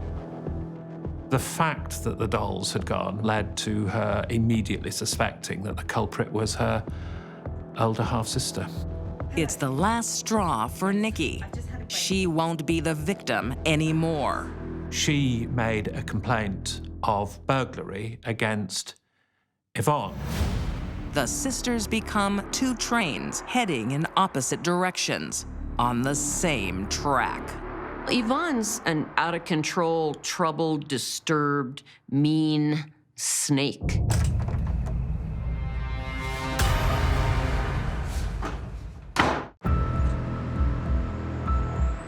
In Hertfordshire, England, two grown-up sisters are fighting over dolls. I've just had a break-in. Nikki Collingbourne is accusing the much older Yvonne Kaler of breaking into her flat and stealing her collection. Nikki had the police round for that. That's her! That's my sister who did this! Mom? And they then saw Yvonne. I need to talk to you about the break-in at your sister's house. I had nothing to do with it. You need to come with me, Mom.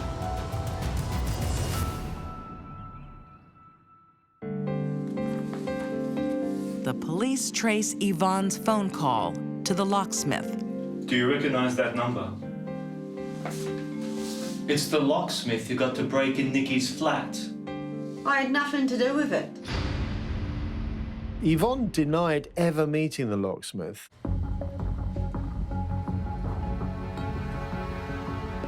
Yeah, that's her right there. Number 4. You sure? Yeah, no doubt about it. He picked her out on an ID parade. His telephone number was in her phone. When the evidence was incontrovertible, her defense was quite literally just, it wasn't me, it wasn't me, it wasn't me.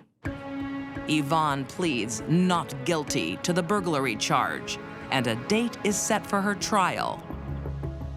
But she's not beaten yet.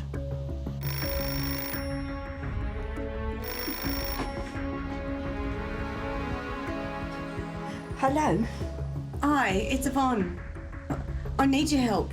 Yvonne then called Nikki's mother I need you to tell the police that they are my dolls. and tried to have her lie about to whom these dolls belonged. I don't want you in trouble. But those dolls are Nikki's. No, they're mine. She gave them to me. She actually believed that Nikki's mother would take her side over her own daughter's after she had stolen these things. It's Yvonne. Hang up, Mum. I have to go. No, listen to me. You have to help me. As soon as Nikki realised who it was on the phone, she'd ended the call and she referred the matter to the police. What's wrong with her? I don't know. I have to go.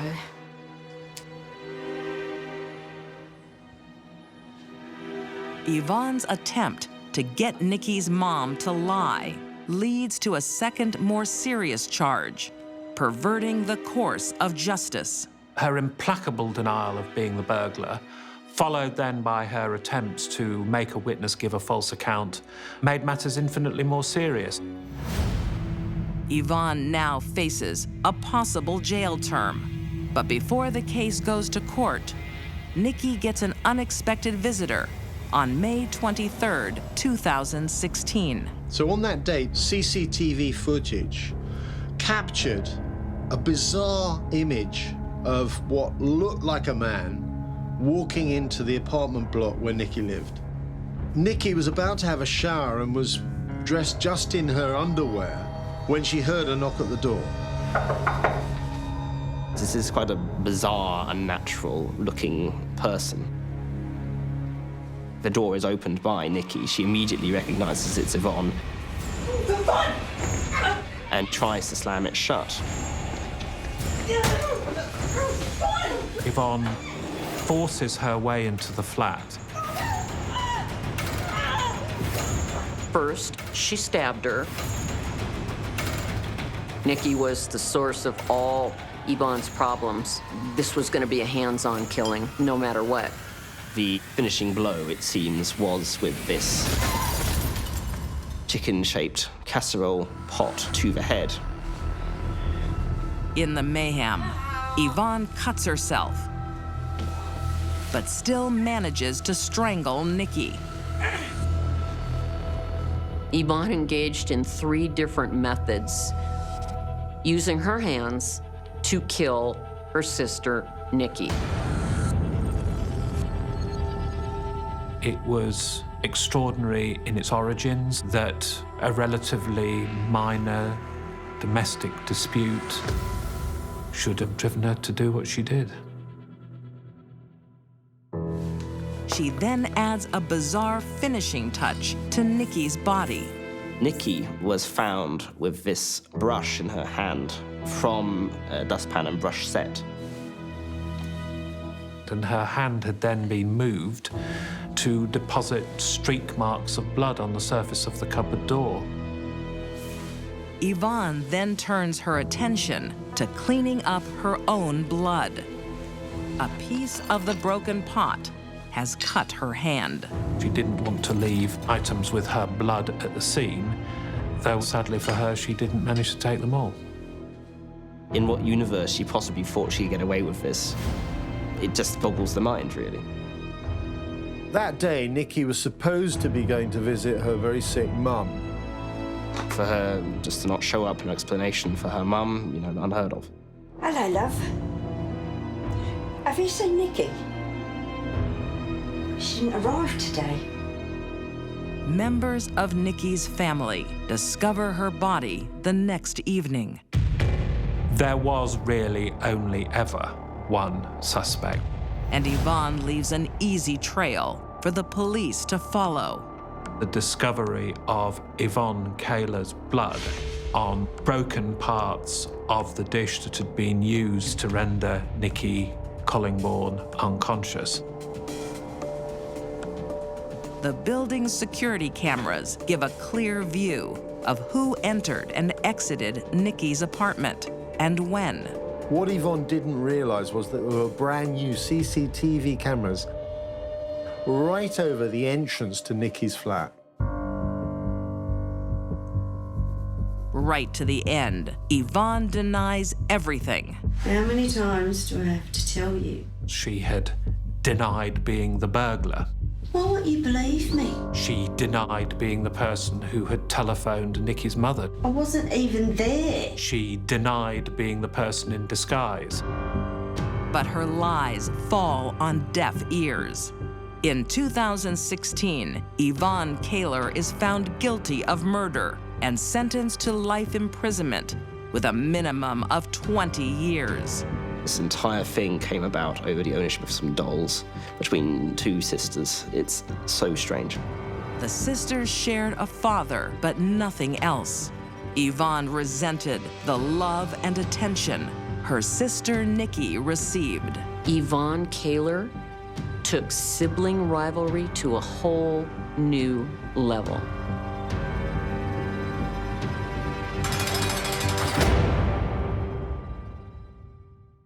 These deadly women were driven by insane jealousy.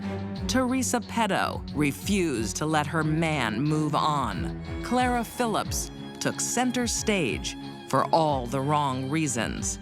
And Yvonne Kaler envied her young, popular sister. All 3 women stole the lives of innocent people because they had hot tempers, cold hearts.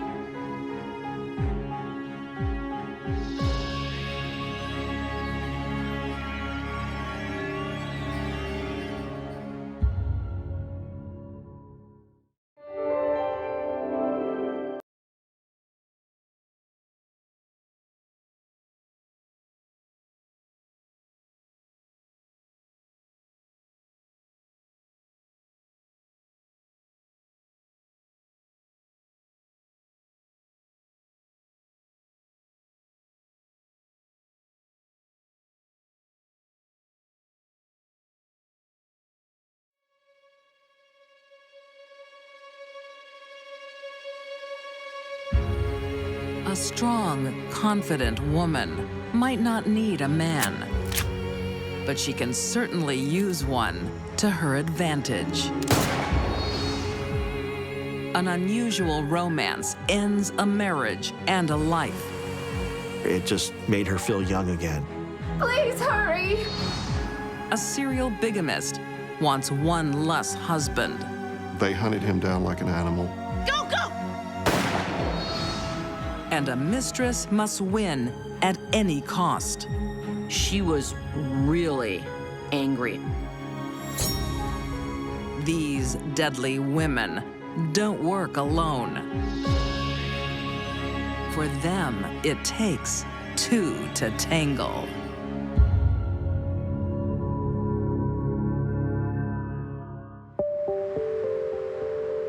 Youngstown, Ohio. Is there another bus coming through soon?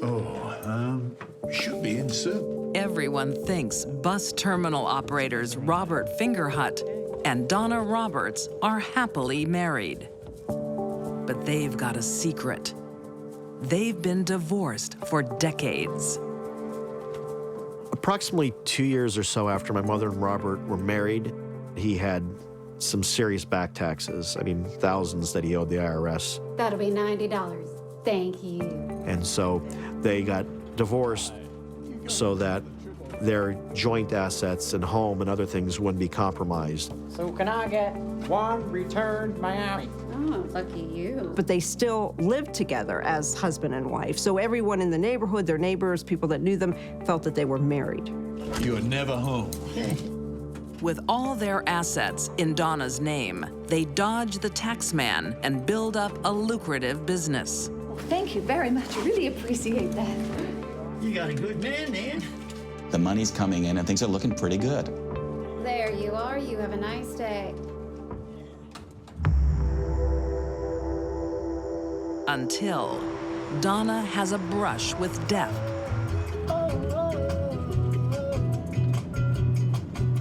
She was on a medication at the time, and she doesn't remember much other than blacking out.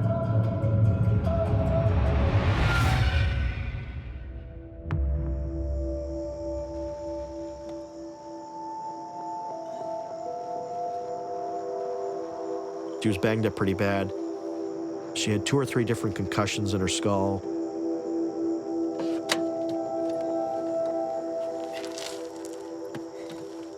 After that event, she became a different person. It changes her personality. She started smoking cigarettes and marijuana, which she had been very much against. She was doing things that were not characteristic at all. She had untreated post-traumatic stress disorder. It can bring about serious psychiatric symptoms. What are you doing? Enjoying myself. But you hate cigarettes. Are you coming to work? She looks for ways to numb her emotional pain. Donna also became obsessed with sex after the accident. Are you okay? This sounds crazy, even silly, but in fact, it's not unusual. The obsession with sex after an accident is because of extreme stress. Sexual activity momentarily relieves emotional pain. I'm sorry. I have to go. Donna's new habits and mood swings drive a wedge between her and Robert. Their relationship definitely went downhill, and it was a very empty relationship at that point.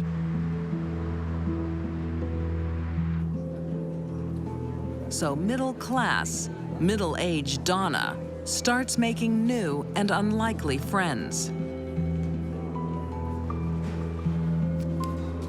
Donna met a man half her age and someone with whom she had nothing in common. Excuse me. Yes, ma'am. Sit down. 29-year-old Nate Jackson can provide the distraction Donna has been looking for. Nate was the opposite of Robert in every way. Now you have something I want. Yeah. She saw youth. He was charming, polite, very nice. It was something that she embraced.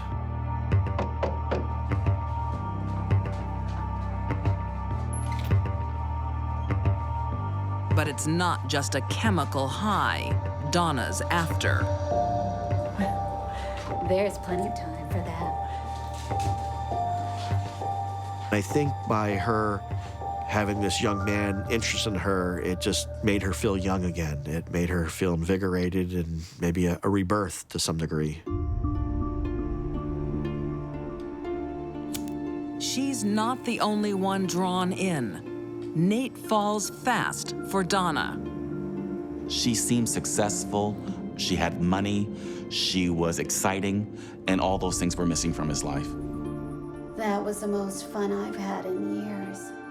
Yeah, that was good for me too. He felt that Donna was somebody that was going to help support him, take care of him, and she told him that. I don't have fun anymore at home. And with a new man on the scene, Donna's frustration with her husband grows stronger. Robert's a bore. She worked up a good hate for the man. She shared these feelings with Nate all the time, and it wasn't long before Nate hated him as well. Why don't you just leave him? That'd be too easy. Youngstown, Ohio, 2001. Since her brush with death, 57-year-old Donna Roberts hasn't been herself. She's been running around behind her husband's back with a much younger man, 29-year-old Nate Jackson. It's really hard to comprehend sometimes that they paired up together somehow. So, what do we got? 28 years her junior, Nate's also a small-time crook. How much? Nate had a history of drug abuse. He was shot 3 or 4 times during his young life, and he just didn't ever seem to have a very good family structure or a lot of support. But Donna sees a future with him. That is, until the law steps in.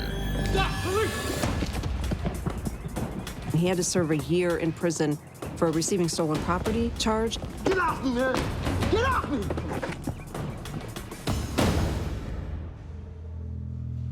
Torn apart, the couple's bond grows stronger. They fantasize about a life together.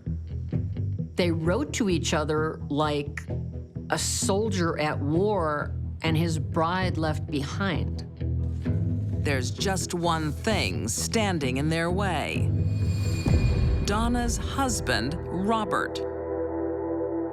She planted a seed that Robert wasn't good to her and he wasn't letting her have access to any money, and eventually brought up life would be better without him. And then Nate comes back in with his notes saying he can handle things and take care of her. When Nate gets out, his lover is waiting. The very first night Nate was released from jail, they spent together in a hotel room. Their life together was about to begin. Together at last, they finalize their plan. Kidnap, then kill Robert. They were to lure him into the car with the handcuffs and then take him somewhere where he would be shot. On December 11th, 2001, just 2 days after Nate's release, they make their move. Donna let Nate into the house to lie in wait for her husband while she went off to do some shopping. Be careful. I will, baby, don't worry. Donna's a manipulator. She didn't have the guts to do it herself.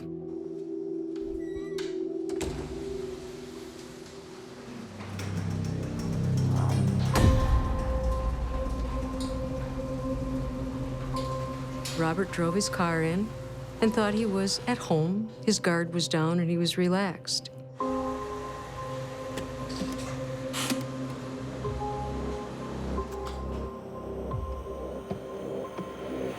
Freeze, man! Whoa, whoa, whoa! But Robert is no pushover. He puts up an unexpected struggle. So Nate turns to Plan B. Nate decides that he's got to use the firearm.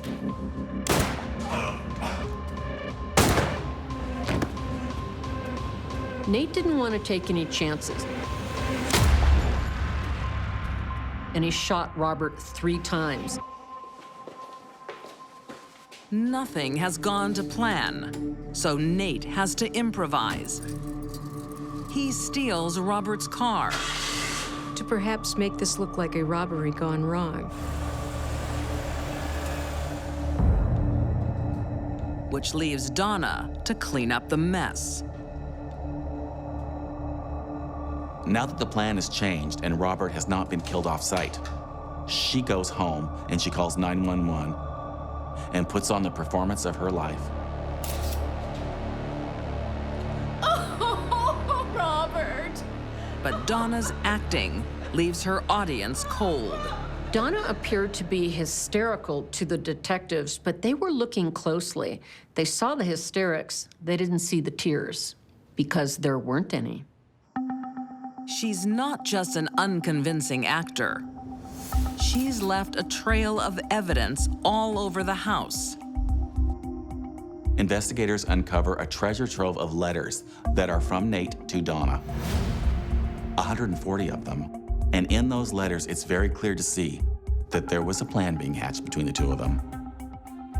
Donna kept the letters Nate sent to her, and he kept the ones she sent to him. They didn't get rid of the evidence. And once police locate Robert's stolen car, the game is over. Robert's car was found in Youngstown by Nate's home. Nate doesn't realize that he's inadvertently left both his blood mixed with Robert's on the visor.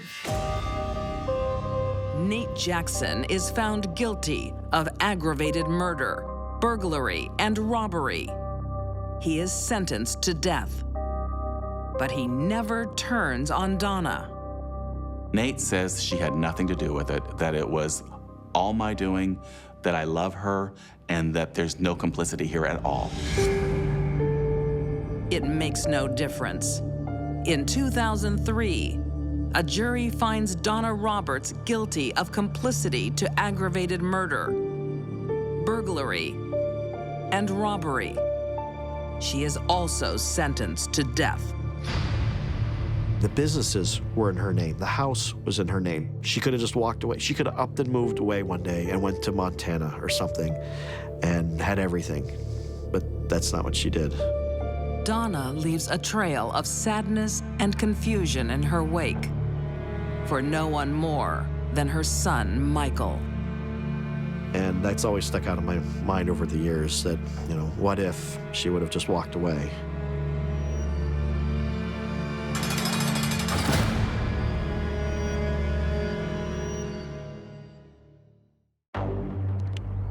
Before saying, I do, Yes! it's best to check if your wife already has. Shonda went through men like a 6-year-old goes through Disneyland.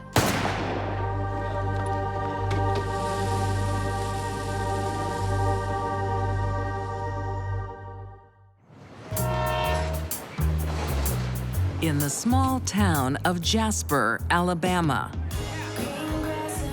25-year-old Shonda Johnson is the life of every party. Shonda Johnson, what a woman. So which one do you want? Crazy one. Crazy one. Her bold attitude and fun-loving nature mean she's never alone for long. You are way too cute to be on your own. There was something about Shonda that exuded a sense of sensuality, and men were just drawn to her. Men like 28-year-old Randy McCullough. Randy was a very devout Christian. He was a machinist by trade, a very, very good guy.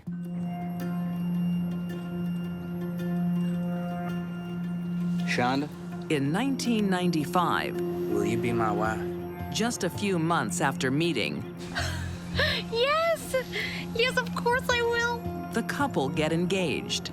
He thought she was the girl God sent to him. He couldn't wait to marry her. Do you see what that is? That's a wedding ring. And Randy wants to be a father to Shonda's 6-year-old son. Okay, we gotta celebrate. There's just one small problem. Shonda? When Shonda and Randy became engaged, Randy, there's something I to tell you. Shonda was actually still married. I didn't know how to tell you. But she's not married to her first husband. Shonda has a second. And that marriage only lasted 5 months. I love you so much. You'll never lose me. Randy still signs up as husband number 3. But it's a short honeymoon. Things started to go downhill fast. Shonda wanted to be married, but she didn't really want to be a good wife. All right, grab your plate. Let's go. While he was out there working every day, she was hanging out with her friends. Shonda had no trouble attracting men, but keeping them, that was a different story. Where you been? Oh, girls, what do you care? What do I care? What about me, Shonda? What about your son? Listen here. I do what I like. Even though Shonda and Randy had only been married for approximately 2 months, You can't just do what you like.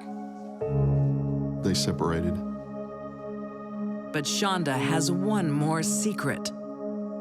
She's pregnant with Randy's child. And wastes no time looking for a new daddy. Here. You shouldn't be doing this. Shonda was very insecure and had to have a man in her life. I'm William, by the way. Shonda. Every time that Shonda reeled in a new man, she felt like it validated her. What'd you like to do with this? Just out in the hall would be great. William McIntyre falls for her and becomes husband number 4. One thing the other man didn't know is that she was still married to Randy, too. I don't think it mattered to Shonda one single bit that she was breaking the law and committing bigamy. But a year later, Shonda's single again. Do you hear that? Do you hear that again? And pregnant again to yet another man. I love it when you do that. She just walked out on him and into the arms of another man. She knew which men were vulnerable to her persuasion. Everybody's doing it. And she zoned in on them like a fish on bait. Y'all pretty fit for a pregnant gal. Well, I have to be. There's no one around for her to look after. Shonda hooks 27-year-old Tim Richards. I'll look after y'all. Tim patted her stomach and said, "I'll take care of this." At that moment, Shonda knew she had a live one. He has no idea she's still married to husbands 3 and 4. Shonda went through men like a 6-year-old goes through Disneyland. By the time Shonda was 28 years old, she had been married 5 times, including being married to 3 men at the same time. Thank you for taking care of us. Gotta look after my own. Finally, Shonda finds her perfect man, who doesn't clip her wings.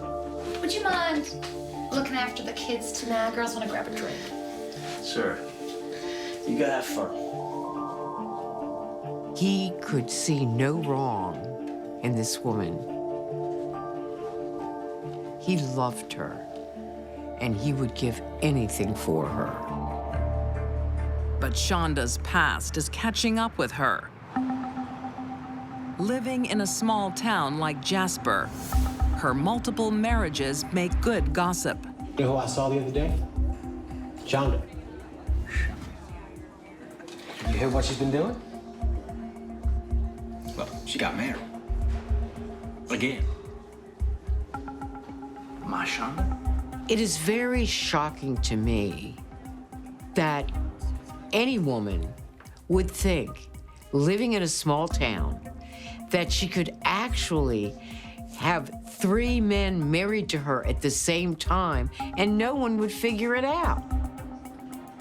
Randy's son is 2 years old, and Shonda has custody. I gotta go. Now he has grounds to get his son back. Bigamy is a felony offense in Alabama, which could easily lead to prison time.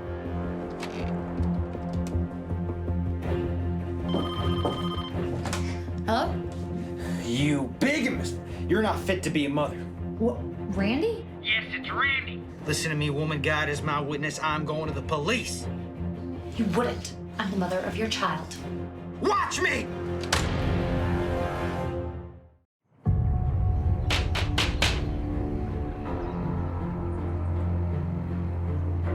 I'm looking for Shonda Johnson. Shonda! 28-year-old Shonda Johnson is in big trouble. I have a warrant for your arrest. What's going on? I'm sure this is just a misunderstanding. In November 1996, she's arrested for bigamy. Not to 2 men, but 3. If Shonda's convicted of bigamy, her world comes to an end. She loses all. She most likely goes to prison. Awaiting trial, Shonda turns to the man who will do anything for her. Husband number 5, Tim. If I get convicted, they'll take away my kids. I won't let that happen. They can't go live with Randy. He's not fit to be a father. What do you mean? She was a master at manipulation. He used to force himself on me. It is not safe. She molded him into what she wanted him to be. How far will you go to protect this family? Shonda had complete control over Tim.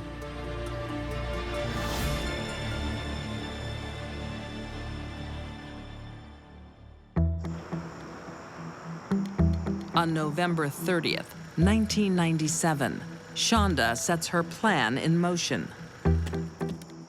Shonda and Tim followed Randy until he went into a bar and they slashed his tires, waiting for him to come out.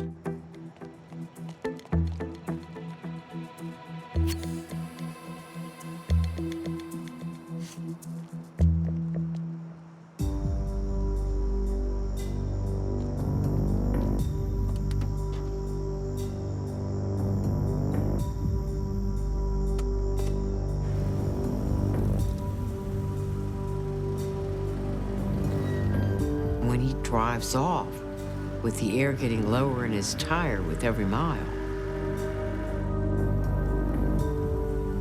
they just wait till he's forced to pull over. And they pull in too.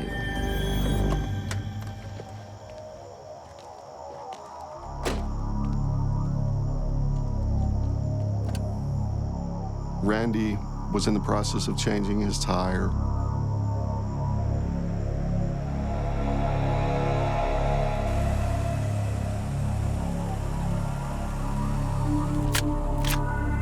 She handed the rifle to Timothy, and Timothy obeyed her command.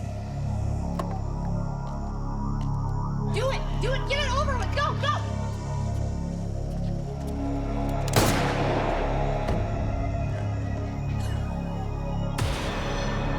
It was almost like they hunted him down like an animal. It's mind-boggling how someone could do this to another human being.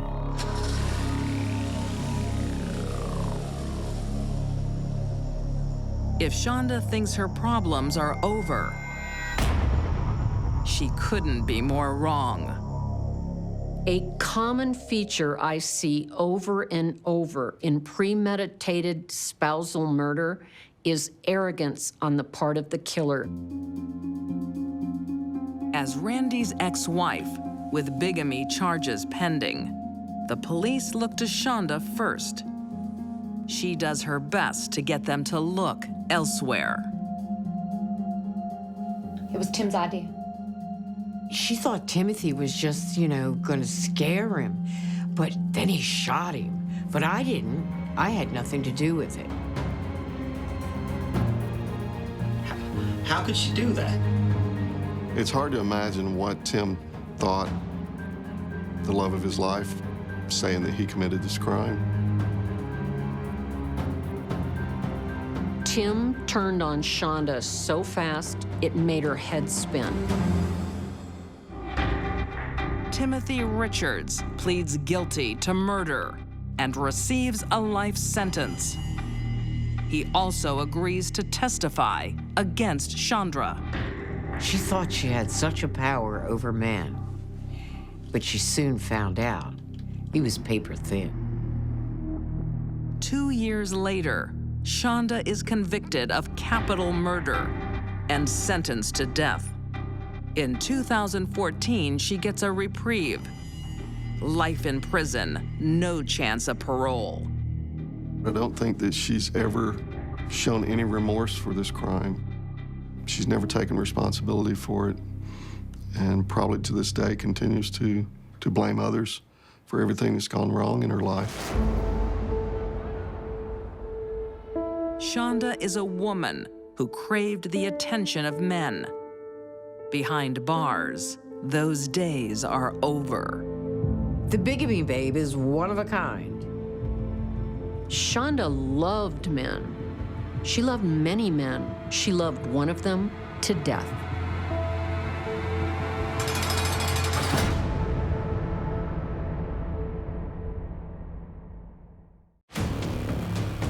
Forget happily ever after. A vicious, hateful, killing. Stop it! This tale of infidelity. She only knew how to love one person. Is an affair to remember. This is a story as old as time.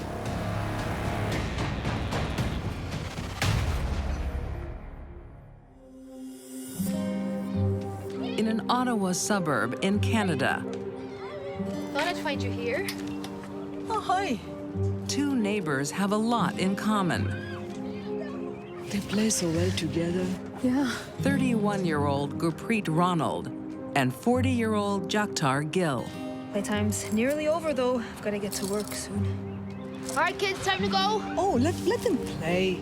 I'll walk them home. The two families were friends. They would be together at family barbecues, neighborhood barbecues, and the children went the same school. All right, kids. Jakhtar's gonna walk you home, okay? Okay.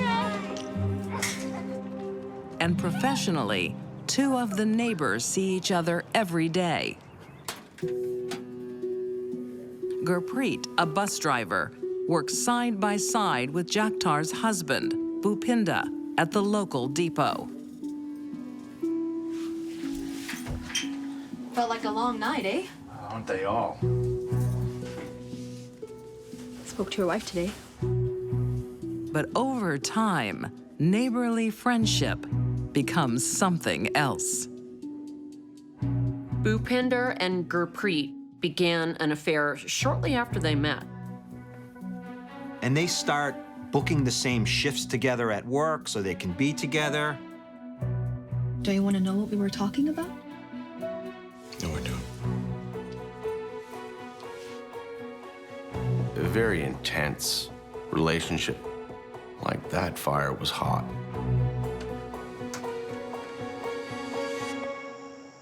Unlike the cool relationship Gurpreet has with her husband. Why are you still up? By all accounts, their marriage was a pretty crappy marriage. Where have you been? I was working. Gurpreet used to argue quite a bit. Because you're not man enough to provide for your family? It was always the same subject matter. He wasn't making enough money to make her happy. Your shift finished hours ago. Had to work extra hours. She didn't think he was contributing enough to the family. She was obsessed with money. Money, money, money. Wanna have a shower? Probably needed. Gurpreet isn't the only one with an unhappy home.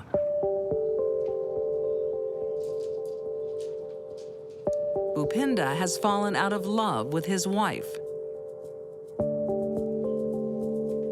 Jagtar is no longer the strong, lively woman he married. You're a great cook. I can cook, but I can't eat them. So Jagtar wasn't really that well. She had Crohn's disease. 3 kids to take care of. Gurpreet plays the sympathetic friend. It keeps her close to her lover. Gurpreet despised Jagtar Gill. She's a devil woman. In every sense of the word, despised, hated her. The only person Gurpreet despises more is her own husband. We don't have any money. What do you mean we don't have any money? All we have is debt. I can't even argue with you anymore. I deserve better than you. I'm doing the best I can.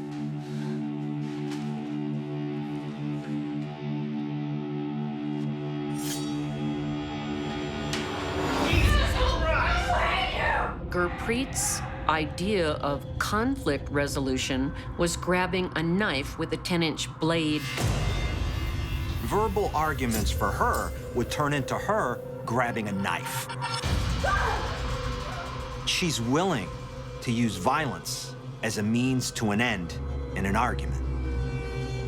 In the end, the fighting leads to them separating. I guess it was one knife fight too many.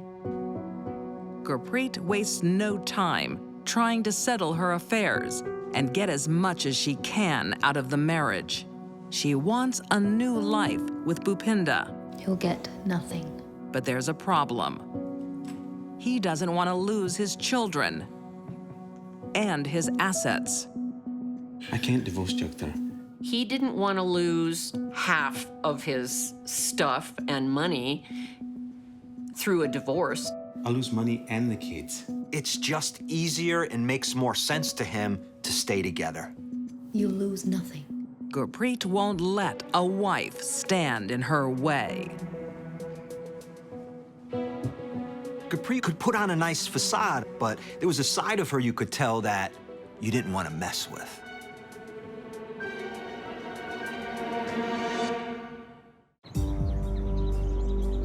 In Ottawa, Canada,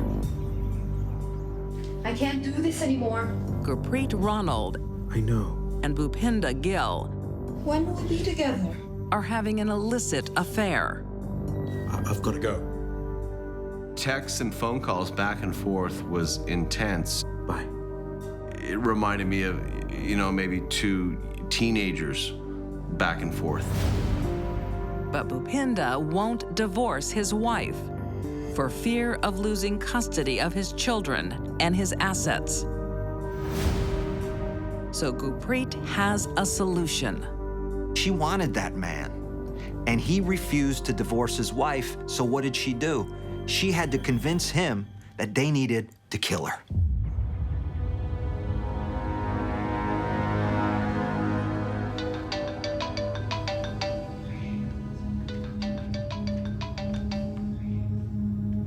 Hello?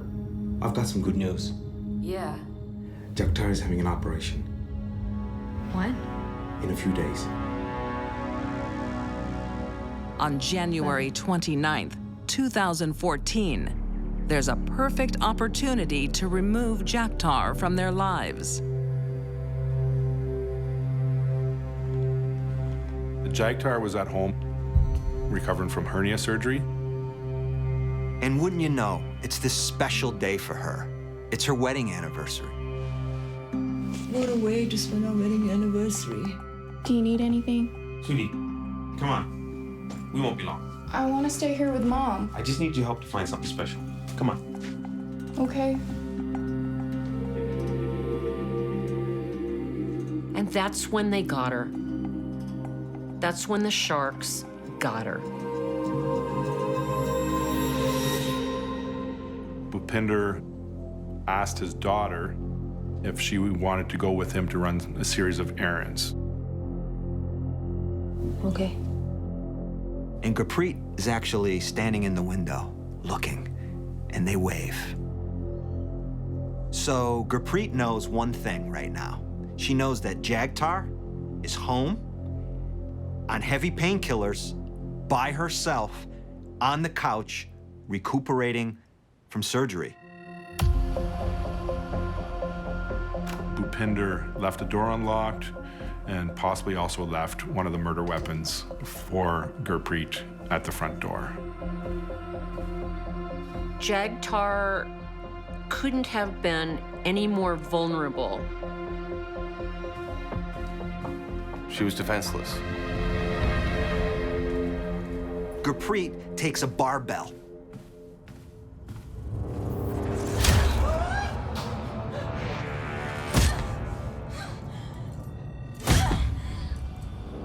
Gurpreet beats her 20 times with that barbell, senseless.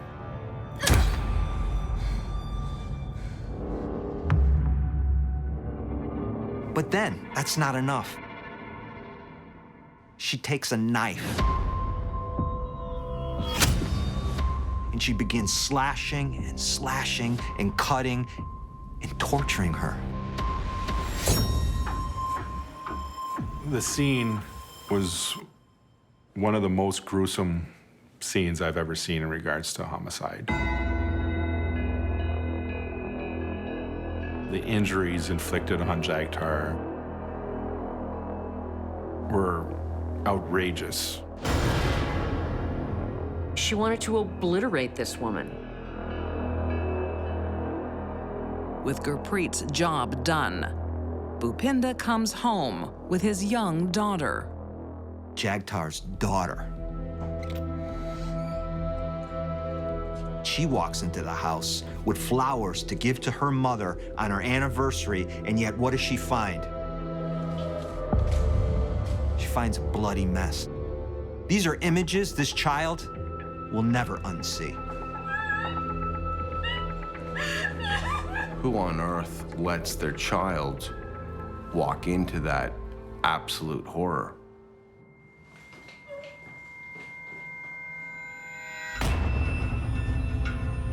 Bhupinder quickly tries to destroy any evidence.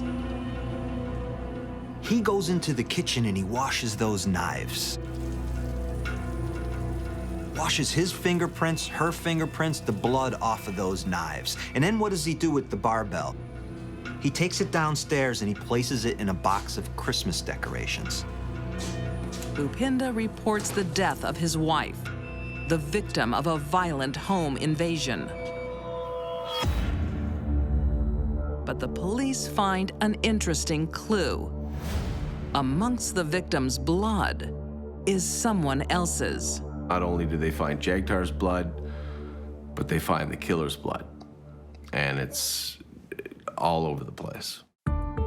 Investigators find out about the affair, but the blood at the scene doesn't match Bhupinder's DNA. Could it be Gurpreet's? A police sting will find out. They send someone to her door and say, you know what?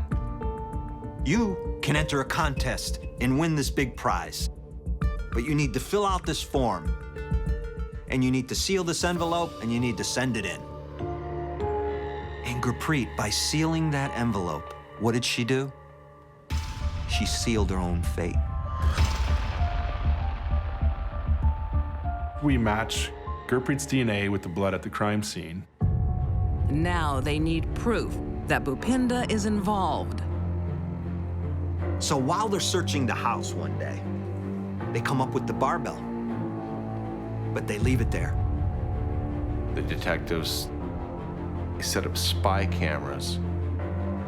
We have him on video surveillance in the basement, retrieving that, and we have him on surveillance disposing the bar in the field. So he's caught. The evidence is overwhelming. In 2016, Bhupinda Gill is convicted of first-degree murder. This is one of the more sickening murders I've encountered in a while. Gurpreet Ronald is found guilty of the same charge. Both are sentenced to 25 years in prison. The violence and the rage and the energy to commit this type of murder is enormous. Gurpreet and Bhupinda could have had a new life together through the divorce court, but instead, they wanted more and took a loving mother's life. This is a story as old as time. A love triangle where the most innocent person dies.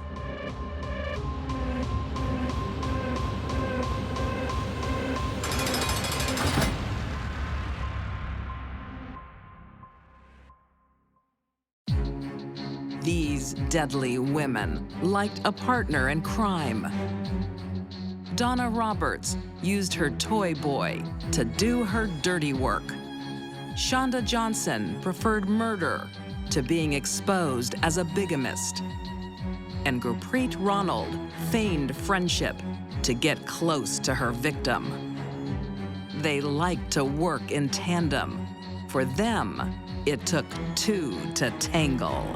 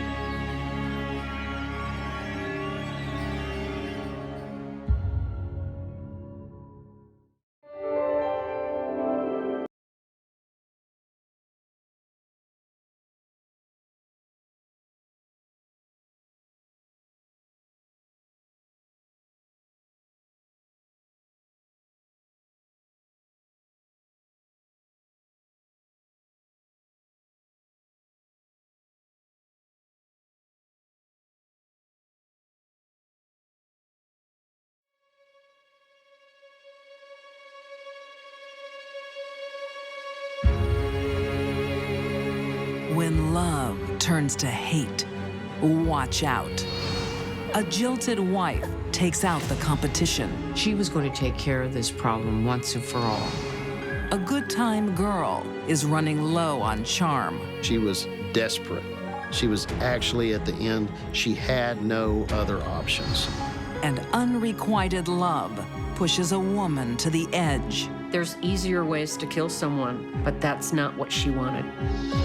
These deadly women are the exes from hell, dumped and dangerous.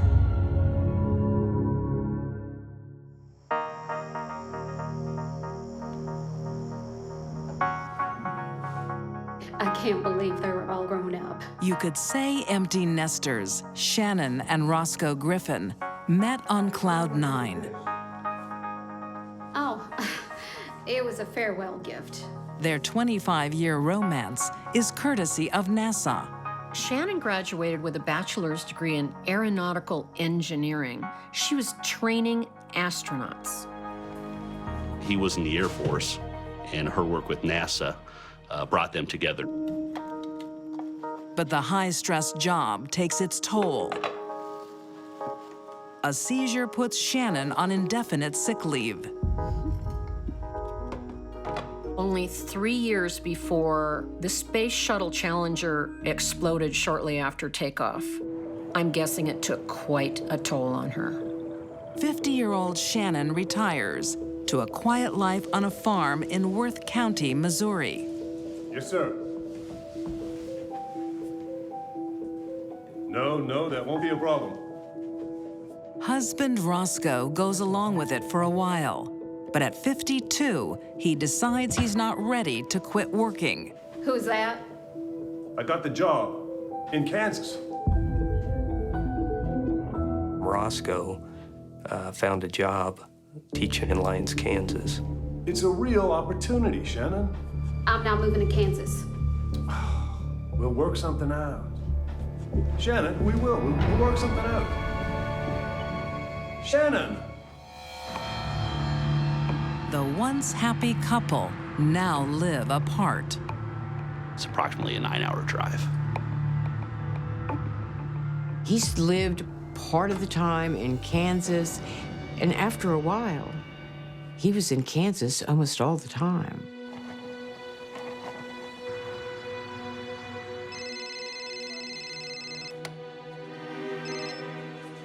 Hey, hon. Hi. How's it going? Hey, when you coming up here? I don't know. Shannon? No one is happy anymore.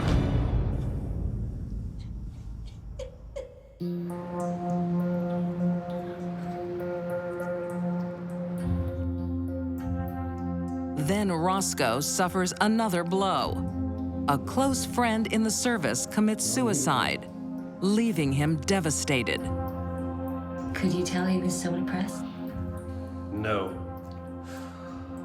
No, he hit it well. He confides in 46-year-old doctor Irina Puskaru. Irina was a psychiatrist working for the VA hospital in Kansas. I'm so sorry, but it's time for my next appointment. We can continue this next time.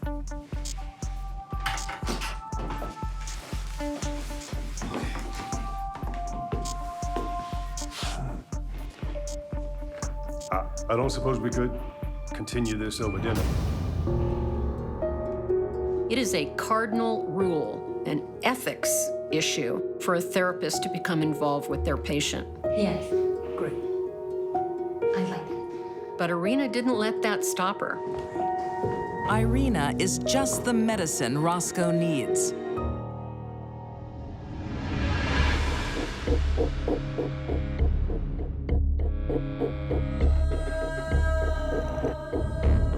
They claim they fell in love, and the relationship became romantic.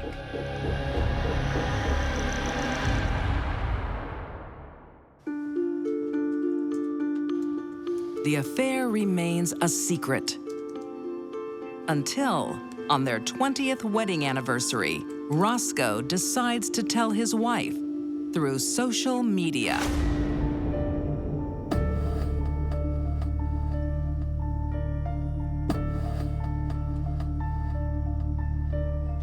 They weren't legally separated.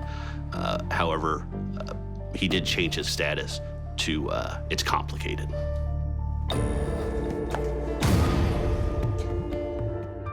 It was devastating to Shannon. Some might take that as saying, the last 20 years with you have been horrible, and now I've replaced you. Shannon was initially despondent. Shannon decided to fight for her marriage and try to make it work with Roscoe. But Roscoe wants his cake and eat it too. He agrees the two women can meet. Roscoe had informed Shannon that he was meeting Irina, and she told him, no, I'm gonna come along with you to this meeting. Shannon's plan is simple. Irene, this is Shannon, my wife. She wanted Roscoe to tell Irina that the affair was over. You are going to listen to me because I'm Shannon. going to say this Shannon, only calm down. once. You need to stay away from my Shannon. husband. If you do All not right, stay stop, away from him, I will destroy you and your Shannon, career. stop. Do you hear me? It's my understanding that the meeting did not go well. You stay away from him. In Shannon. fact, just shut up, Roscoe. It was a very short meeting with some words exchanged. Does everybody in this room hear me? That this Shannon. woman is sleeping with my husband. Irina. Everybody, do they hear me? Shannon. Shut up. And they went their separate ways. Roscoe left with Shannon. Shannon seems to have won. But this is just the first round, because Roscoe is still seeing his lover. Roscoe didn't stick to his word in ending that affair. Him and Irina continued to have contact. Shannon had a job to do. She had to save her husband. She had to save her marriage from this evil woman.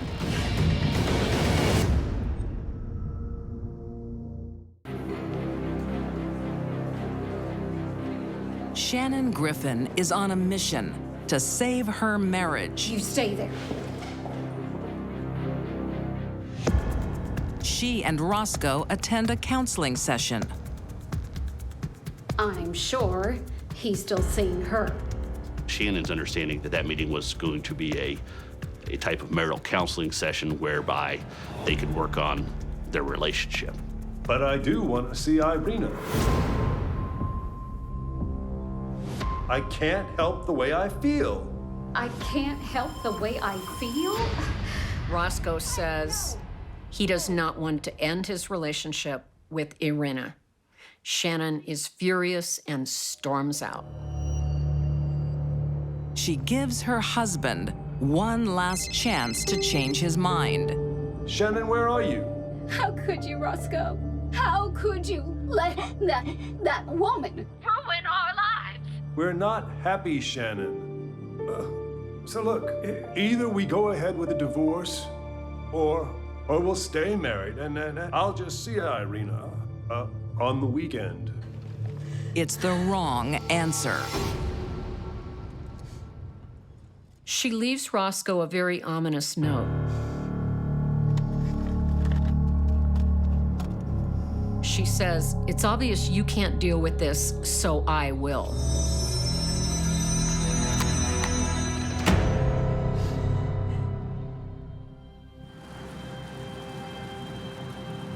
That same day, January 13th, 2012, Shannon drives 250 miles through the night to reach Gladstone, Missouri, the home of Dr. Irina Puskaru. Irina answered the door. Shannon walked into the house and Irina backed into the house.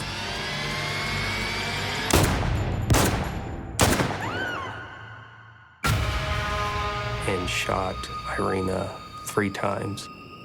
And Irina fell to the floor. And Shannon walked over to her and pointed the gun at her face and shot a 4th time. It was a very personal crime and extremely violent and extremely up close. I'm not gonna let you have what you want. Bang, bang, she's dead, and it's your fault. There were pieces of bone and teeth scattered across the floor. This tragedy is made worse. There is an eyewitness. Her mother was there, and her mother saw every single minute of one shot after another as her daughter drops to the ground, blood spraying everywhere. It was a brutal, brutal scene to view.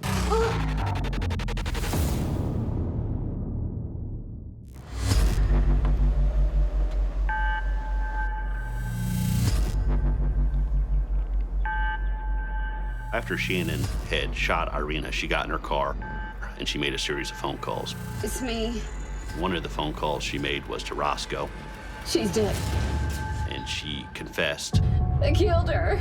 and said she had done the killing for him, This isn't the first time she's hurt someone, but it'll be the last. to protect him from, in Shannon's words, that evil woman. Roscoe then called 911. Hello? Yes. The police track her down within hours. Step out of the car, please, ma'am. She wasn't the kind of person to go on the run after committing a crime. So she gave herself up very easily and faced the music. Satisfied her job is done, Shannon happily cooperates.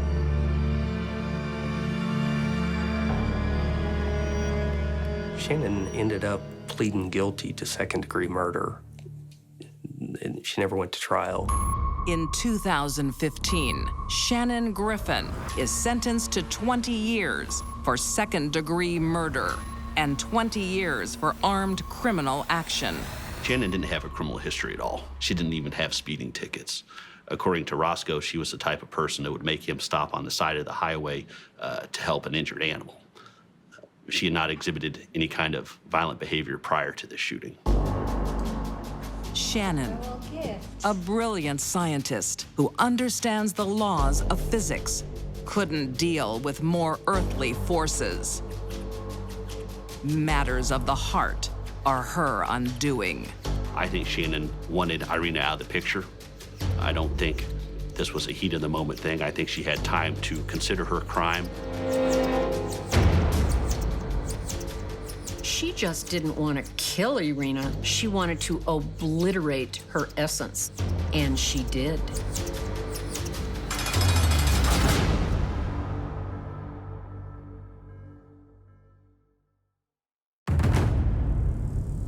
When a woman has nothing to gain, she's almost like a child, but everything to lose. This is a person who is becoming undone.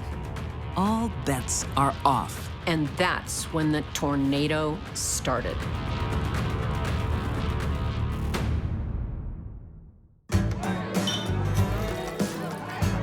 Some women like to tease. George? Hi! 36-year-old Patricia Tito is a professional. You buy me a drink? Not tonight, Tricia. Patricia Tito really thought very highly of herself and her sexual power over men. Fred? Hi! baby. I haven't seen you in so long. You look beautiful. You buy me a drink? Sure, what you want to drink, honey? Bourbon. 2 bourbons. She works the rooms of Shreveport, Louisiana, for more than pleasure. She used her sexuality to get what she wanted. For her, it's a living. Say, any chance of a loan? She wasn't a quote-unquote prostitute, but she slept with men to get what she wanted. Come on, you know I'm worth it. All right. Patricia's method of getting money for herself was through a man's wallet.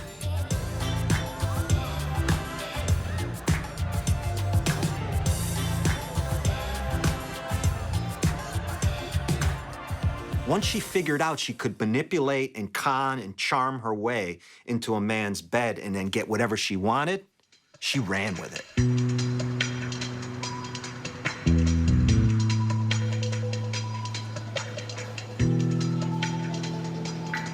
Tricia, you ain't no customer. Now get back to work. Occasionally, Patricia has to make ends meet, the old-fashioned way.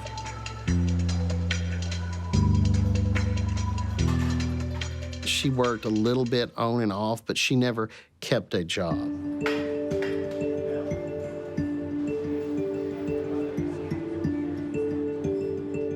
One time she had some sort of job in a restaurant as a waitress. Hi.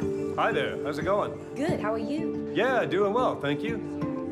You have some specials that look mighty fine. The brownie is delicious. Every man is fair game for Patricia, as long as they have the means and the desire. Did you make it? No, I could have lied. But I did make the... 47-year-old Chris Shufflin ticks all the boxes. I'll have one of those, please. Okay, I'll be back. Thank you. Chris was self-employed in the oil business. I mean, he could take care of himself.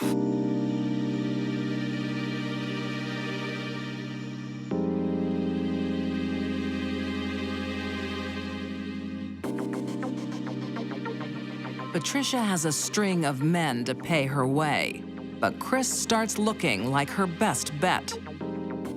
Patricia didn't have much, but when she met Chris, she won the lottery. She saw a pot of gold. He was lucrative. He had plenty of cash. He wasn't hurting for money. If you want to be with Patricia, the money needs to keep coming. Patricia wasn't looking for a soulmate. She was looking for a line of credit. You know, he would give her checks like between $200 and $1,500, right? To live on. Chris is an easy mark. Trish, you're gonna send me to the poorhouse. But I'm worth it. Yes, you are. Chris was passive.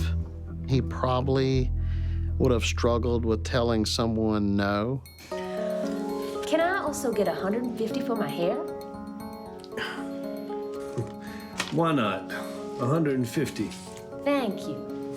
She had a roof over her head and she had money in her pocket, and it was all from him. Here you go, honey. For a year, Patricia is riding high. I'll see you later. Until Chris has a stroke. Hey, hon. Hey, how you doing, Tricia? Good. You're looking good. Am I? I don't feel so good. It's good to see you. At first, Patricia's full of sympathy. Baby, I'm doing it real hard. Can I have some money? What the hell? Tricia, I can't continue to give you any money. Until she realizes Chris has lost his income. Probably it was going to take him a year or two to get back up to full strength. He had just reached that point he couldn't afford it anymore. I'm not even working now. Then screw you. Tricia. Tricia. Bound to happen sooner or later, and here it is, happening. Patricia dumps Chris as quickly as she found him and returns to her former lines of credit. Hey, Bob. Hey, Patricia. How you doing? I'm good. Yeah, what do you want? But since she's hooked on Chris, her other men have moved on. Patricia, don't call me again. You don't have to be like that. I said, don't call me again. Fine, I won't. Her old connections were gone. Some of them deceased. Some of them no longer would have anything to do with her. Patricia has to face reality. Her credit around town is exhausted. Her only chance is to make amends with Chris. But she's too late. Judy Wynn is this 59-year-old secretary. Everybody loves her. He moved on with another woman, and another woman that was significantly older than Patricia Tito. And that did not sit well with Patricia Tito.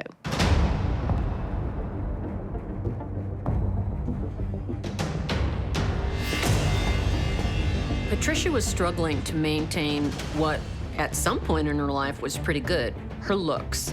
She was losing him. I'll get you back. And now she loses Chris to a woman 21 years older than she was. That had to hurt. A woman scorned for love, watch out. A woman scorned for love and money, that could be deadly.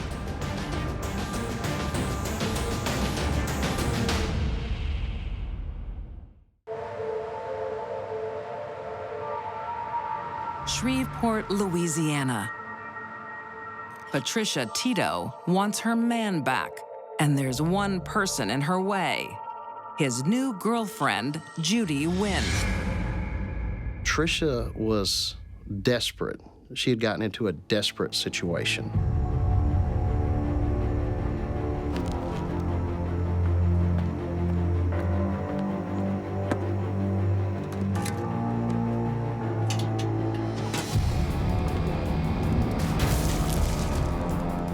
She vandalizes Judy's car by throwing paint all over it.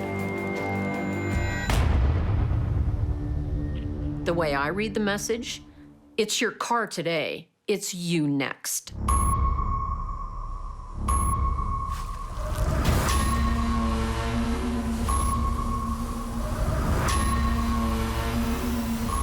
This is a person who is becoming undone. Patricia was a woman on a mission, and her mission was to get Judy. On August 31st, 2003, Patricia makes her intentions clear. You better sleep with one eye open. You hear me? In those phone calls, there was rage, extreme rage. Let me tell you something, partner. I get a hold of Judy Wynn. Ain't nobody on God's green earth gonna make her recognizable. You better sleep with one eye open. Once I get a hold of Judy Wynn, she's gonna become unrecognizable. Do you hear me, Chris? Huh? Do you hear me? I listened to all of the voicemails, and I can tell you that they sent chills up my spine. As a long-term career prosecutor, I've really never heard such evil and hatred in someone's voice. You won't even know what hit you. You knew somebody was gonna die. That's it. I'm gonna call the police. It's ridiculous. Yes.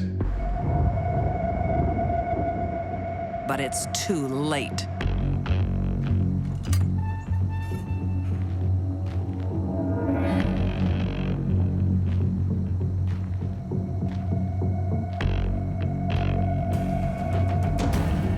There was really no time for the police to act.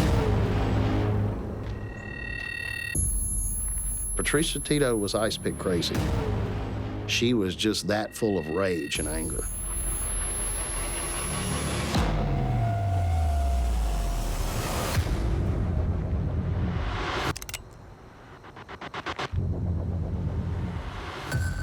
So Judy's washing dishes, doing her housework, and suddenly she sees somebody outside, and you know what?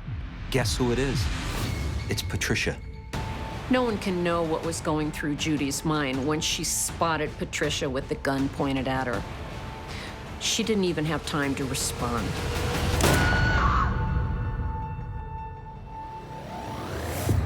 Judy! Stay with me. Chris comes downstairs Stay with me. and finds her in the floor. She's shot in the chest, bleeding badly. Stay with me, baby. Stay with me. She says, Trisha shot me. Trish Tito shot me. Stay with me. Stay with me. Yes, we have an emergency at 14 Kent Street, Shreveport. Judy dies of a single gunshot to the chest. Stay with me, baby. Stay with me, all right? Stay with me.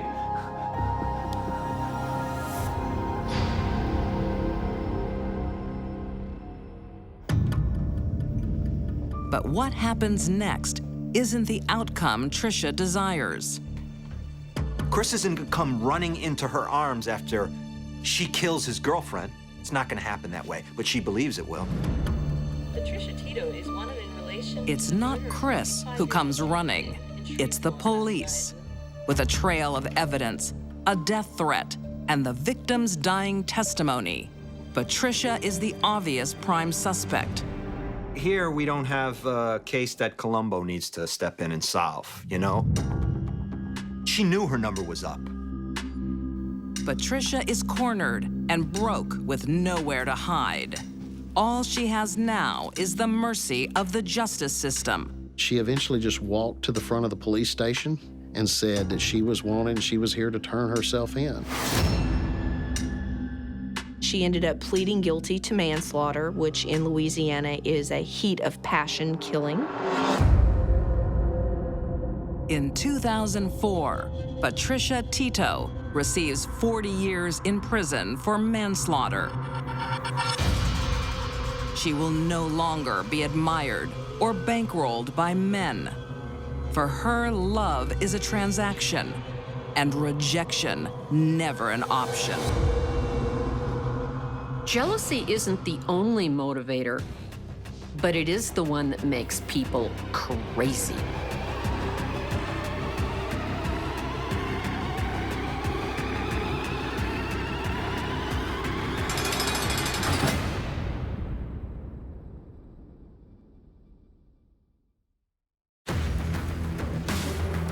What does it take It must have been humiliating and embarrassing. to push a good woman She wanted to get rid of her. over the edge? This is like a train on fire headed off a cliff.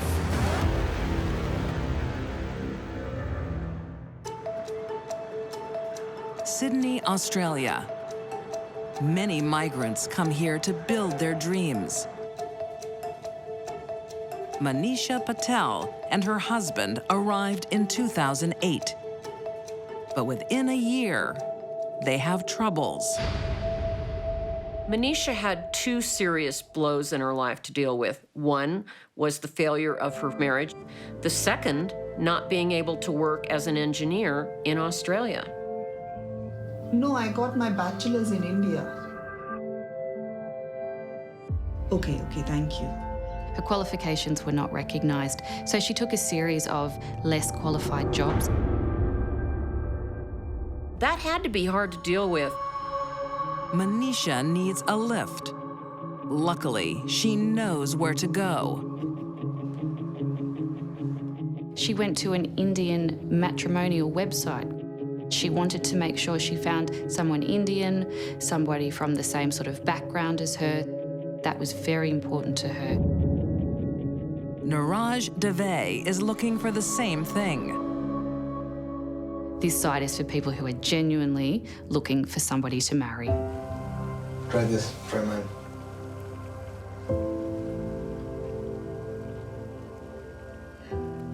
It's okay.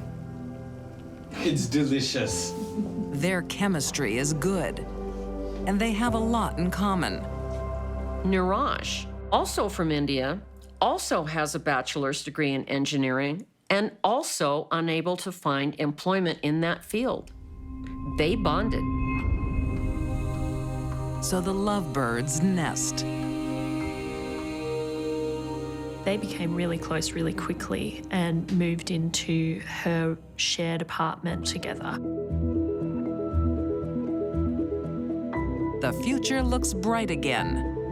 Manisha thinks she's found her new man. But life isn't that simple. Manisha wasn't the only woman in Niraj's life when they were living together. Niraj's parents were actively looking for a new spouse for him. Her new Romeo is seeing another woman, virtually, back in India.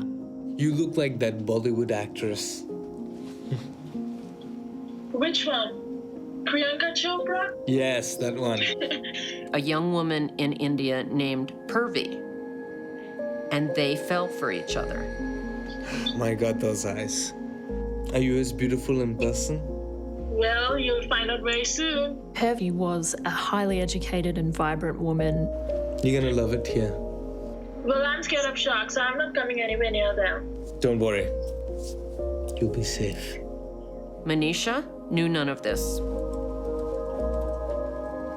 Who's that? Oh, just an old friend. Manisha saw that Niraj was talking to Purvi, but Niraj had told her that Purvi was just a friend. Manisha has bigger issues to worry about. Things get complicated when she discovers she's pregnant.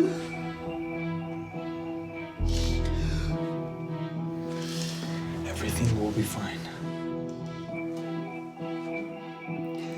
I've brought shame on my family. I think Manisha would have loved nothing more than to have a family with Niraj, but she couldn't. She was trapped by cultural expectations. I don't think that they thought their families would approve of the marriage. We can sort this out. Niraj is in no hurry to make an honest woman out of her. There aren't doctors. Instead, they agree to an abortion. And there's another bombshell. You have to understand.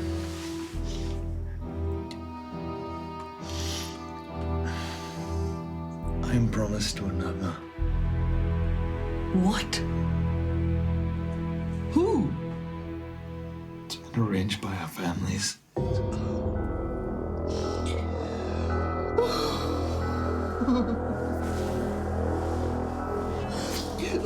Around about the same time, Niraj tells Manisha that he is going to get married. He had impregnated her. They were still acting like husband and wife, boyfriend, girlfriend, and now he tells her, sorry, you're not good enough for me. I'm marrying somebody else. Perfect. But Manisha isn't giving up. She wants to imagine a woman on the other side of the world isn't really a threat. We love it. Great. I've got the tenancy agreement here if you'd like to sign. Yeah, sure. She even helps Niraj secure an apartment. He agrees that she can move in, but into the spare room. She's no longer welcome in his bed, and she must leave when his new girlfriend arrives.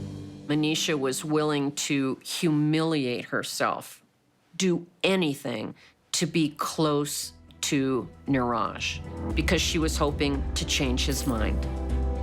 But Manisha is on a collision course with fate. Like a train on fire headed off a cliff.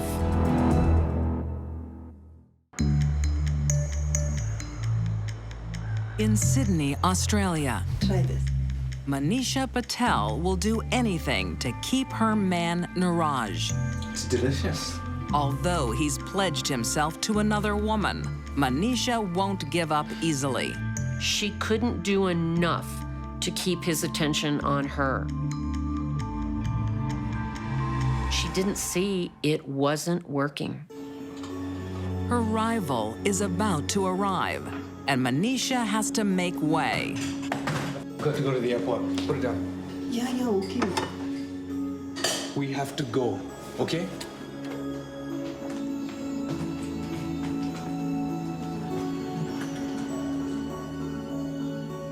I certainly don't think Manisha gave any indication to him about how she was feeling. She bottled it up inside. Welcome to your new home.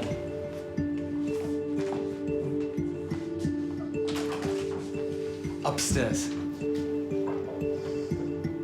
As soon as Purvi arrives, Manisha is out of the picture. Coming from India, 28-year-old Purvi Joshi has no idea her fiancé has been cheating. I love it. Are you sure? Yes. I love it and I love it.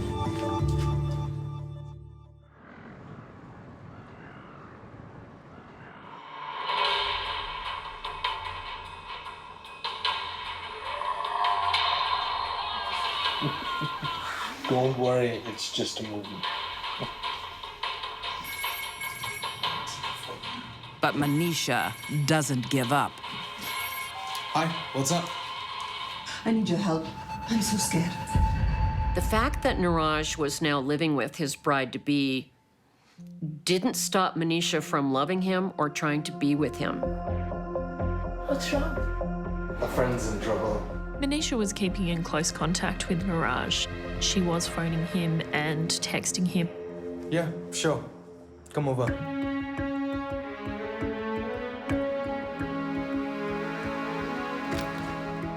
Manisha meets her replacement.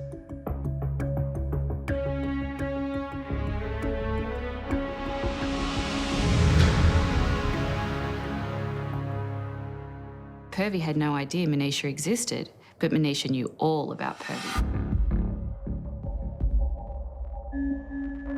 Seeing Niraj and Purvi together just came to really crystallize for her just how desperate her situation was. On July 30th, 2013, Manisha is up earlier than usual. Ostensibly, she was getting up that early to go to work. Manisha's flatmate saw her kneeling and praying in front of a shrine, something she had never seen Manisha do before. Manisha doesn't like the new arrangement, so she's going to make it right.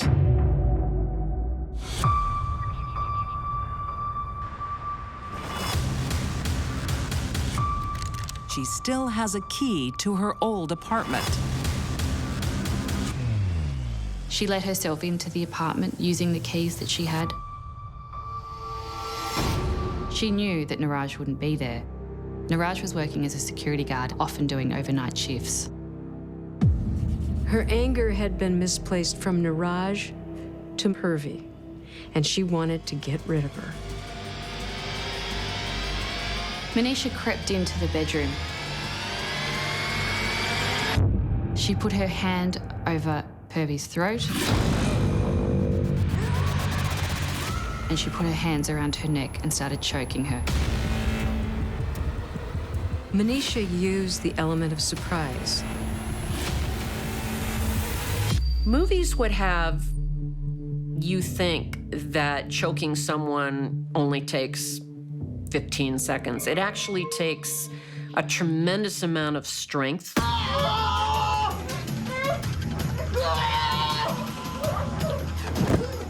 Manisha never wavered.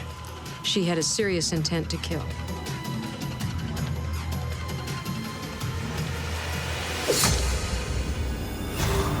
But that wasn't the end of it. Then Manisha stabbed her twice, after she was dead.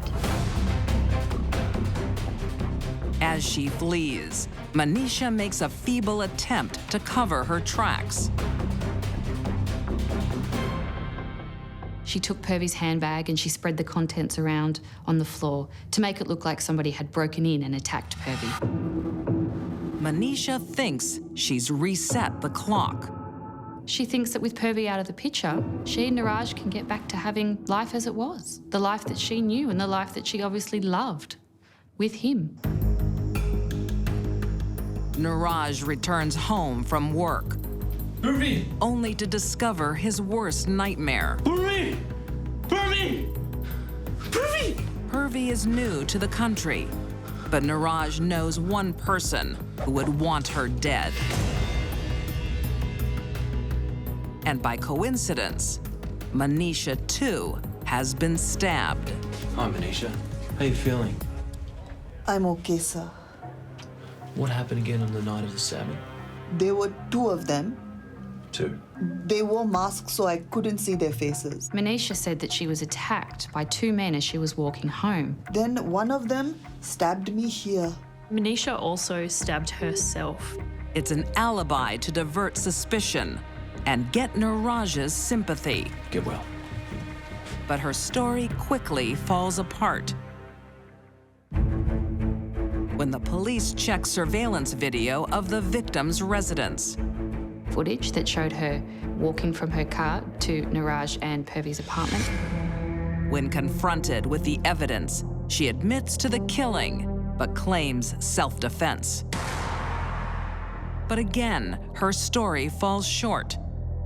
Manisha's jealous history and self-inflicted wounds simply hasten her road to trial. In 2015, Manisha Patel is convicted of murder and sentenced to 24 years in prison. She will be eligible for parole in 2033. Manisha is highly unlikely to kill again. Like most people convicted of murder, she had a very specific reason and motivation for doing it, and that's over. Manisha's anger stole the promising life of an innocent, hoping to make her future on the other side of the world. Purvi is the victim of someone who, under different circumstances, might have been a friend. Manisha had never been in trouble with the law before. She'd always been a good person. In May 2017, an Australian appeals court set aside Manisha Patel's conviction.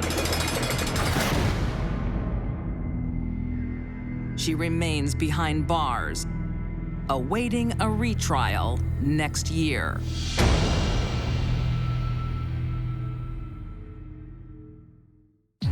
These deadly women couldn't accept rejection. Shannon Griffin assassinated her rival. Patricia Tito's ego cost an innocent life. And Manisha Patel killed a beautiful young woman. all three killed out of spite. They were dumped and dangerous.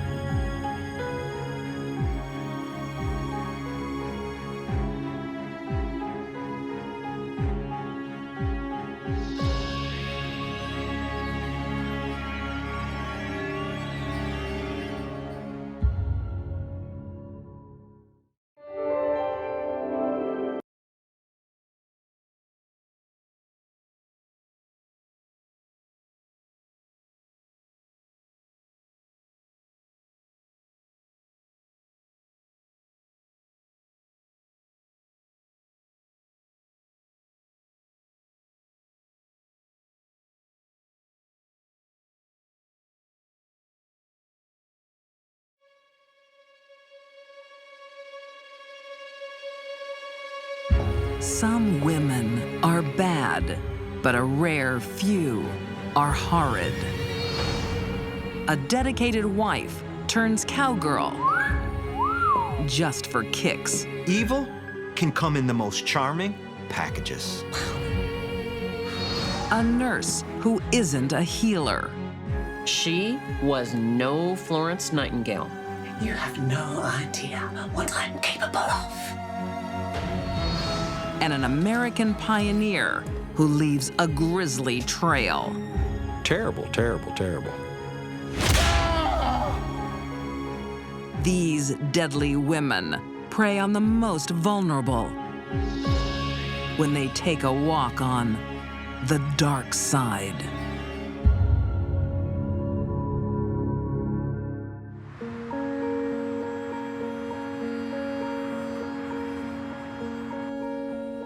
"40-year-old Patricia Wells has dedicated her life to caring for the sick and frail. Good morning, Richard. Howdy, Patricia. She was a nurse, so she cared about people.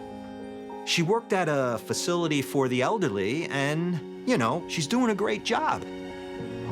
In 1983, in Wilson, North Carolina, she finds a kindred spirit. I know how hard it can be. 73-year-old William Jennings. It really helps to talk to someone who's walked in my shoes. A recovered alcoholic, Sorry to interrupt. William is devoted to helping others. He's a good listener, isn't he? Sure is. William spent a great deal of his own time helping other people recover from alcoholism. See you next time. He's doing well, he's helping people, he's helping himself, and he's loving life. He meets this younger woman. I could use a good listener. Yeah? Even from an old goat like me? You're not so old. How about dinner? I'm buying. Despite their age difference, the pair feel an immediate spark.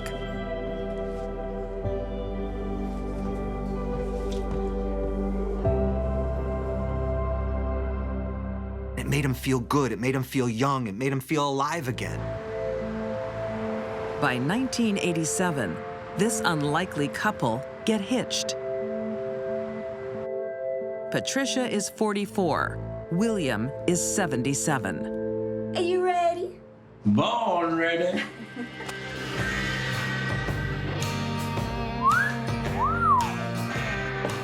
It's not unusual for older men to marry a younger woman. One reason is they want somebody to be there to take care of them as they get older. Hot damn. He was still very active. He wasn't frail. Oh, those boots starting. He may have been in his late 70s, but he was still a man. Get over here. It's the perfect partnership. Patricia looks after William. Mr. Jennings, is that a gun in your pocket? He looks after everything else. Oh, no. It's a big, fat wallet. Thanks to his hefty assets. He had invested in the stock market. He had a broker, and he had done very well in the stock market. You don't mind, do you, sugar? How can I say no to you?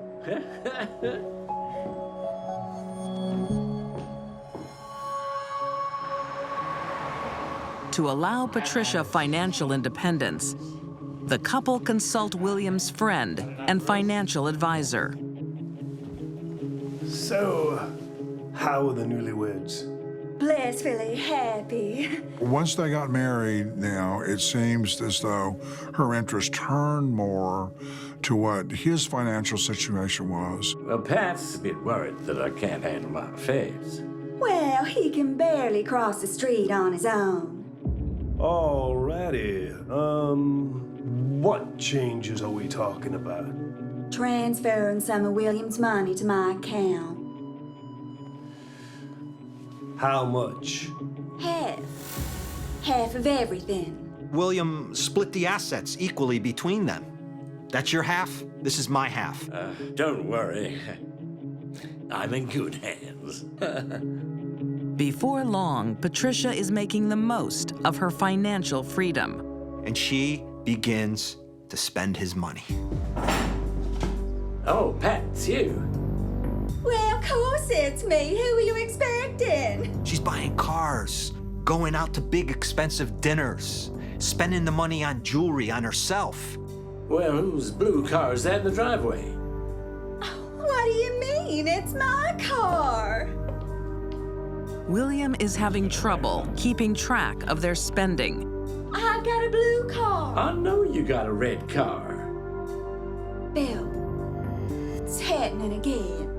Go back to bed and I'll bring you your pills. Patricia blames his failing memory, and he's beginning to worry she's right.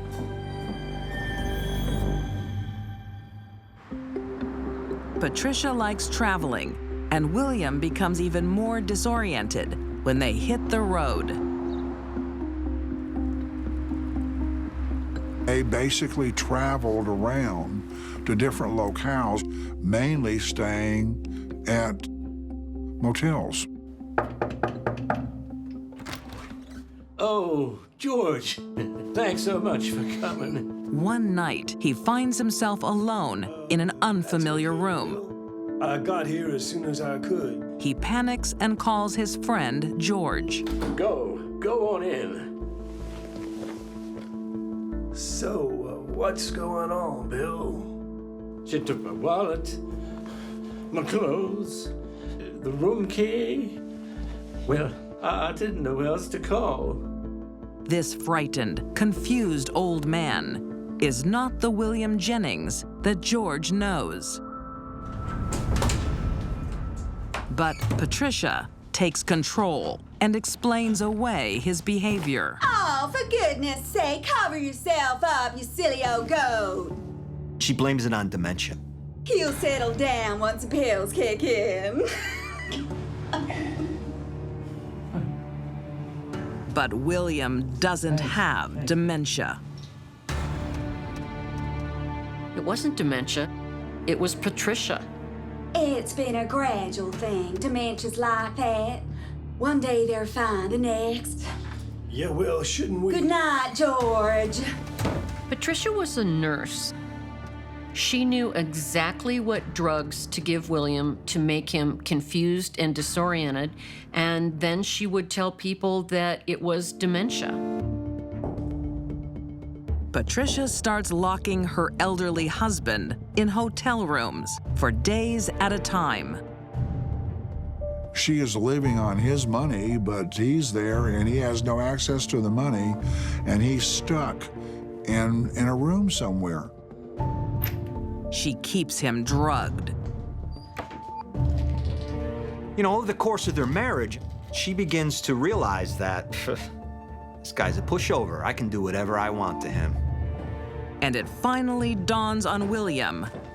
He's married a monster. Time for your medication.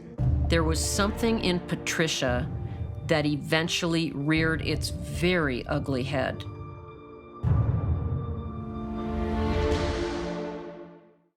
Go back to bed and I'll bring you your pills. William Jennings is living in fear. of a wife nearly half his age.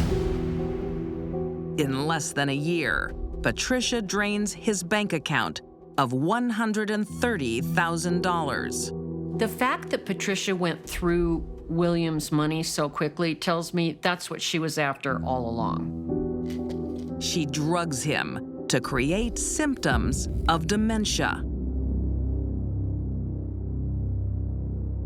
But there's far worse to come.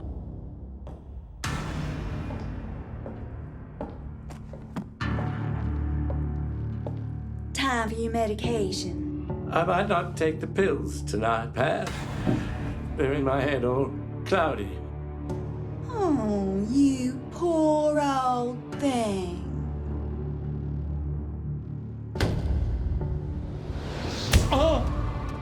This is such a violent episode in William's life. He sees the true anger in her eyes. Who told you to think?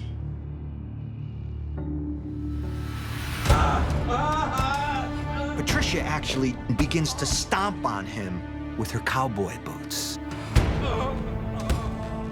Patricia's monstrosity would make Godzilla run and hide. William is too proud or too afraid to leave. Men rarely leave an abusive wife. Oftentimes it's because they're embarrassed, or in William's case, he was probably afraid to. Where would he go? Where's he gonna get away from this wild woman? As usual, Patricia makes the decision for him. On September 19th, 1989, William is held captive in yet another hotel. By the end, he's got, what, 20 grand left? So you could say that she didn't need him anymore. Would you like me to adjust the air conditioning? No, it's fine. You don't understand what you're saying? Dementia. Oh, I'm sorry. Does he have any special needs that we can assist with? I'm fine, thank you. William's final couple of hours were not only horrific, they were humiliating. Over the years of abuse, Patricia learns something about herself. She loves it. This ain't about the money anymore, Bill. It's about pleasure.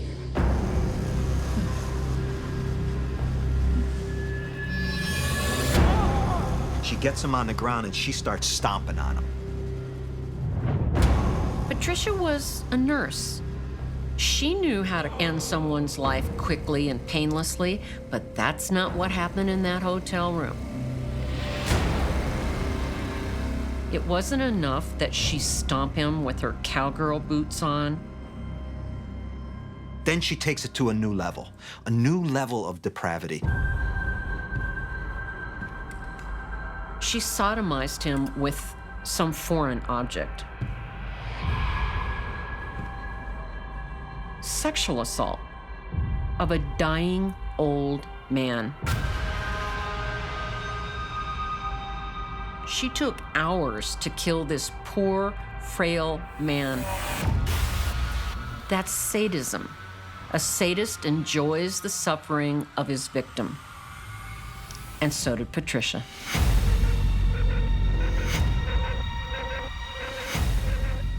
How you can be married to somebody, stay with somebody, and do that to somebody.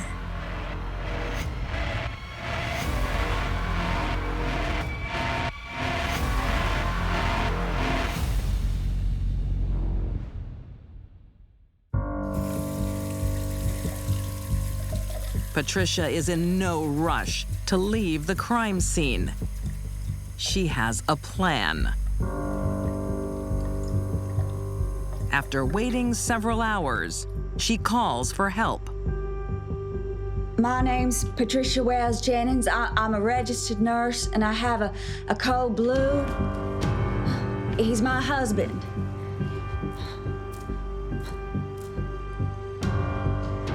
We'll take it from here, man.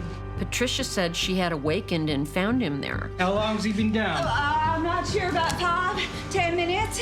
Sir? Just 5 to 10 minutes before the paramedics arrived. He's ice cold. Nurse Patricia hasn't been very smart. Oh,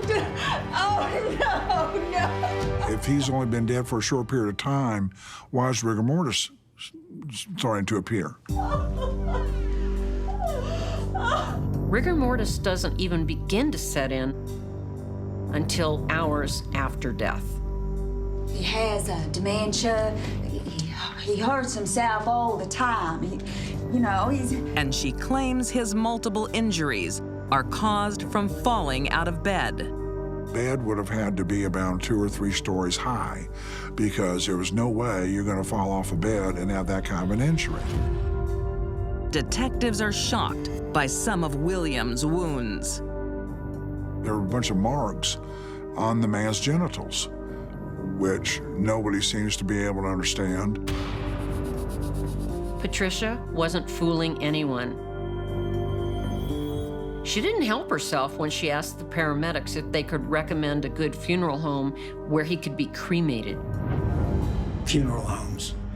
Yeah, I want to get him cremated as soon as possible. Why? Because of an autopsy.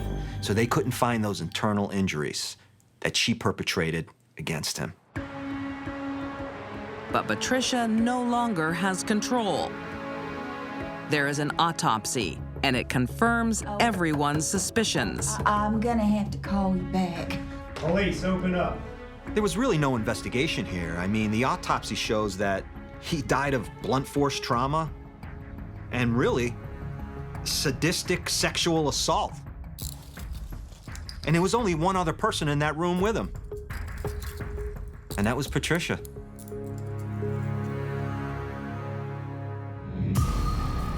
In 1990, Patricia Wells Jennings is convicted of first-degree murder. Her death sentence is commuted to life in prison in 2013. I never saw one moment of remorse. Never. William thought he'd found a caring companion to share his twilight years. But Patricia only wanted to take his money and his life.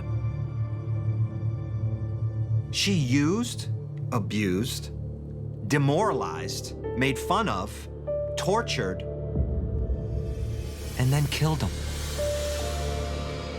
No words can express how sorry I feel for William Jennings, or how much I hate his wife, Patricia.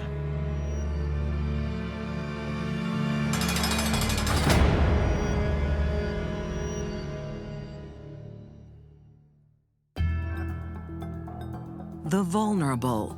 Our babies and our elderly. There's nothing more dear. Rely on their caregivers. They thought they were in safe hands.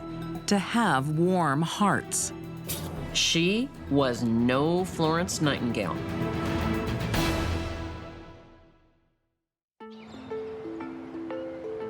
Ballina, Australia.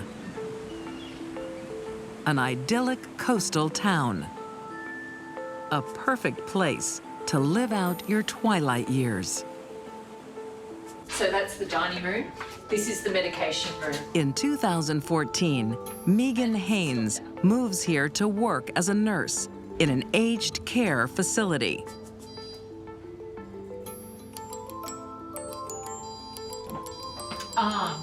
That's Mari. She's one of a kind.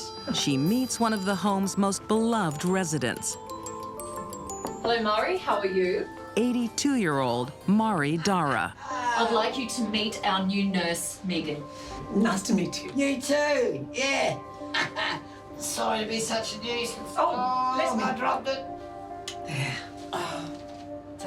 Mari was full of life. She knew how to have a good laugh and had a good sense of humour about her. What are you listening to? Oh, the GGs. I love a beer and a bit. Murray grew up in a regional town working at the local pub there as a barmaid. She would drink like a fish and had a potty mouth, but it made her all the more endearing.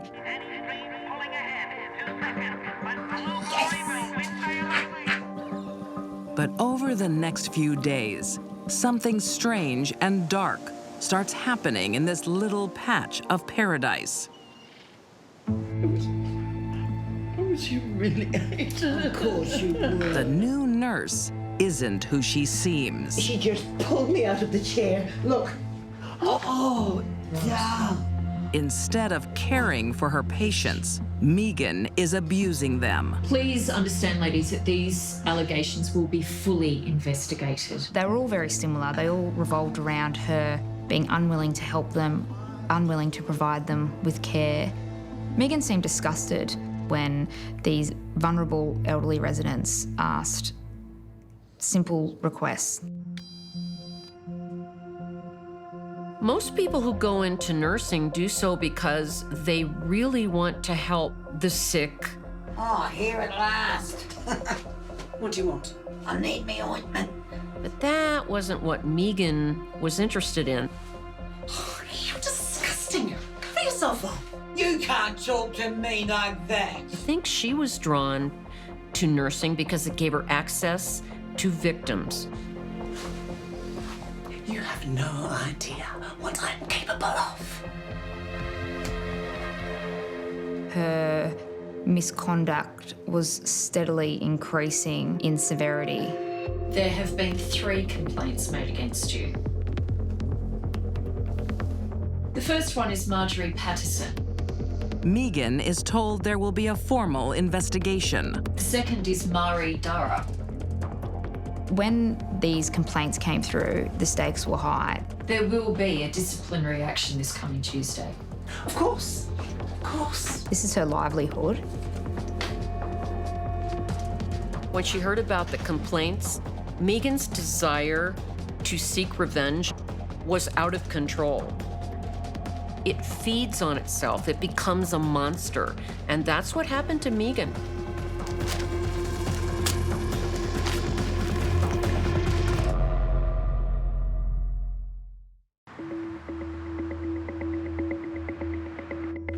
Can you tell me who made these complaints? Well, the first was Marjorie. Nurse Megan Haynes is heading for trouble. The second was Mari Dara. Soon after she starts working in an Australian aged care home, patients are complaining she is mistreating them. An investigation is underway. The director of care came in and she told Megan that there were 3 residents that had complained about her. Megan could lose her nurse's license, and it wouldn't be the first time. A decade earlier, she's deregistered after claims she drugs and robs elderly patients. She injected 2 elderly, non-diabetic nursing home patients with insulin. And when they were comatose and unconscious, she went through their personal belongings and stole some of their jewelry. That incident resulted in her being fired and losing her license, but she should have gone to jail. But by 2014, Megan is given back her nursing license on strict conditions. Her medical license depended on no complaints being made against her. Now her new life and her career are in jeopardy. She walks in the door and doesn't even have her nurse's shoes on before she starts abusing patients yet again. On May 9th, Megan is working the lonely night shift when she again turns to her weapon of choice.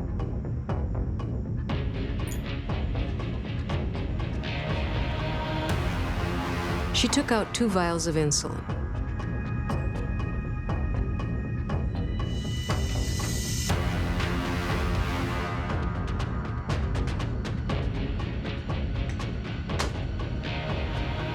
While these people were sound asleep, in the middle of the night, quietly went in as if to check them on her nightly rounds.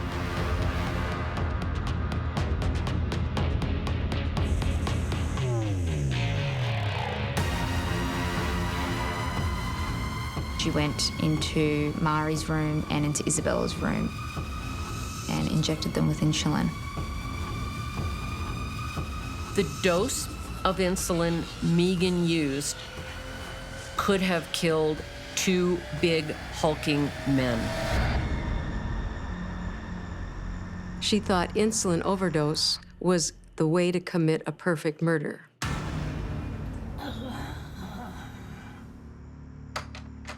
Megan makes sure the 2 women are left alone. There was one point where Mari was heard moaning from her bed. Mari. She doesn't want anyone checking their vital signs. She's just having a bad dream.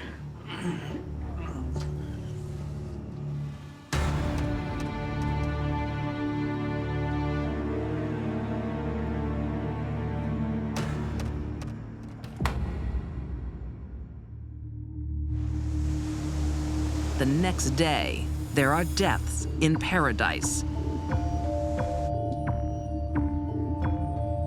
The morning shift discovers the bodies of 82-year-old Mari Dara and Isabella Spencer, 77. The deaths appeared natural. They thought that both patients had had a stroke. But 2 patients dying from the same illness at the same time is a rare event. It was very, very unusual for 2 patients in such a short time frame to suffer similar conditions in the same ward, and that roused suspicion. Insulin is missing. How much? A lot. And when it's discovered 2 vials of insulin are missing, the police are called. We're looking for something like this. Yep, sure. You need to speak to Marjorie.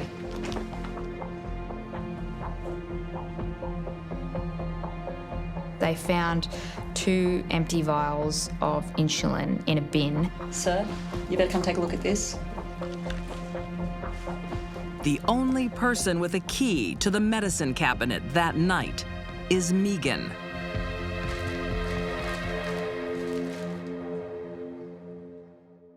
And she has been seen acting suspiciously. This is Senior Constable Clark. He's going to ask you some questions. So can you tell me what happened last night? I just woke up and she was here. Who was here? Nurse Megan. Dreadful one. Marjorie was lying in bed and she remembers Megan coming in with a torch.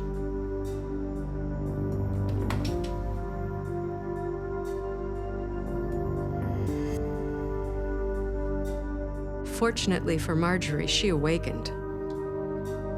Thank you for your time. The police soon discover Marjorie, like the 2 dead women, You're safe. has accused Megan of abuse.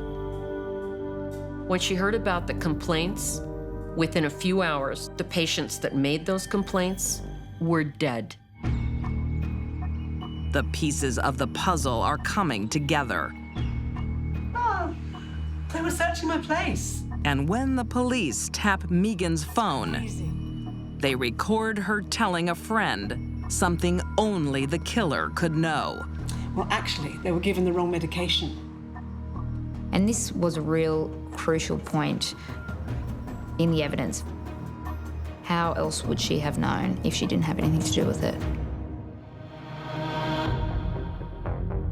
In 2016, Megan Haynes is found guilty of 2 counts of murder and sentenced to a minimum 27 years in jail.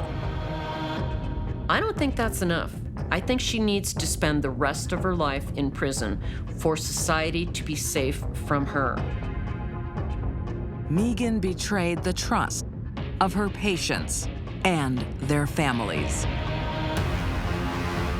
This was a woman who was meant to be caring for these people and helping them in the most vulnerable stages of their life.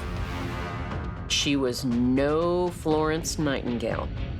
She is a very dangerous and very deadly woman.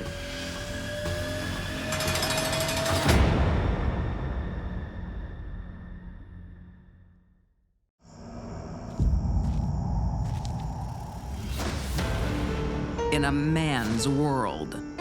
We don't find many women in history like Patty Cannon. On your knees! It takes a special type of woman. She had some very strange fixations. To make her mark. She was a full-blown monster.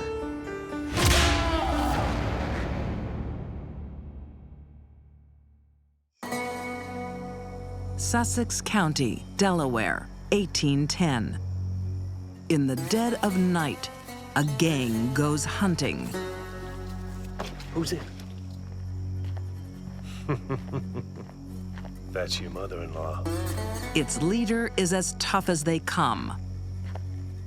50-year-old Patty Cannon. Joe, you're new, so you do exactly as I say. Patty was known to dress as a man and portray herself as a man. There were men in the gang, but Patty was the leader. That's how powerful and domineering she was.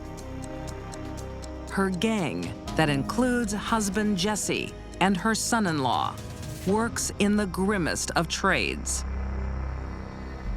Illegal slavery. They made money off of kidnapping free black people and then selling them into slavery illegally. On the ground! Get on the ground! On your knees! Now! Many slaves who had been freed went to Delaware to live, believing they'd be safe. But they didn't know about Patty. I'm a free man! Not anymore!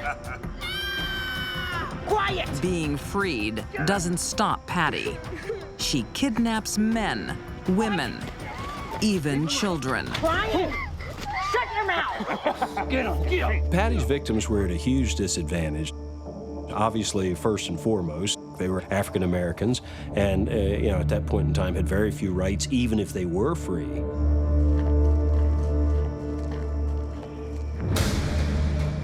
And to break her prisoner's spirit, she uses torture. They would have been chained. Well? They would have been punished if they complained or tried to assert their freedom. Admit you're a slave. Born a free man.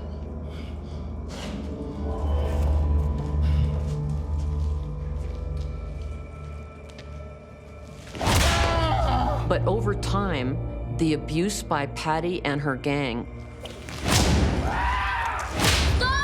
Shut your mouth! was more than they can handle, and they became submissive and compliant.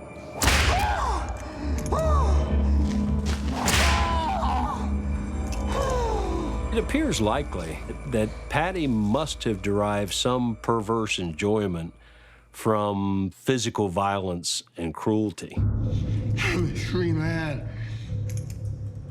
If her prisoners refuse to become slaves, they face an even worse fate.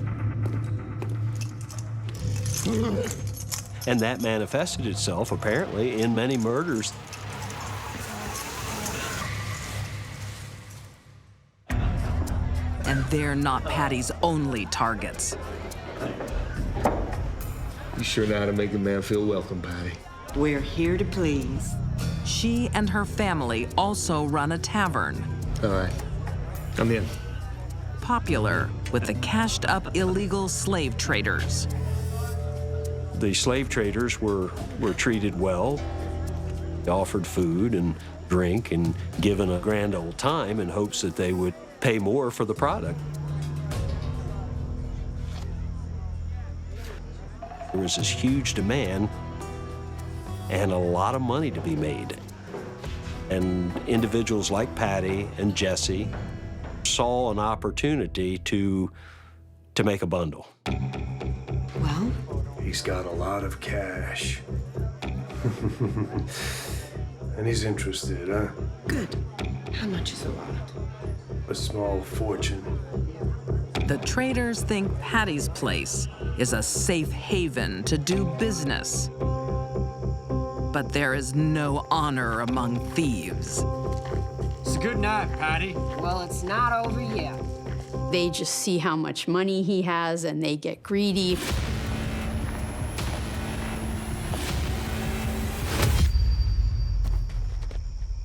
Rather than make a deal with him, we're gonna kill him and take the money. Her husband and son-in-law, Henry Brereton, do her dirty work. Patty was so brazen, she would rob and then murder her own customers and then bury them in the backyard. But they've killed one too many slavers.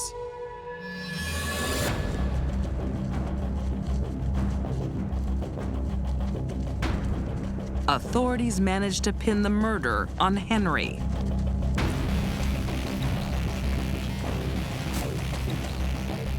Other members go on the lam.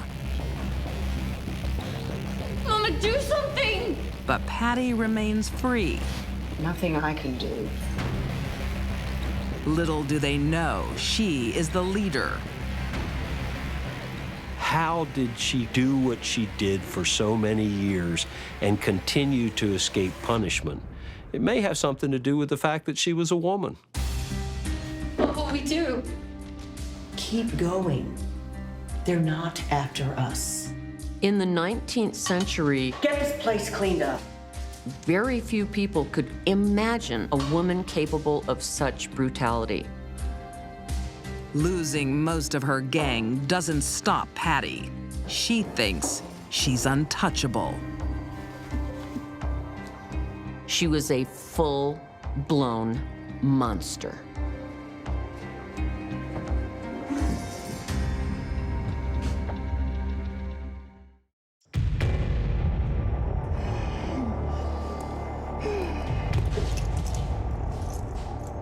In the early 19th century, No!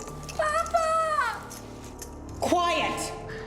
Patty Cannon gets away with slave trading and murder for more than a decade. Please, no! Papa!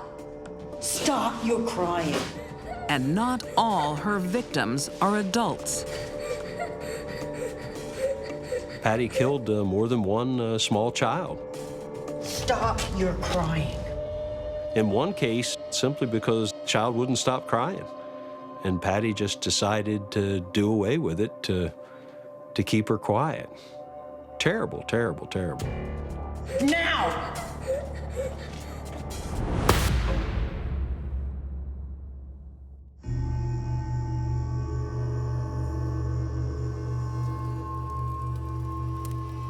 Patty's reign of cruelty reaches new lows. You wanted to see me, ma'am? No. We wanted to see your baby. When she suspects her husband has slept with a servant and produced a baby. Patty was believed that the child was the daughter of her husband. He looks familiar. So out of jealousy, rage, whatever, in turn decided to murder the child so that she wasn't reminded. No! No! No! No! No!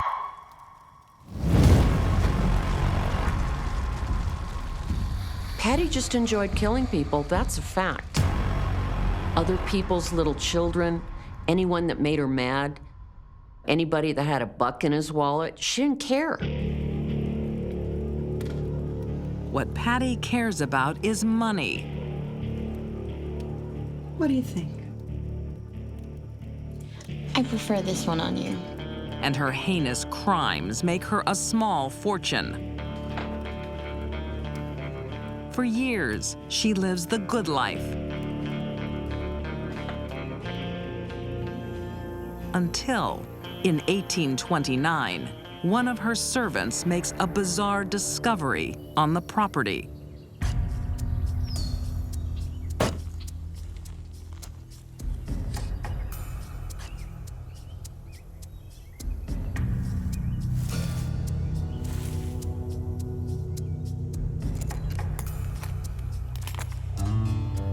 It was a trunk filled with human remains.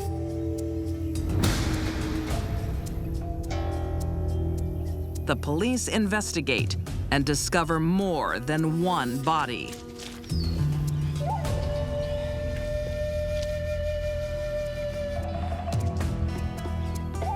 It's another child.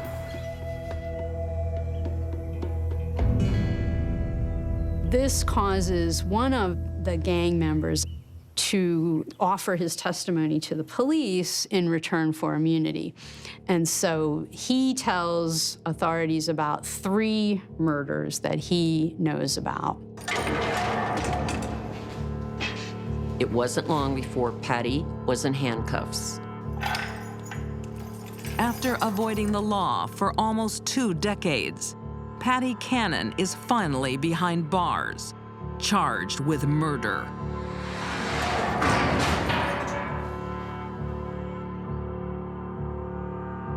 But she has one more deadly act to perform. Without question, had Patty gone to trial, she would have been found guilty and hung publicly. I don't think Patty wanted to give the satisfaction to the townspeople of her dangling over the gallows.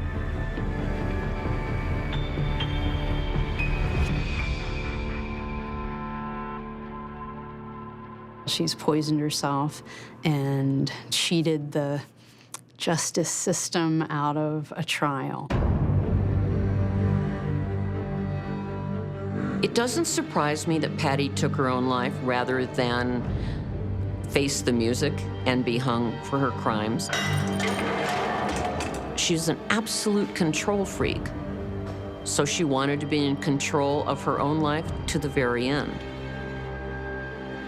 She wasn't going to give that control to the hangman.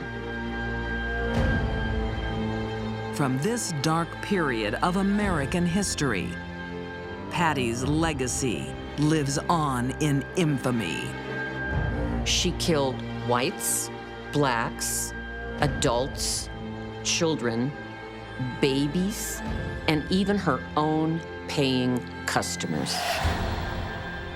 Patty Cannon could be the ringleader of all the deadly women.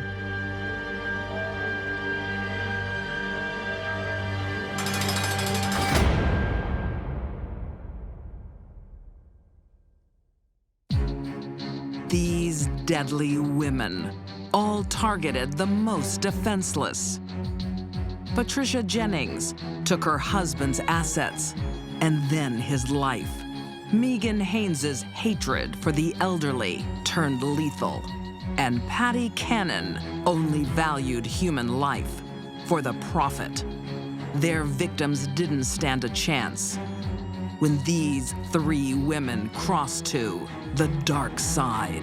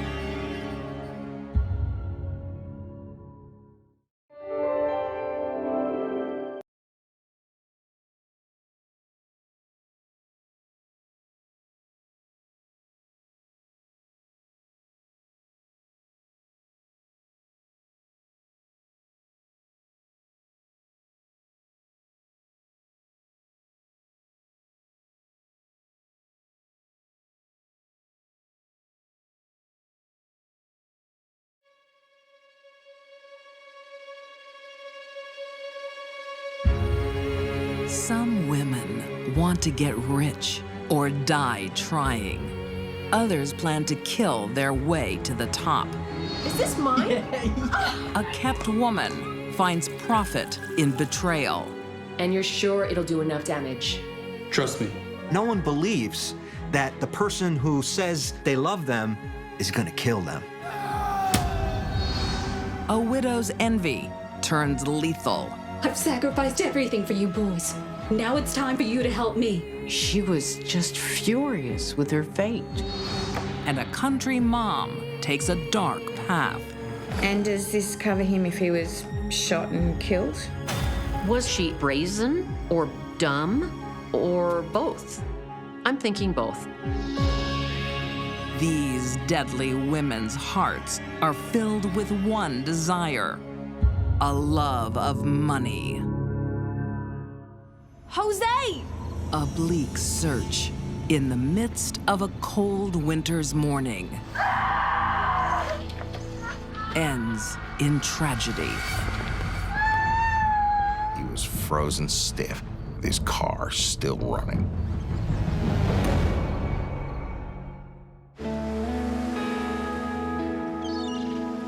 Nine years earlier, in Ottawa County, Michigan, 29-year-old Jose Hernandez is on a high. Jose's one of these hard-working, family-oriented guys who came here from Mexico, and he just wants his slice of the apple pie. Love is in the air when he meets 32-year-old Marianne Castorina. Right away, she's smitten with him. She sees what she wants, and she goes for it. Jose is everything single mom Marianne desires. Jose was looking for a family to care for. And in very short order, she and her two sons move in with him.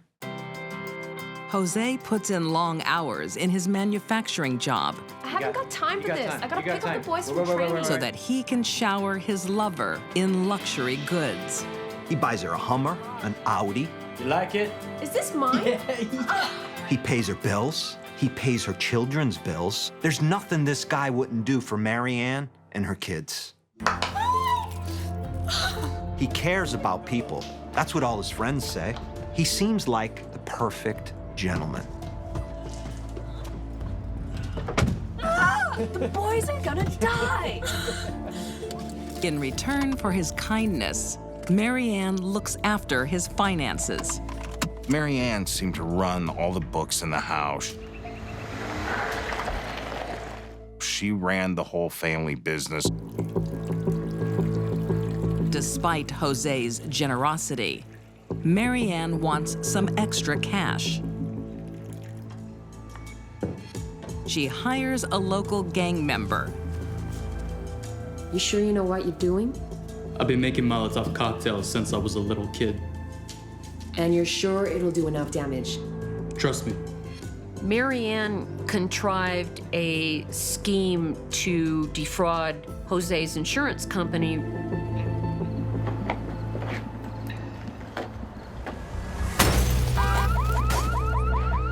She has Jose's car set afire so she can collect the insurance money. Marianne handled all the paperwork and said she was Jose's fiance. She was given the check for $40,000. Jose never knew anything about it. Cashed up, Marianne takes herself on a holiday to California, where someone new takes her fancy. Marianne meets a guy, and on a whim, they run to Las Vegas and get married. She brings her new beau back to Michigan to set up a marital home. It's not Hollywood, but it's home. Everywhere is Hollywood when you're around, baby. Jose has no idea. He thinks Marianne is still his woman. Oh, call me my sister. Poor Jose never even knew, had no clue that, honey, I came home with a new husband. Hi. This is my husband. This is my sister. There. Hey, how are you? Nice to meet you. Is it okay to go in? Go in, yes. I'm going to unpack the car. Okay, thank you. Have you told Jose?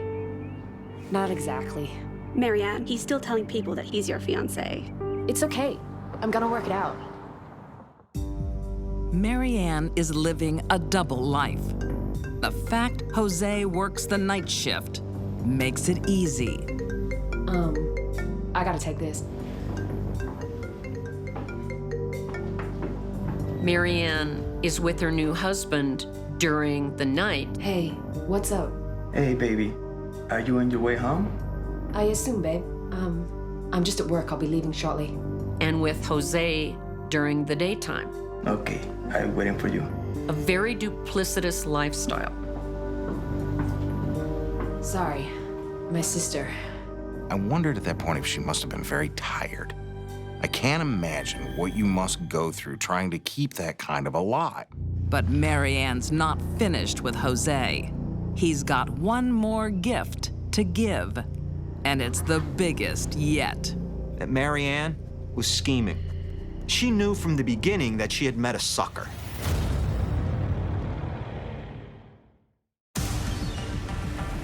In Ottawa County, Michigan, Marianne Castorina is making a list. Instructions for her biggest money-making venture ever. Don't leave any footprints in the snow. Wear gloves. Let's make sure that you don't do this by an ATM where there might be cameras that can see you. Critical to Marianne's plan is her longtime lover, Jose Hernandez. I don't know, Marianne. I can barely afford the life insurance premiums I've got. Specifically, his life insurance. It's totally your decision, babe. Look, it's peace of mind. Most guys your age have twice the cover you got. She convinces Jose to take out a $750,000 insurance policy and her to be the sole beneficiary. Marianne wants Jose out of her life. Here you go. Peace of mind. Thanks, baby.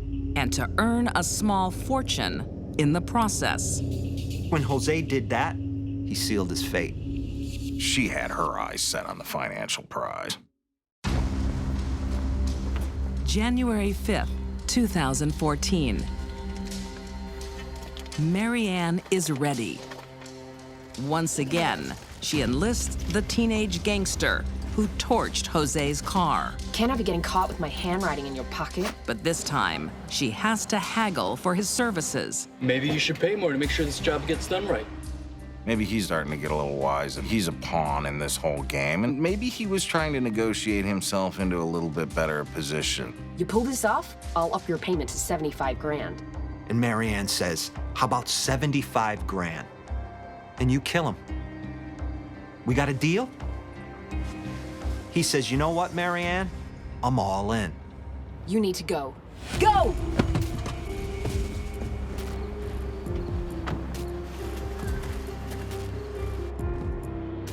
As Jose leaves for another night shift, her hitman is waiting.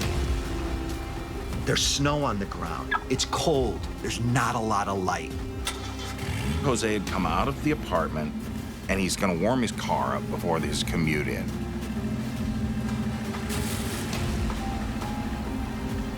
He has a piece of metal in his hand, a ball joint remover, and he whacks Jose in the head with it.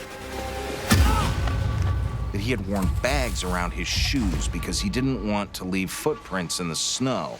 And he actually started falling backwards because the bags on his shoes had lost traction.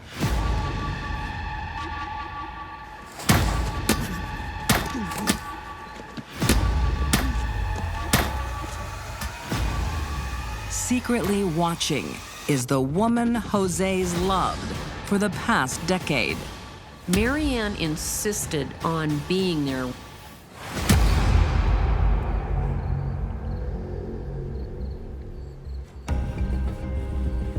And when he got back in the car... Come on, let's go! Is he dead? Of course he's freaking dead. She asked him, are you sure he's dead? Not dead means no deal. He's dead, okay? If he's a vegetable lying in a hospital, I don't get no payout. Because if he lives and he's a vegetable, I'll get nothing. That's how black her heart was. For Marianne, it's about one thing. greed. Jose! To collect life insurance, Jose! Marianne needs a body. She doesn't want Jose buried in deep snow.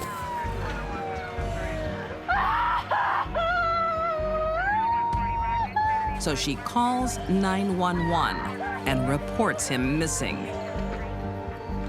Her arrogance was so distasteful, she was gonna get away with this. It's my baby brother. And she just knew it. She just knew it. But she doesn't understand how the police think. And it was you who reported him missing? Yes. It was just so unlike him not to show up for work or return calls. The call makes Marianne a suspect. It's well known in the annals of crime investigation that the killer usually wants the body found. You and Jose were no longer involved. No. He was a devout Jehovah's Witness, and I'm a Catholic, so we could never marry.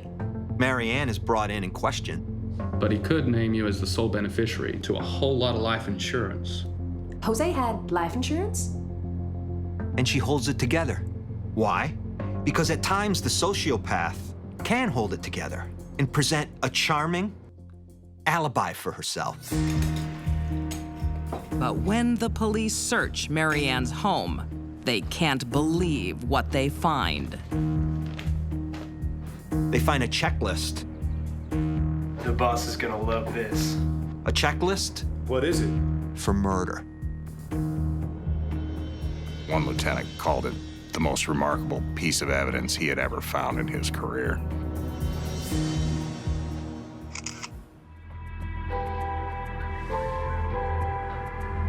Marianne left a trail of evidence wide enough for a Mack truck to drive through. You like to make lists? That was made up. I was gonna write a book. It was the plot for a book. A book? So she tells the police all kinds of things about where the note came from. I thought it would make for a great movie. It was a movie script. It was someone who'd come into her house. He threatened to kill my kids if I didn't write that. Did you tell anyone about this man? So she keeps changing her story. You know what? This is the God's honest truth. But cops sit back and just let her talk and let her bury herself. In 2014, her hitman pleads guilty to second-degree murder and conspiracy to commit second-degree murder. He is sentenced to 20 to 40 years in prison. He turned state's evidence and ran real fast. They gave him a deal. With the help of his testimony, Marianne Castorina is convicted of several charges, including conspiracy to commit murder and first-degree murder. She is sentenced to life in prison, no chance of parole. In Jose, Marianne found the perfect victim. No one believes that the person who says that they love them is gonna kill them. But for Marianne, there is one thing she desires more in life than love, and that's money. I don't think she hated Jose. I think it's worse than that. I think she just didn't care. He was just a means to an end for her.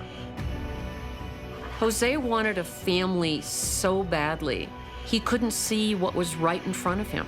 He saw essentially a surrogate wife and children. He didn't see a deadly woman.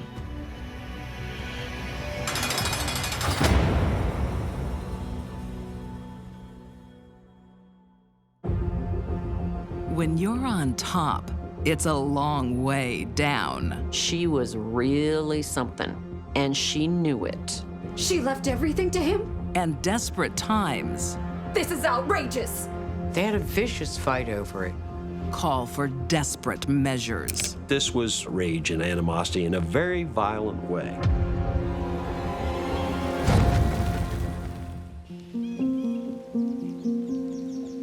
Omar, Delaware, a struggling town in 1916. But not for 33-year-old May Carey.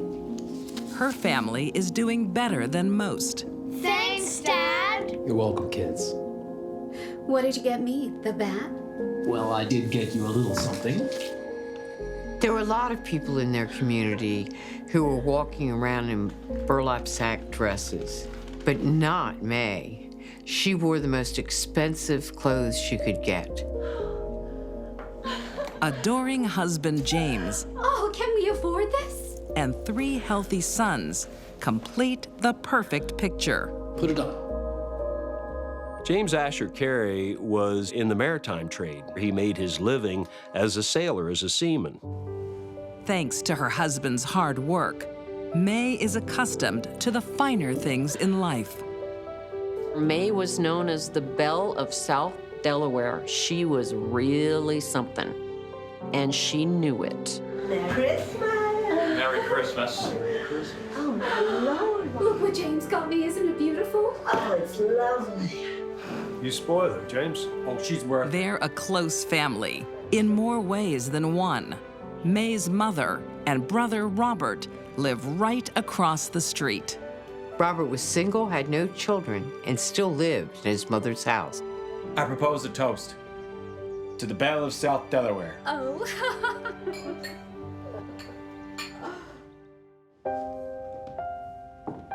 But May's idyllic life suddenly ends. Her husband, James, dies from pneumonia. That left her 33 years old with 3 sons and no way to earn money.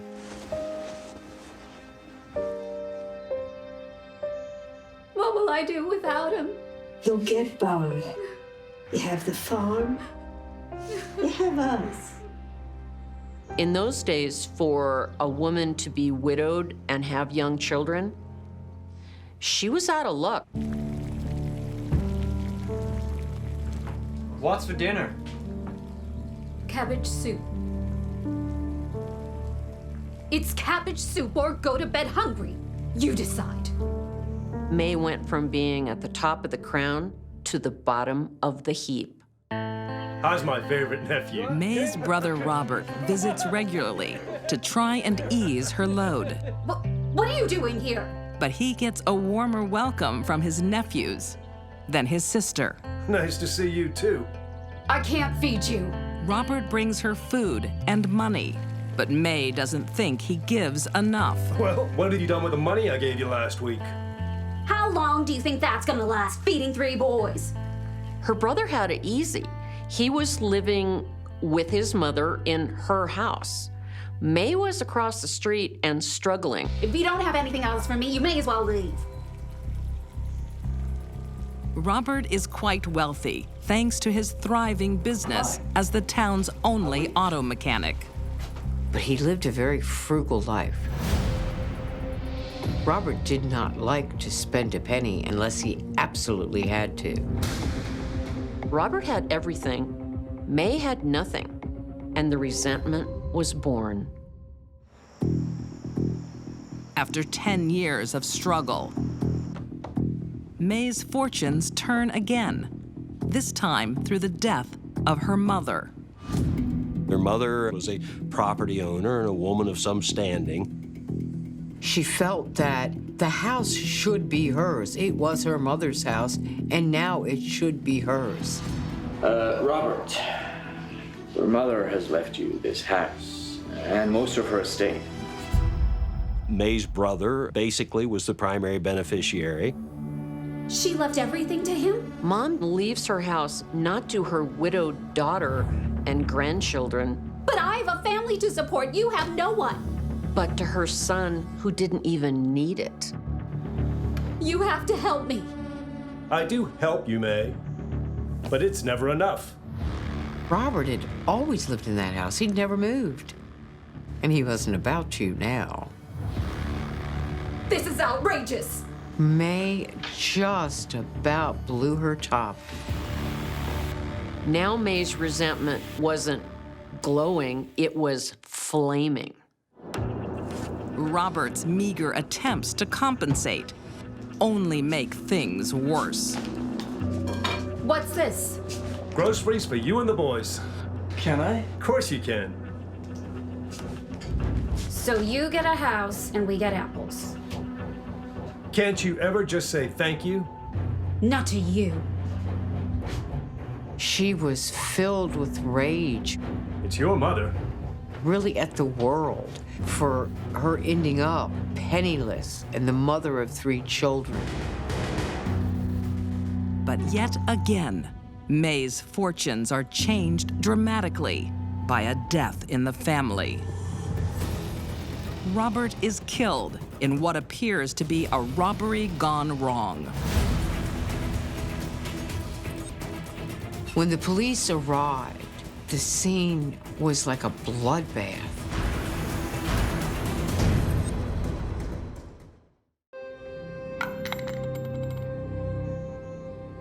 May Carey is left destitute by the death of her husband. Now her only brother has been killed in what police believe is a botched robbery. Whomever had committed the murder was someone that Bob had welcomed into the home and possibly was socializing with over drinks. Robert suffers. He's beaten repeatedly and then shot in the face. But at the end of the day, no one was charged. Robert supported May through her poor years, but it is only his last gift that finally puts a smile on her face. His inheritance and a $2,000 life insurance policy. Mother, you're late for dinner. We'll make it.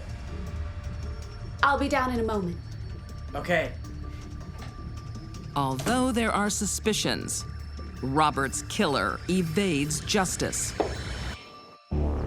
Until 7 years later, a chance petty crime puts May's youngest son, Lawrence, under the spotlight. Lawrence was caught breaking into someone else's home. You're in hot water, Lawrence. But we may be able to help you if you help us. Really? What do you know about the killing of your Uncle Robert? I know plenty. Lawrence did not hesitate to tell the authorities exactly what had happened. He was just a young boy of approximately 13 years of age at the time. We could have anything we want. She enlisted the help of her own children to kill their uncle, whom they liked and who had been good to them. He's our uncle. He's your brother. I've sacrificed everything for you boys. Now it's time for you to help me. There are a lot of people who murder others for money, but few of them would ever involve their own children in such a heinous act. When guilt doesn't sway them, she resorts to bribery. How would you like a car? Brand new automobile in 1927 would have been pretty significant candy, if you will, to bait him into going along with the plot. We can't afford a car, Mother. We could, if he was dead. They wanted a new car badly. Killing Uncle Robert was a family affair. On November 5th, 1927, while Robert is at a local store, mother and sons make their move. They gathered up a sledgehammer, a wooden club, a revolver, and a bottle of whiskey. And they headed out to stake out his home. The three were lying in wait. He came home from the store with a loaf of bread before he could even set it down on the table. He was able to see who the perpetrators were. May took the sledgehammer and brought it down hard on top of Robert's head. And the sense of betrayal he had to feel was horrendous. It wasn't enough that May brought her sons into this horrible crime. They beat the poor man. He suffered. Howard, the oldest son, had been pretty much selected to finish Uncle Bob off. No. Do it! Howard thought twice about it and did not appear willing to do so. Do it! Or I'll make your brother do it. May then indicated that if he wouldn't do it, her younger son would have to do it. And he pulled the trigger and shot his Uncle Robert right in the temple.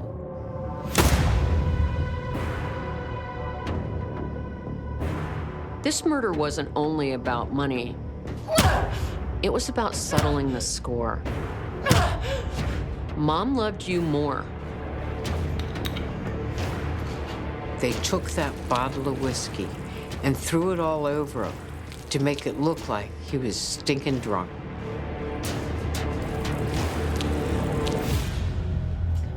May, Howard, and James are arrested and charged with Robert's murder.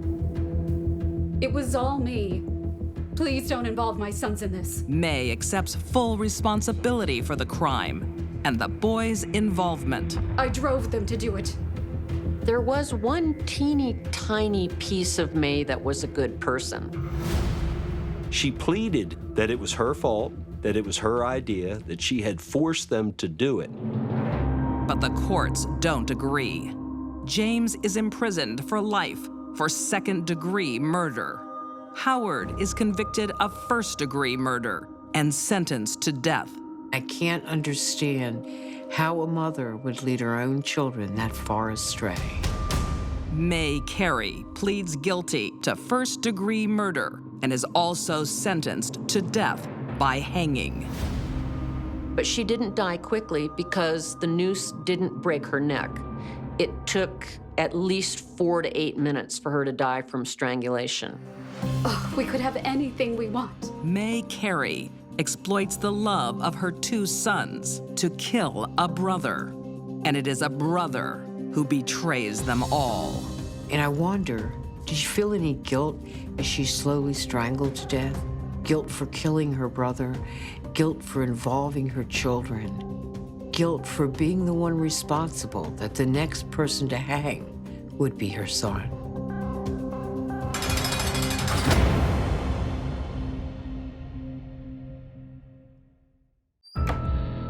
Get-rich-quick schemes are tempting.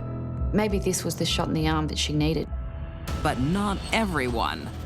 Was she dumb or brazen or both? Has a criminal mind. I don't think there's been a more ill-planned murder than this one. 3 hours north of Sydney, Australia, in a small rural town. Country mum Michelle Willard thinks her family has forgotten her 36th birthday. Kids!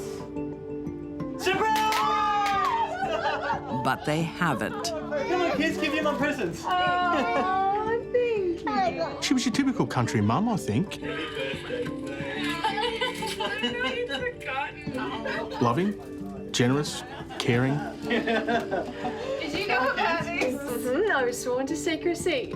Michelle was very involved in her local church. She was very well known in the community.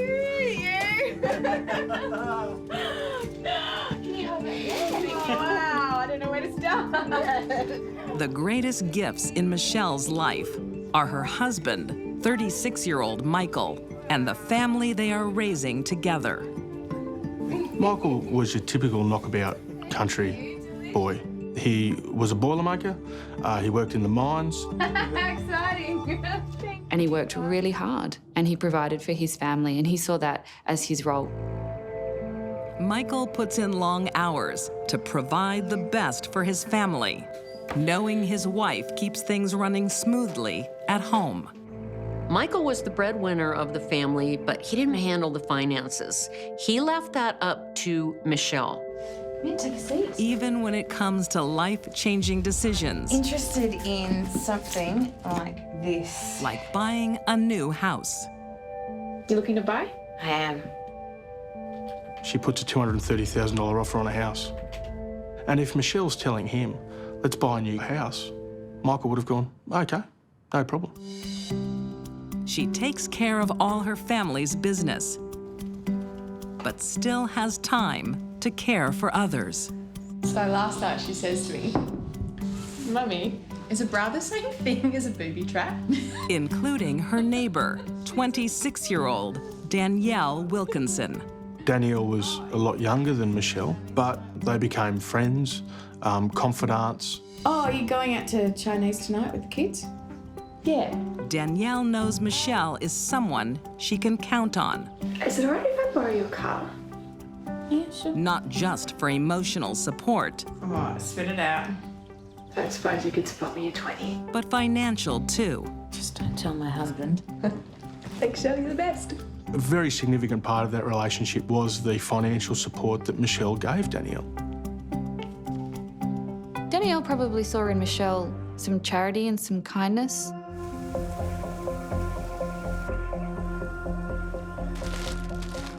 But in 2003, the mining industry takes a downturn, and the Willard household finds itself under strain. So, when does this pay cut happen?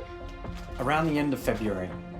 Michael's job in the coal mining was going to be reducing his salary. We're hardly surviving as it is. They were going to struggle a lot more in the coming months. We just gotta pull our heads in a bit, that's all. Are you blaming me? No. You just gotta cut the spending a bit, that's all.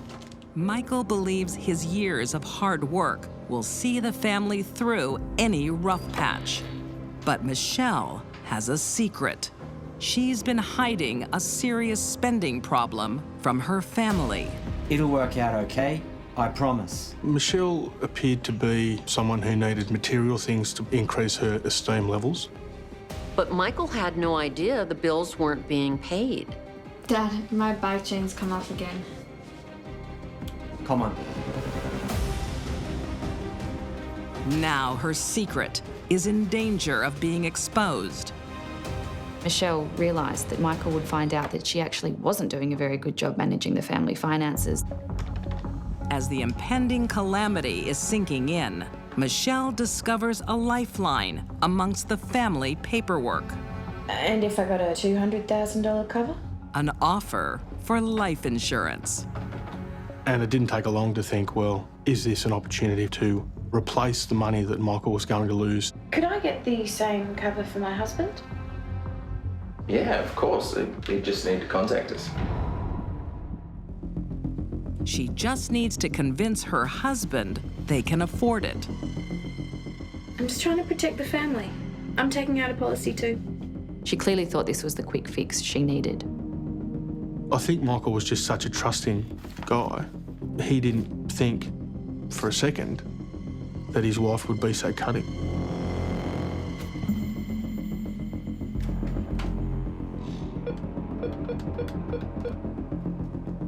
Hi, Michelle Willard here. Yes, my husband signed the forms.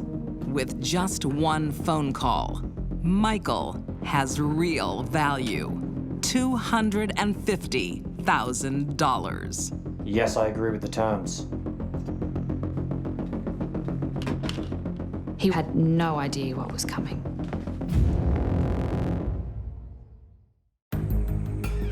In small-town New South Wales, Australia, in 2003, Michelle Willard has been shopping. I'm interested in something like this. Not for clothes or jewelry, for a house. You looking to buy?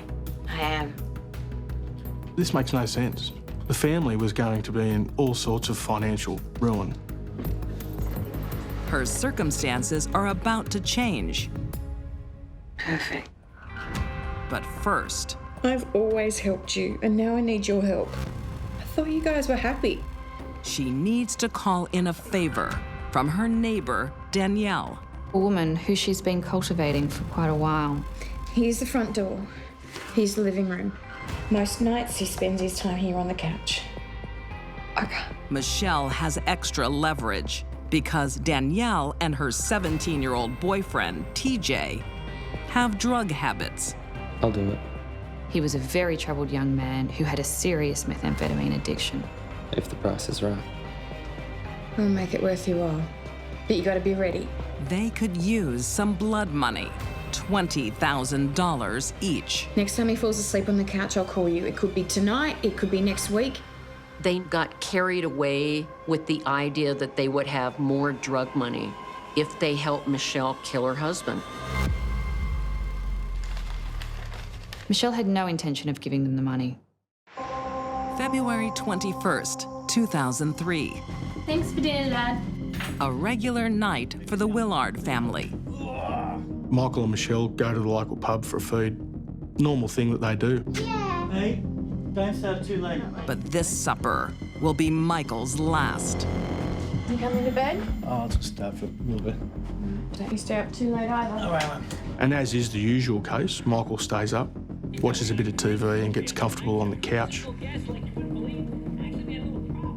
Michelle lets them know that the plan is ready to go.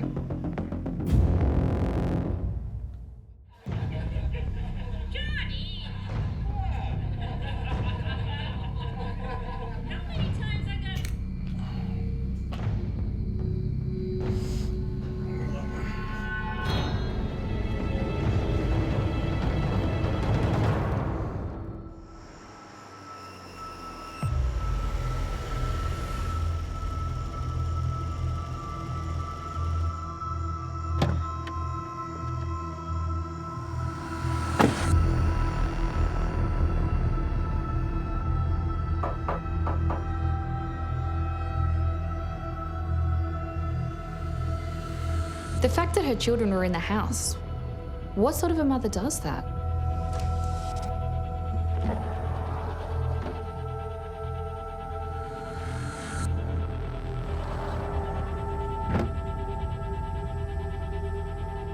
Michelle pretended to be asleep in her bedroom while they came into the house. While Michelle keeps an eye on her daughters, TJ takes care of business. He walks into the lounge room, he walks to the end of the sofa, he points the .22 caliber rifle at Michael's head. They shot him in the back of the head while he was sleeping. He never saw it coming. The best thing that can be said about this murder is that the victim didn't suffer. Now it's Michelle's turn. Before she calls the police, she tries to stage a break-in. She throws her purse and a video camera on the ground to make it look like there's been a robbery. Quite bizarrely, she didn't actually get rid of any valuable items. I really don't know what she was thinking. In fact, I don't know that she was thinking at all.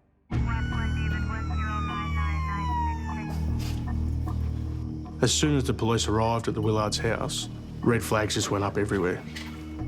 This is a country town where people keep their doors open, and she's trying to tell them that a robber has turned up, shot Michael once, and has left with nothing. Makes no sense. And Michelle's behavior borders on the bizarre. Michelle acted like a bereaved widow. She tried to dry retch into the sink, but her grief didn't seem genuine. One of the police officers described her tears as crocodile tears. They also noticed a life insurance policy folder on the kitchen table. She left a trail that even Hansel and Gretel could follow. And does this cover him if he was shot and killed? She asked the insurance person if Michael's death would be covered if he were shot to death. Not sure. I think it would depend on the circumstances. Of course. I'm interested in something. There's also the offer she's made on a house and the strange conversation that came with it. You looking to buy? I am. The psychic told me my husband's gonna die next week, so I'll want to move in once he's gone. Michelle told the real estate agent that her husband was soon to die, and that she knew this because a psychic had given her a tarot card reading. Was Michelle dumb or brazen or both? I'm thinking both. The evidence piles up, and Michelle isn't the only one in the crosshairs.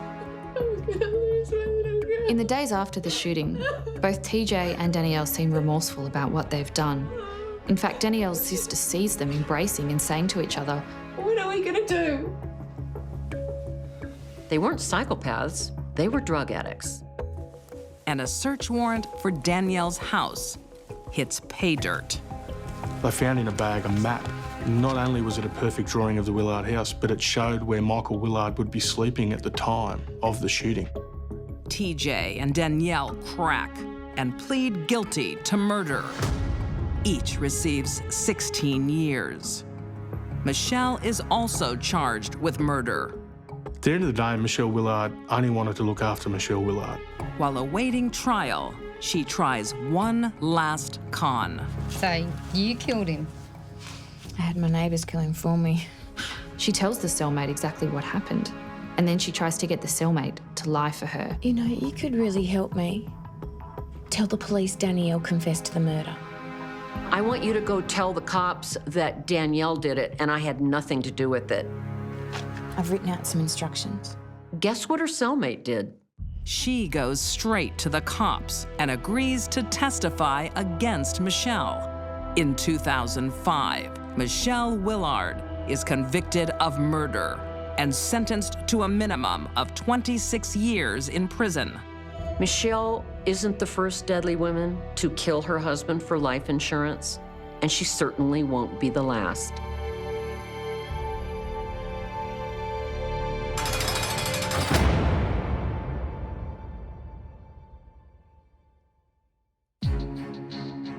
These deadly women stole the lives of loved ones for a few extra dollars. Marianne Castorina put a price on her lover's head. May Carey wanted cash more than a brother. And Michelle Willard traded her husband for life insurance. They buried their conscience to satisfy their love of money.